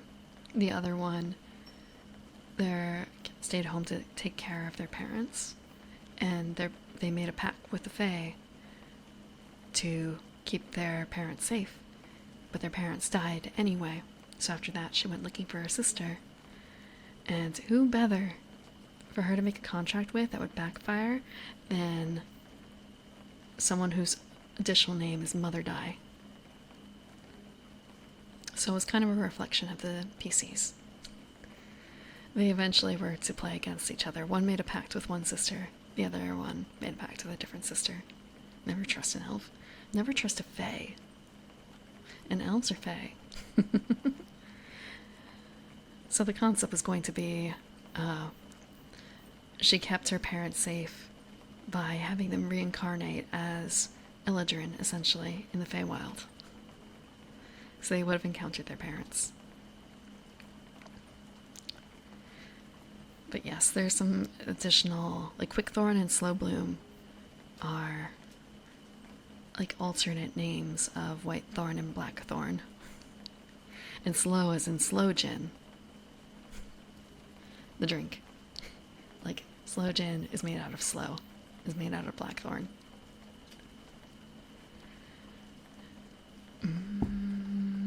Yeah. I liked playing as Slow Bloom.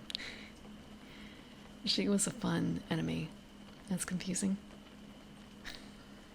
It's very straightforward. It's just alternate names. You always want to have a few extra names, don't you? You always want a few extra names. And you shouldn't tell them your true name. You shouldn't tell anyone your true name. Or rather, you shouldn't give it away. Giving away your name is dumb. You don't know what the other person is going to use it for.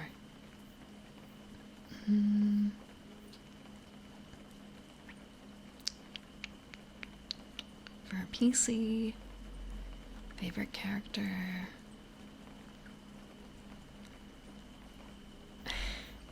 It's kind of a toss-up. I have two.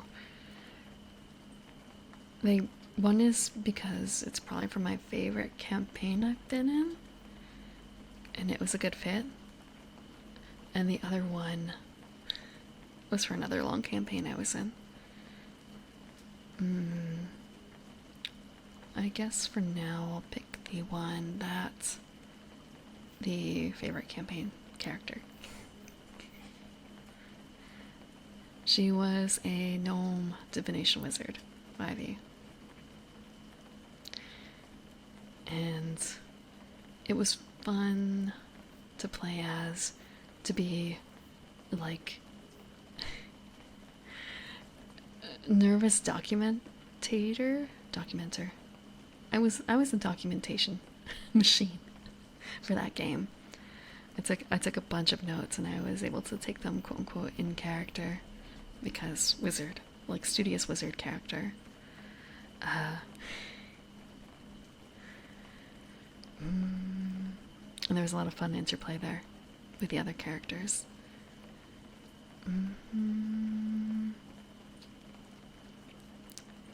There are plenty of other characters that are like vying for it, and there are some that have similar personalities, like the other one. It's hard to RP characters like that. Nervous characters? I don't find it particularly hard, but maybe that's because this is something that I heard someone else say. Congo is talking about how for longer periods of time, it's hard to portray yourself as something other than your natural disposition, essentially. Like 10% is 10% different. Like that's the most you can probably do without causing yourself harm, like a mental break, essentially, without causing some sort of disassociation. For some shorter periods, you can certainly go a lot farther, but for instance, as a streamer or something, as a streamer, with the amount of hours that you put in, the personality that's portrayed is probably not that majorly different from the personality of the actor behind the character. You may start with one concept, but it's going to eventually... You might start with a higher concept, a very drastically different from your self-concept, but it's going to probably eventually wear down into something much closer to yourself. So, like, looking at some common threads in the characters that I've played, it's... I mean, this is just... It's a thought, it's a theory, but I can certainly see truths in that aspect.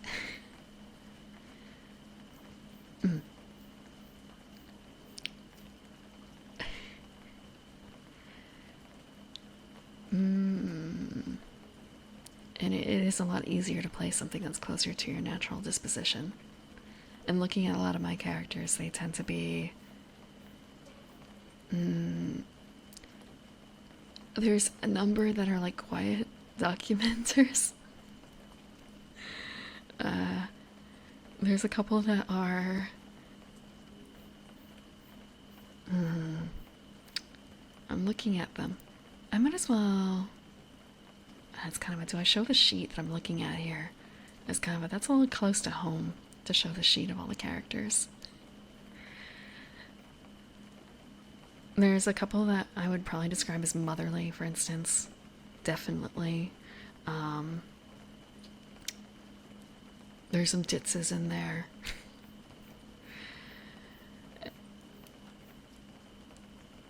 And there's definitely some bitter characters in there as well. Like, bitter or mournful. It really depends. It really depends. And then there's just some, like, weird one-shot ones because, oh, I'm only playing it for, like, 4 hours. Excellent. I'm just gonna try and go for this, and it doesn't really matter if I fail. And that's usually when I whip out the bard.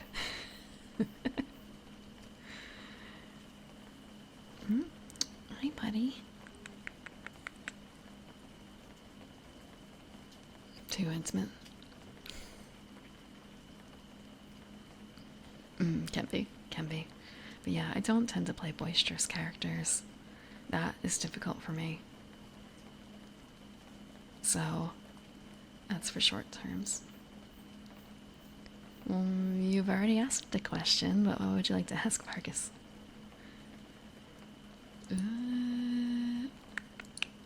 If it's how many pages I've gotten through today, it's not nearly enough. Not nearly enough.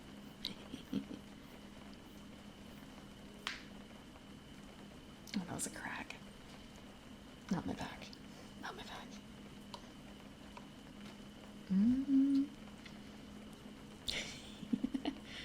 Looking at some of these crack...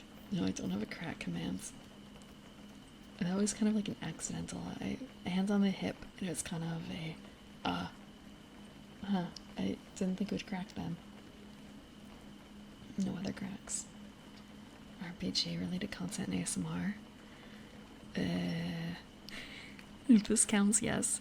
Someone asked me about my favorite characters, so that's what I've been talking about. But, I try and read, like right now I'm reading the manual of Dungeon World with a 3D. Does that count as ASMR? I hope so. Twitch staff, please don't kick me out of the category.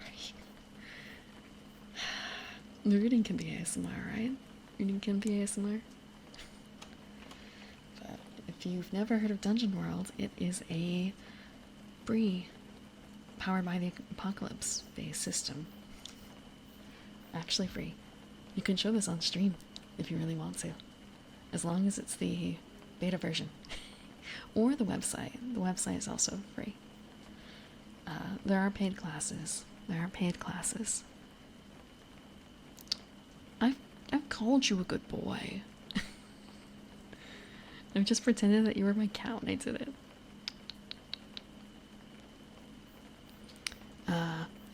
Otherwise, I have run 2 games for chat, running Parsley. But that was not ASMR. I feel like that could work. But I'm not certain how fully to get it to work. If you wanted to run a story, an ASMR story, a choose your own adventure type thing, that would be interesting, actually.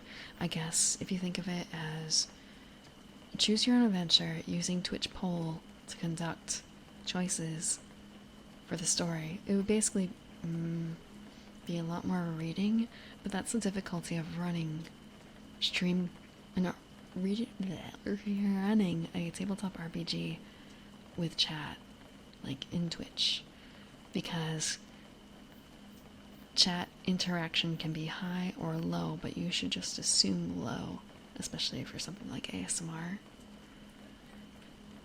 So that would need a lot of content just in terms of reading through it. Thank you, Vargas Jenna, for the follow. Thank you for thinking I'm chill. I try to be chill on Sundays. On Fridays, I tend to play board games, but not all the time. But I have some exclamations, but I don't think I'm particularly, like, super high energy. But unless I'm scared. But then that's kind of accidental. It's not really my fault. Shh. They don't need to know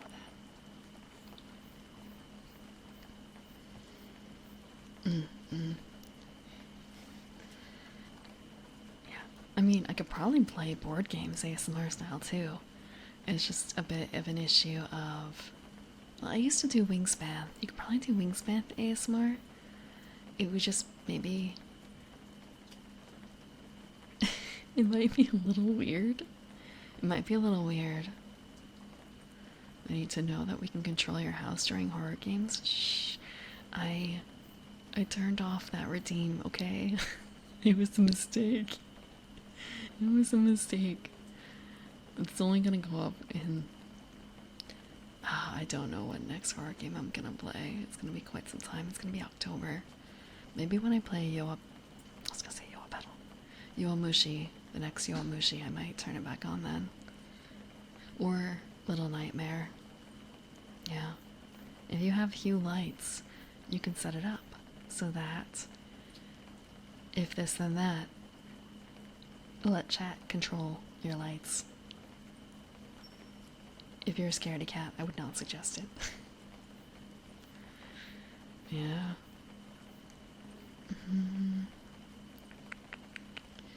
So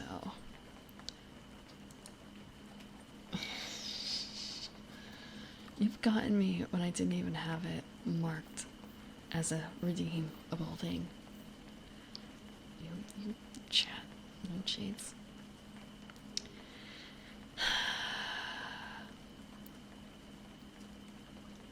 You get scared so easily you might die. Yeah, so you're of the same sort of heart as I am. I've been told that the games I play and scream at are not actually that scary. I beg to differ. I beg to differ. Okay, what's next? We have the Farsight Stone. Oh snap, look at the time. The Farsight Stone. It's 1 weight. Swirling clouds fill a smoky orb, and those in its presence often hear strange whispers. In ancient times, it was part of a network of such stones, used to communicate and surveil across great distances. When you gaze into the stone, name a location and roll plus wisdom. On a 10 plus, you see a clear vision of the location and can maintain it as long as you concentrate on the orb. On a 7 through 9, you still see the vision, but you draw the attention of some other thing, an angel, a demon, or the holder of another Farsight stone that uses the stone to surveil you as well. That's neat. That's neat. Orb. Orb.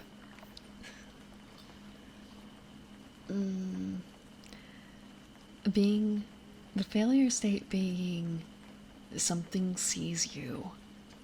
That's neat. Am I saying orb wrong? I'm pretty certain that's how you pronounce it, right? Or is it am I focusing too much on the or? The abyss also gazes into you. The abyss gazes also into you. My bad.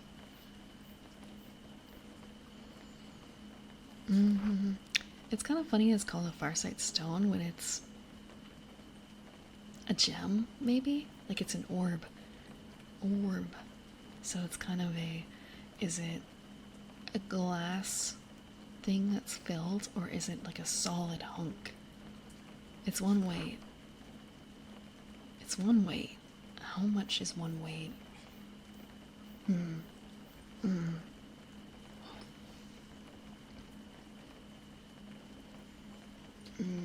Is there anything? So I'm gonna guess it's actually a dense, not dense, it's a solid material based on the fact that the bottle is 0 weight and this is 1 weight. I think that might be fair. So it could be solid quartz or something. I don't know what a Palantir is. I mean, like, there's solid and then there's hollow. Yeah, this game has its own way to count weight. Basically, a player might have only the capacity to carry like 8 weight or something like that. So instead of getting into like really nitty gritty, it's just very generic. It represents both like weight, I think, and like size together. Versus, yes, this pack of pythons, each python itself is a pound, but a pack of pythons is like 8 pounds. Or your tent could be 30 pounds, or 24 pounds, or if you get a very good one, it could be 18 pounds. But also don't forget that it's a huge pack. Ah, okay.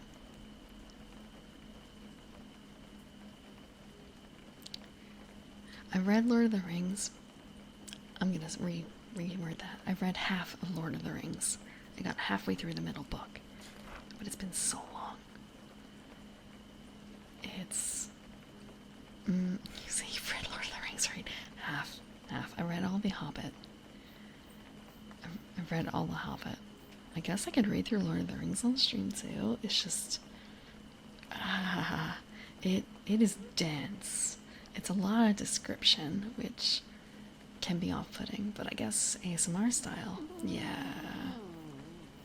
I've read Lovecraft, and he is also very descriptive.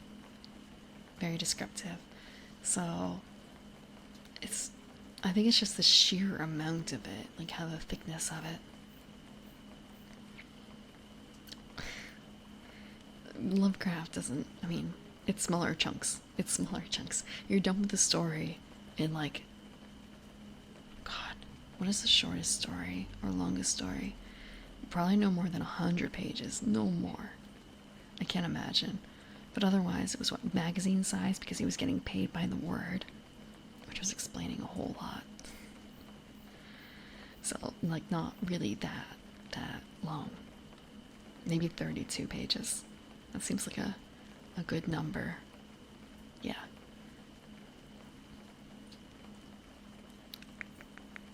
Hey.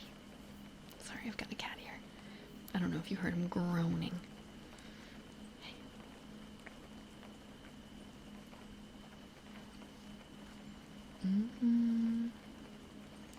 Wizard tips. Put your loot onto the corpse of a fallen enemy when you're over carry weight. Then just drag the corpse in here as a merchant. You won't suffer from movement restrictions.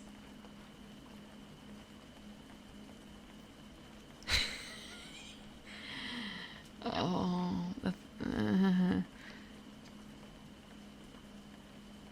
I don't think that works.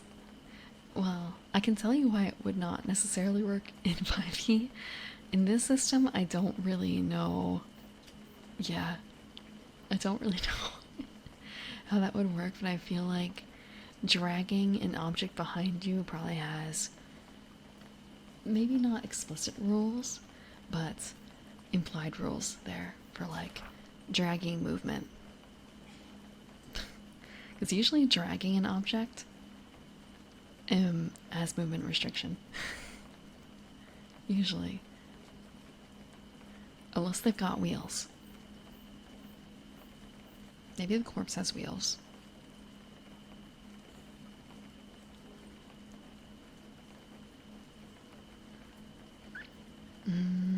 Thinking about a particular time, got tripped up a little bit by the fact that if you're carrying, well, I shouldn't say I was tripped up, but it was something that I had to add into my calculations. Of course, if you're carrying someone or like dragging someone, you don't have to be physically picking them up, but if you're physically moving someone else, even if they're willing, that's still a movement penalty on you while you're moving them.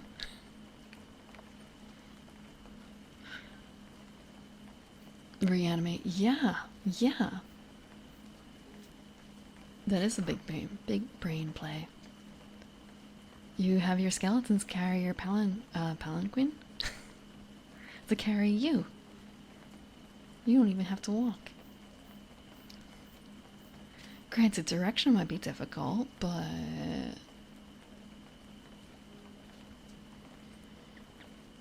your skeletons can lift as a team, right? Details. Look, it's fine. Or I guess they could just carry the loot. Oh, you know what you can do then too? For the reanimating your enemies and make them pack mule? I mean, there's also those extra magic items or whatever you have, right? Your extra weapons. Before you go into... You killed the enemies, they still have their weapons lying around. Or you find better weapons. You have them carry the weapons, and they're also wielding the weapons. And then you can sell in town, and then deanimate, right? That's how it works, right?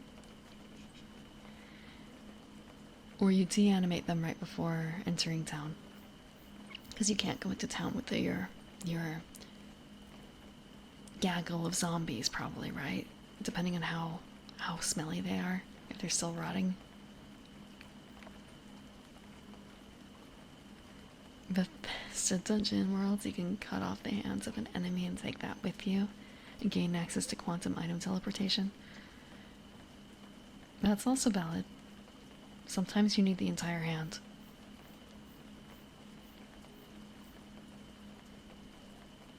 What kind of bigoted town are we going to? A few corpses makes them turn us away. Look, not everyone believes in necromancy. There are some close-minded people out there.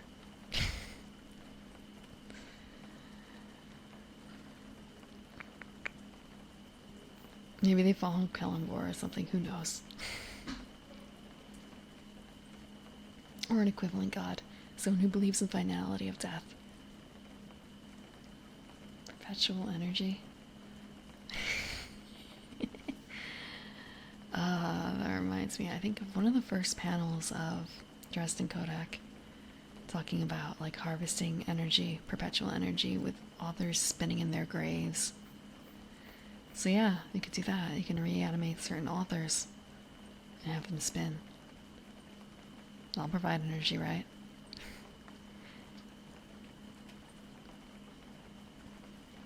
Magic ain't gotta explain everything. Speaking of Dresden Kodak, sorry, the codex here. The Fiasco Codex. 0 weight A thick tome said to be penned in the blood of poor fools and robber barons by some demon prince possessed of dark humor. This tome details tales and stories of those whose ambition overwhelmed their reason.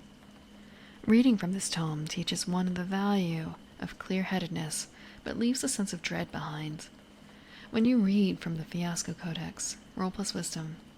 On a 10 plus, ask 2 of the questions below. On a 7 through 9, ask 1. What is my greatest opportunity right now? Who can I betray to gain an advantage? Who is an ally I should not trust? The Codex gives up its answers only once to each reader and takes 2 to 3 hours to read.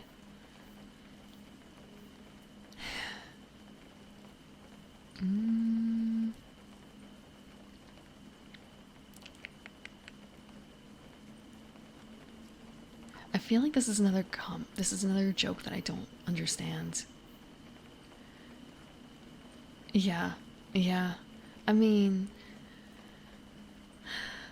I feel like this is also a case of your character level only goes up to 10 in Dungeon World.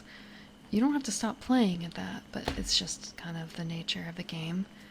It's also kind of I think it's meant for shorter campaigns.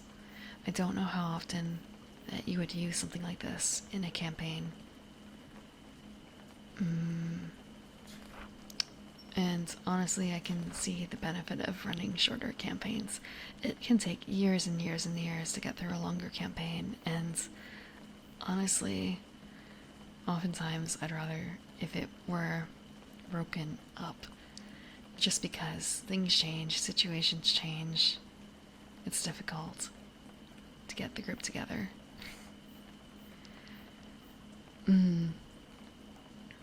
So I could see this being useful in a short campaign.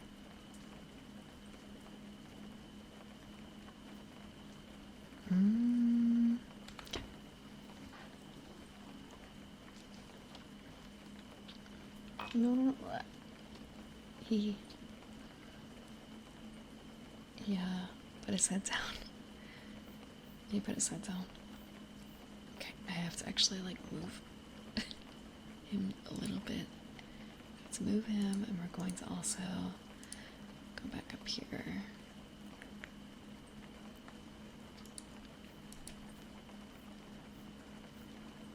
Three-year long. Yeah. I used to have a group like that, but then the plague. So now the smaller section of us get together occasionally to play short games. Things that can be run in ostensibly 3 to 4 sessions. But that should just be 4 weeks. That should be a month. But the problem is also, I have a family vacation planned here, or someone's sick, or scheduled for work or something like that. So it doesn't usually work out to be a month for testing out something short.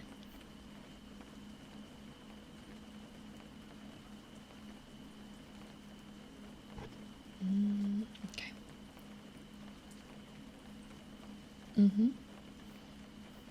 All the people that you met through board games at uni. Yeah, university.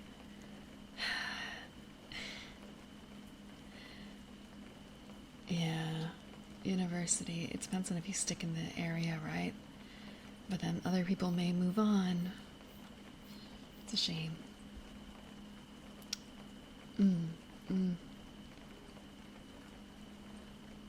I met the people that I play role-playing games with through a board game, meeting. Oh, a board game meeting.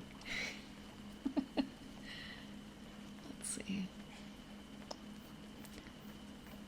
Flask of breath, 0 weight. A simple thing, but useful when you need a breath of fresh air. The flask appears empty, but cannot be filled. Anything added to it simply spills out. This is because the flask is eternally full of air. If placed under water, it will bubble forever. If pressed to the mouth, one can breathe normally. Smoke is no concern, for example. I'm sure you'll find all sorts of unusual uses for it. That's strange. They don't normally break into that first person writing style. I don't think we've seen a single item so far that's had that. Of I'm. Like I. That's weird.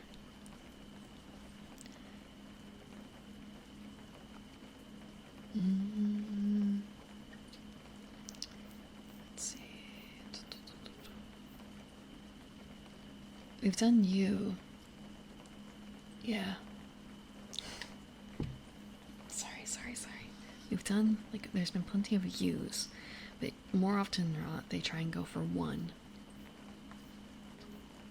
It is a neat item, though, thinking less about, like, the grammar associated and more with the item.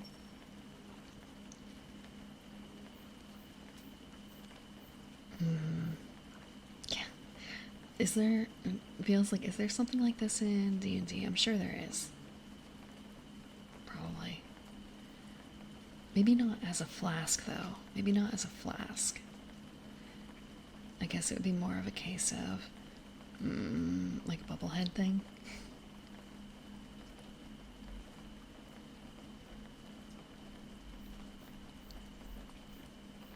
It is neat. And I'm assuming that's just, it's air, like regular composure? No. Composition, like regularly composited air. That's not the right word either. The same makeup as regular air in terms of what it's made out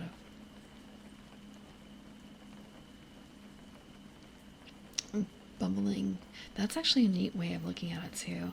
Imagine you're at a pond or something and you see something bubbling. That could be a neat way for the players to find it and understand what it does. Like, it's a still pond, but there's a bubbling. What is it? It's not a monster. It's a flask. It's coming from the opening of the flask.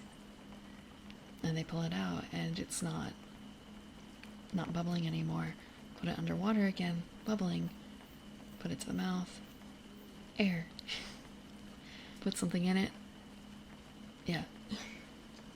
Can you threaten to drown a fish?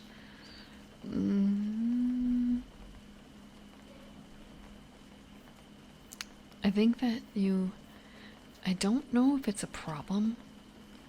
That's a question for a fishologist. If you had a fish in the water and you had this flask at their mouth, would it be a problem for them? I think it actually would be, but maybe not for the thing that you think of. Yeah, I was thinking, wow, this would be really fun for an air pump in a fish tank. Imagine that.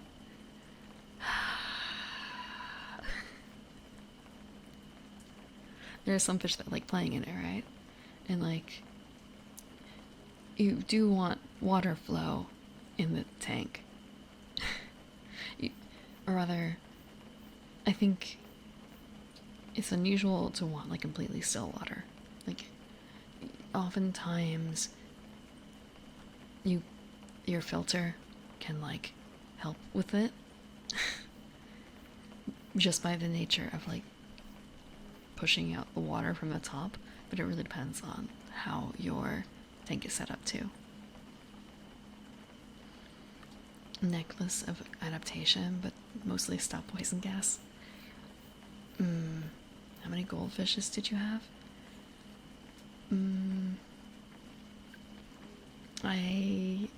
There's been a lot. There's been a lot of goldfish, but since I started keeping fish of my own volition, with like when I was much younger, there were goldfish.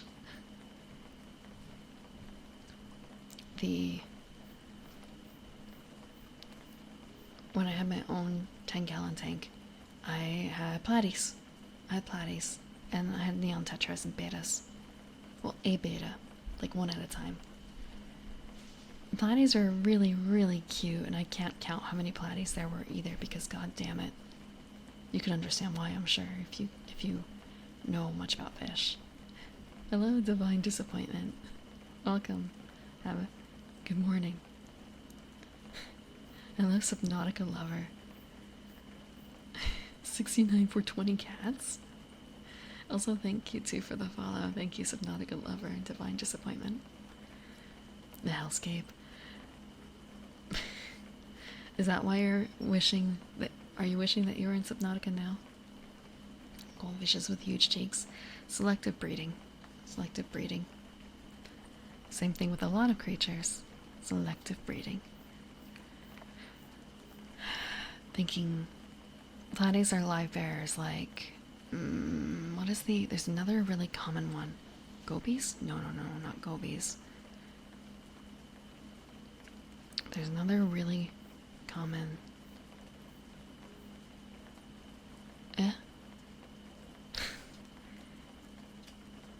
Guppies. Guppies are the other life bearer. Where if you have like 2 guppies, you're going to have a bajillion guppies probably. Platies, they're similar. Platies are very similar, but they're cuter, I think. They look closer to goldfish. They look closer to goldfish. And they don't get that big. So you can keep more in a 10-gallon. Like, you can have a more proper amount. But at the same time, they're live bearers, so you start with 3 or 4. That's a good amount for a 10-gallon. You're not going to keep having 3 or 4. You're not going to keep that much. They're going to explode in population. There's I don't think you can eat them. There's not really a whole lot to them. They are tiny. They're like an inch big. Like, why would you want to eat? I guess you could eat like sardines and stuff. I don't know. They honestly, they tend to eat themselves. Like, the parents will eat the babies. It's gross, but that's what happens. As I said, they're live bearers. And basically, if you have female platies, unless they're basically isolated from being a fry, they're always going to be pregnant, the female platies. If they're introduced to a male at some point, they can literally save up the sperm or whatever it is, I'm guessing it's sperm, and like keep it in them until they feel it's safe to have kids, and then they start popping them out. So even if you have a lone female, they can have babies. And even after they have the babies, they can still have more babies after that. There's no limit, as far as I know. Just endless babies. Endless babies. Yeah.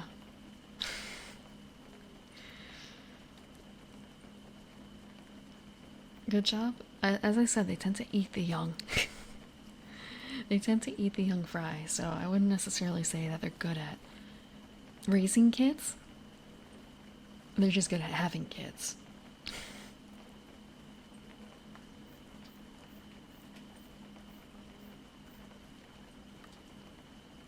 Centipedes? I'm sorry to hear that.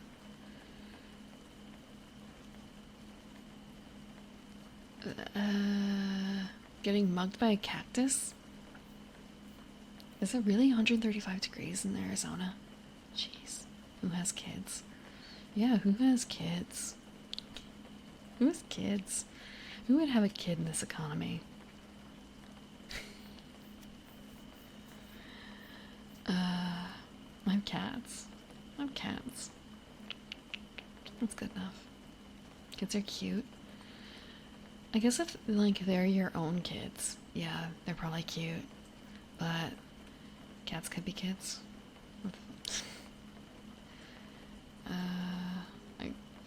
There's so much baggage there. Cats are cute as cats. Cats are cute as cats.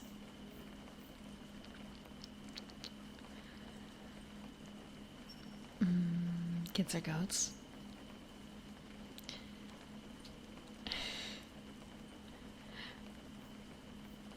Yeah.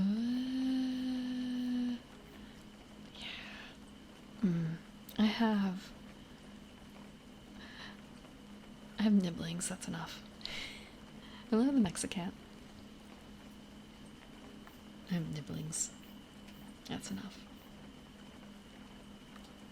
Dogs are the best people.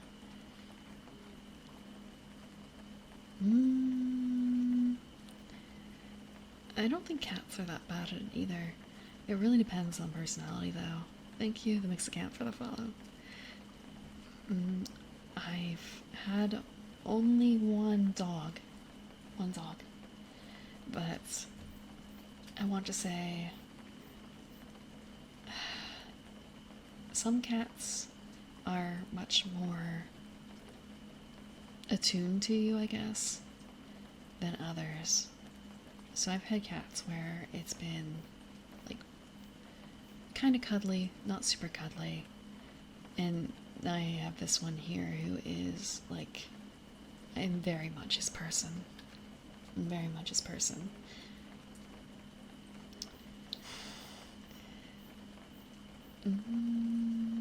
All dogs go to heaven, so they are.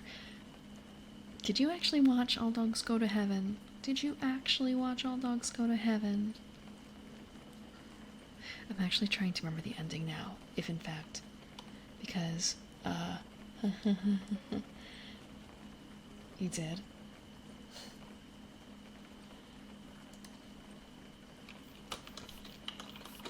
I don't remember. Oh, thank you. Homeward Bound. Yeah, Homeward Bound always makes me cry. Thank you for the water.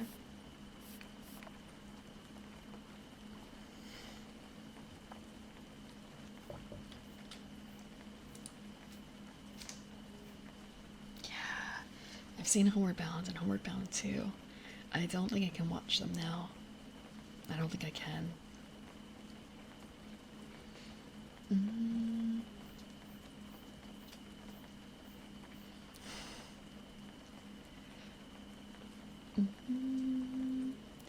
Can your cat eat, or can you eat platyfish? Can you feed eggs to your platyfish? Yeah. Again, I really don't know why you would want to.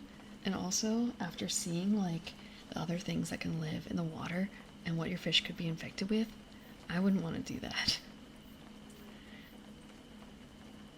But then again, I guess that applies to a lot of creatures. It's just, man. I have gutted fish too. I don't know why it freaks me out to like think about eating platy.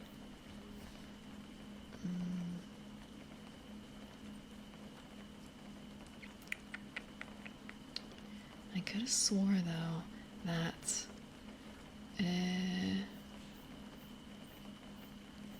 see.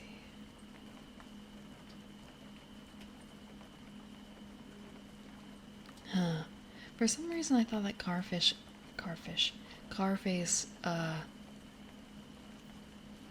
didn't go to heaven in the end. I know he went to heaven, but at the same time, like, everything else, because I have them as pets. Maybe, I guess they're like weird looking. They don't, I could see you being able to eat neon tetras, okay? I've had neon tetras. Betta fish are also kind of weird because there's a lot of fin there and generally don't eat fin. It's like the fatty belly bit for such a small creature gets me like weirded out, I guess, for the platy. Like again, neon tetras, that could be like a snack. That could be like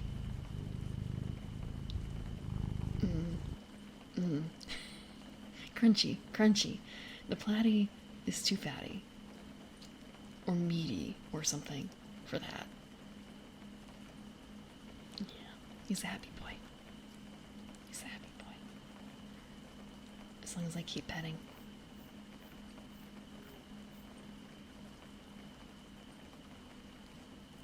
Scar from Lion King ends up in heaven.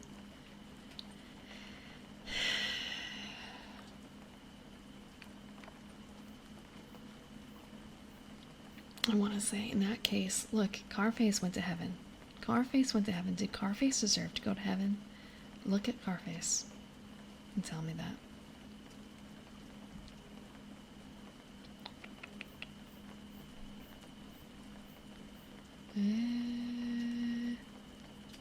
Shit.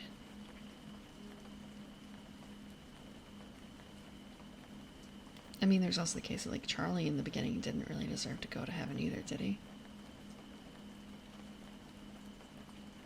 Oh yeah, actually no. So Charlie could have gone to hell. Mm-hmm.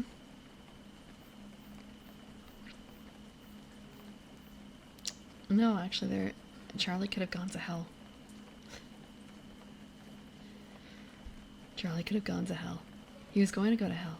I remember the ending now. Like, they kind of implied that he went to hell, but he got raised back up because of what he did in his own death.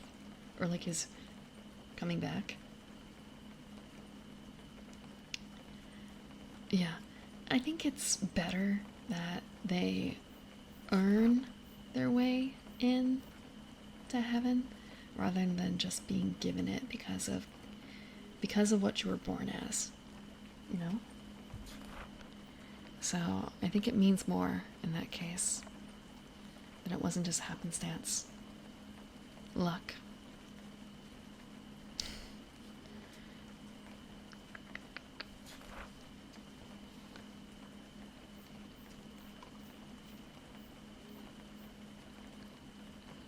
Okay, this is probably gonna be the last one of the night, considering what time it is. Folly held aloft, the wax wings, a huge mistake. One wait. Who hasn't always wanted to soar the pretty blue sky? In an attempt to grant the wishes of land-bound folks, these great magical wings were created. Known by many names and crafted by as many mages, they commonly take the shape of the wings of whatever local birds hold affection. Worn by means of a harness, or, in some dire cases, a surgical procedure. When you take to the air with these magical wings, roll +X. On a 10+, your flight is controlled and you may stay aloft as long as you like. On a 7 through 9, you make it aloft, but your flight is short or erratic and unpredictable. Your choice. On a 6 or less, you make it aloft, but the coming down part and everything in between is up to the GM. What time is it? Despair. It is almost 3 a.m. I have some things I need to take care of. There's someone who's going to need a feeding in a bit. His last meal of the day, or first meal of the day, depending on how you look at it. Let's see. We absolutely did not do that many things as I had wanted to. Fuck. I keep saying, like, okay, 1, 2, 3, 4, 5. 5 more pages. We got through like half. Okay, we did this 1, 2, 3, 4. We did 4 pages.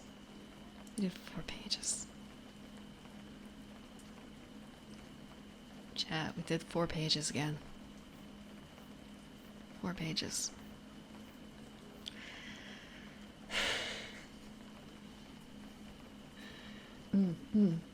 It's the journey, not the destination, right? It's the journey. 4 pages in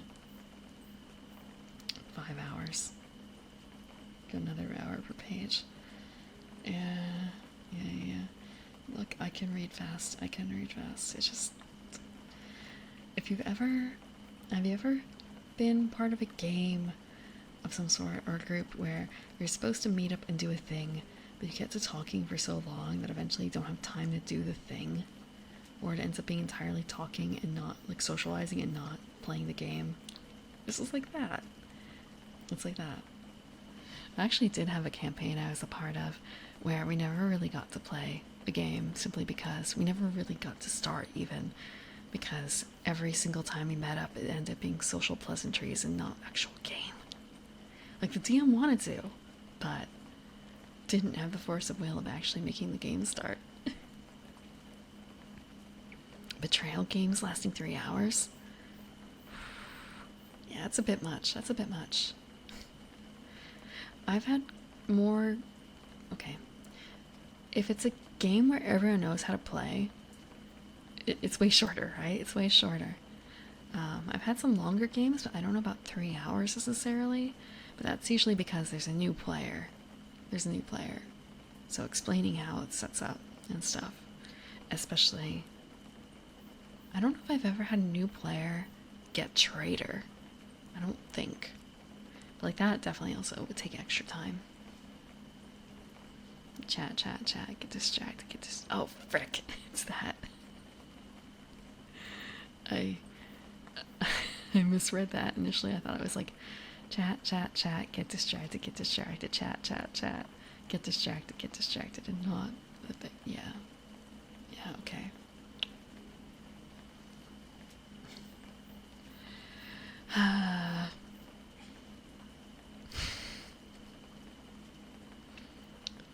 Herding cats. Yeah, yeah. It's kind of a shame that TM has to. They don't just have to put together like the campaign, but they also have to do everything else, like being in charge of scheduling and shit, and actually making sure the game actually fucking starts. And usually hosting too, but not always. I've been a part of a group where the host was not the DM, which was probably. Actually, I've been a part of 2 groups that have done that ish. More of a case of some locations are easier than others to deal with, and I guess like middle location versus DM's location. But I'm sure that there's some downfalls to that too. DM can't just go to their other room and pull out the blue dragon mini or whatever. They have to make sure to pack it if they want to use it, unless it's more improvised. Okay. Oh god, I have 38 tabs open. Let me check something real quick. 3D print it. You know, the host did actually have a 3D printer, but it wasn't that quick back in the day. He did print a mini of his own character, though. Before you could buy the files off of, like, Hero Forged or whatever. Okay, Twitch.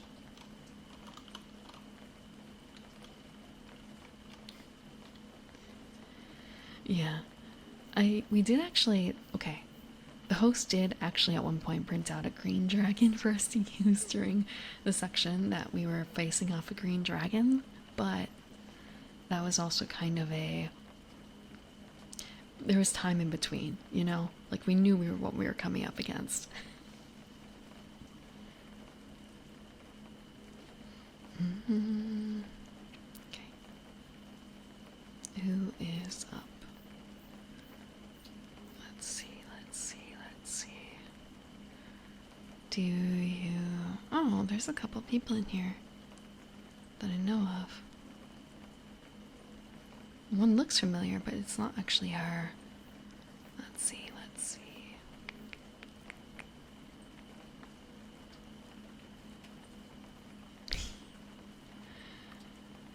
Do you want to hear someone talking about anime stuff? There's someone doing that. That might be the best option.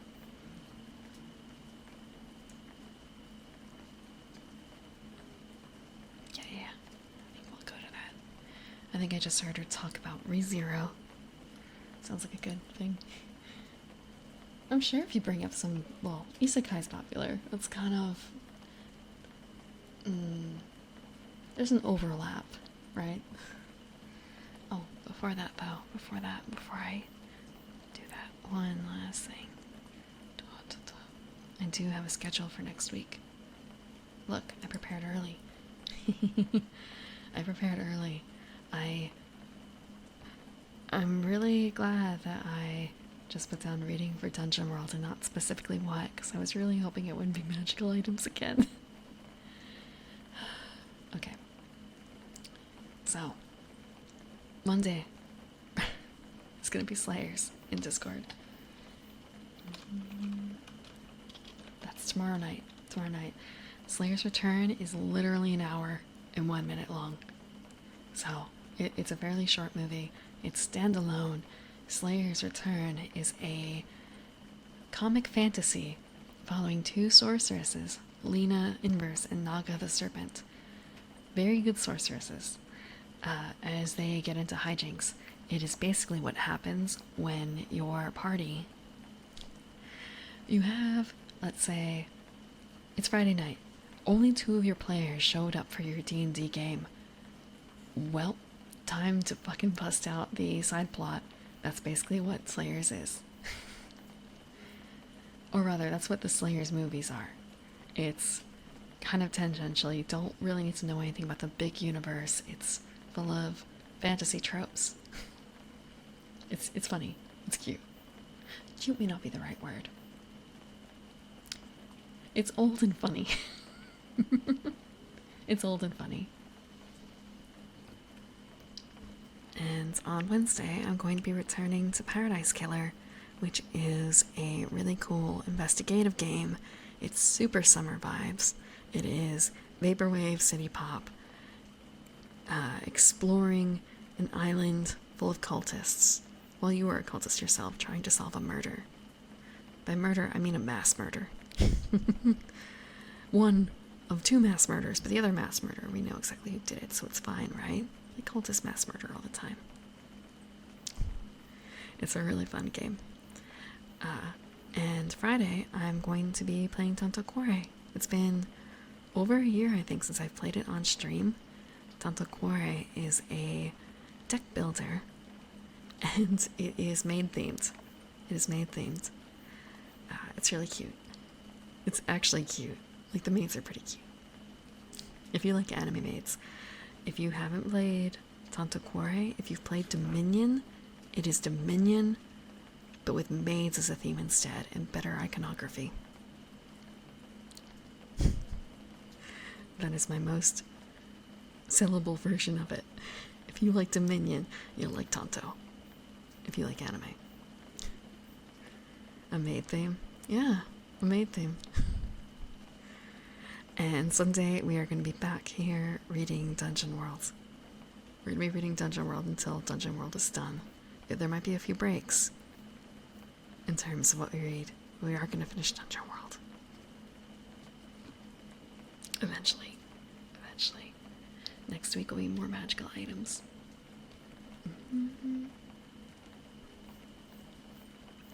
Okay. With that done, we are going to rate, eventually. Look, we're on page 337. 337 out of 410. Let me start up the raid, and then I'm gonna go count real quick about how many other things we have left. Like, if I cut out if I cut out, like, the end, how many pages are there? How many pages did we cut out? For index. We're not reading the index. That's 400. Look, we have... Okay, what is this? Tag references. If we end at the index, we have less than 70 pages. We could do that. We could do that without any commentary in one night. We could. But talking about it is fun too. Talking about it is where the fun is. Good. So, thank you very much for coming tonight and joining me in discussing tabletop RPG things. And boats. And flies. And vinegar. And fish. I hope that you have fun with Maddie, the next stream, and I hope that you have a very good night. Thank you for joining me.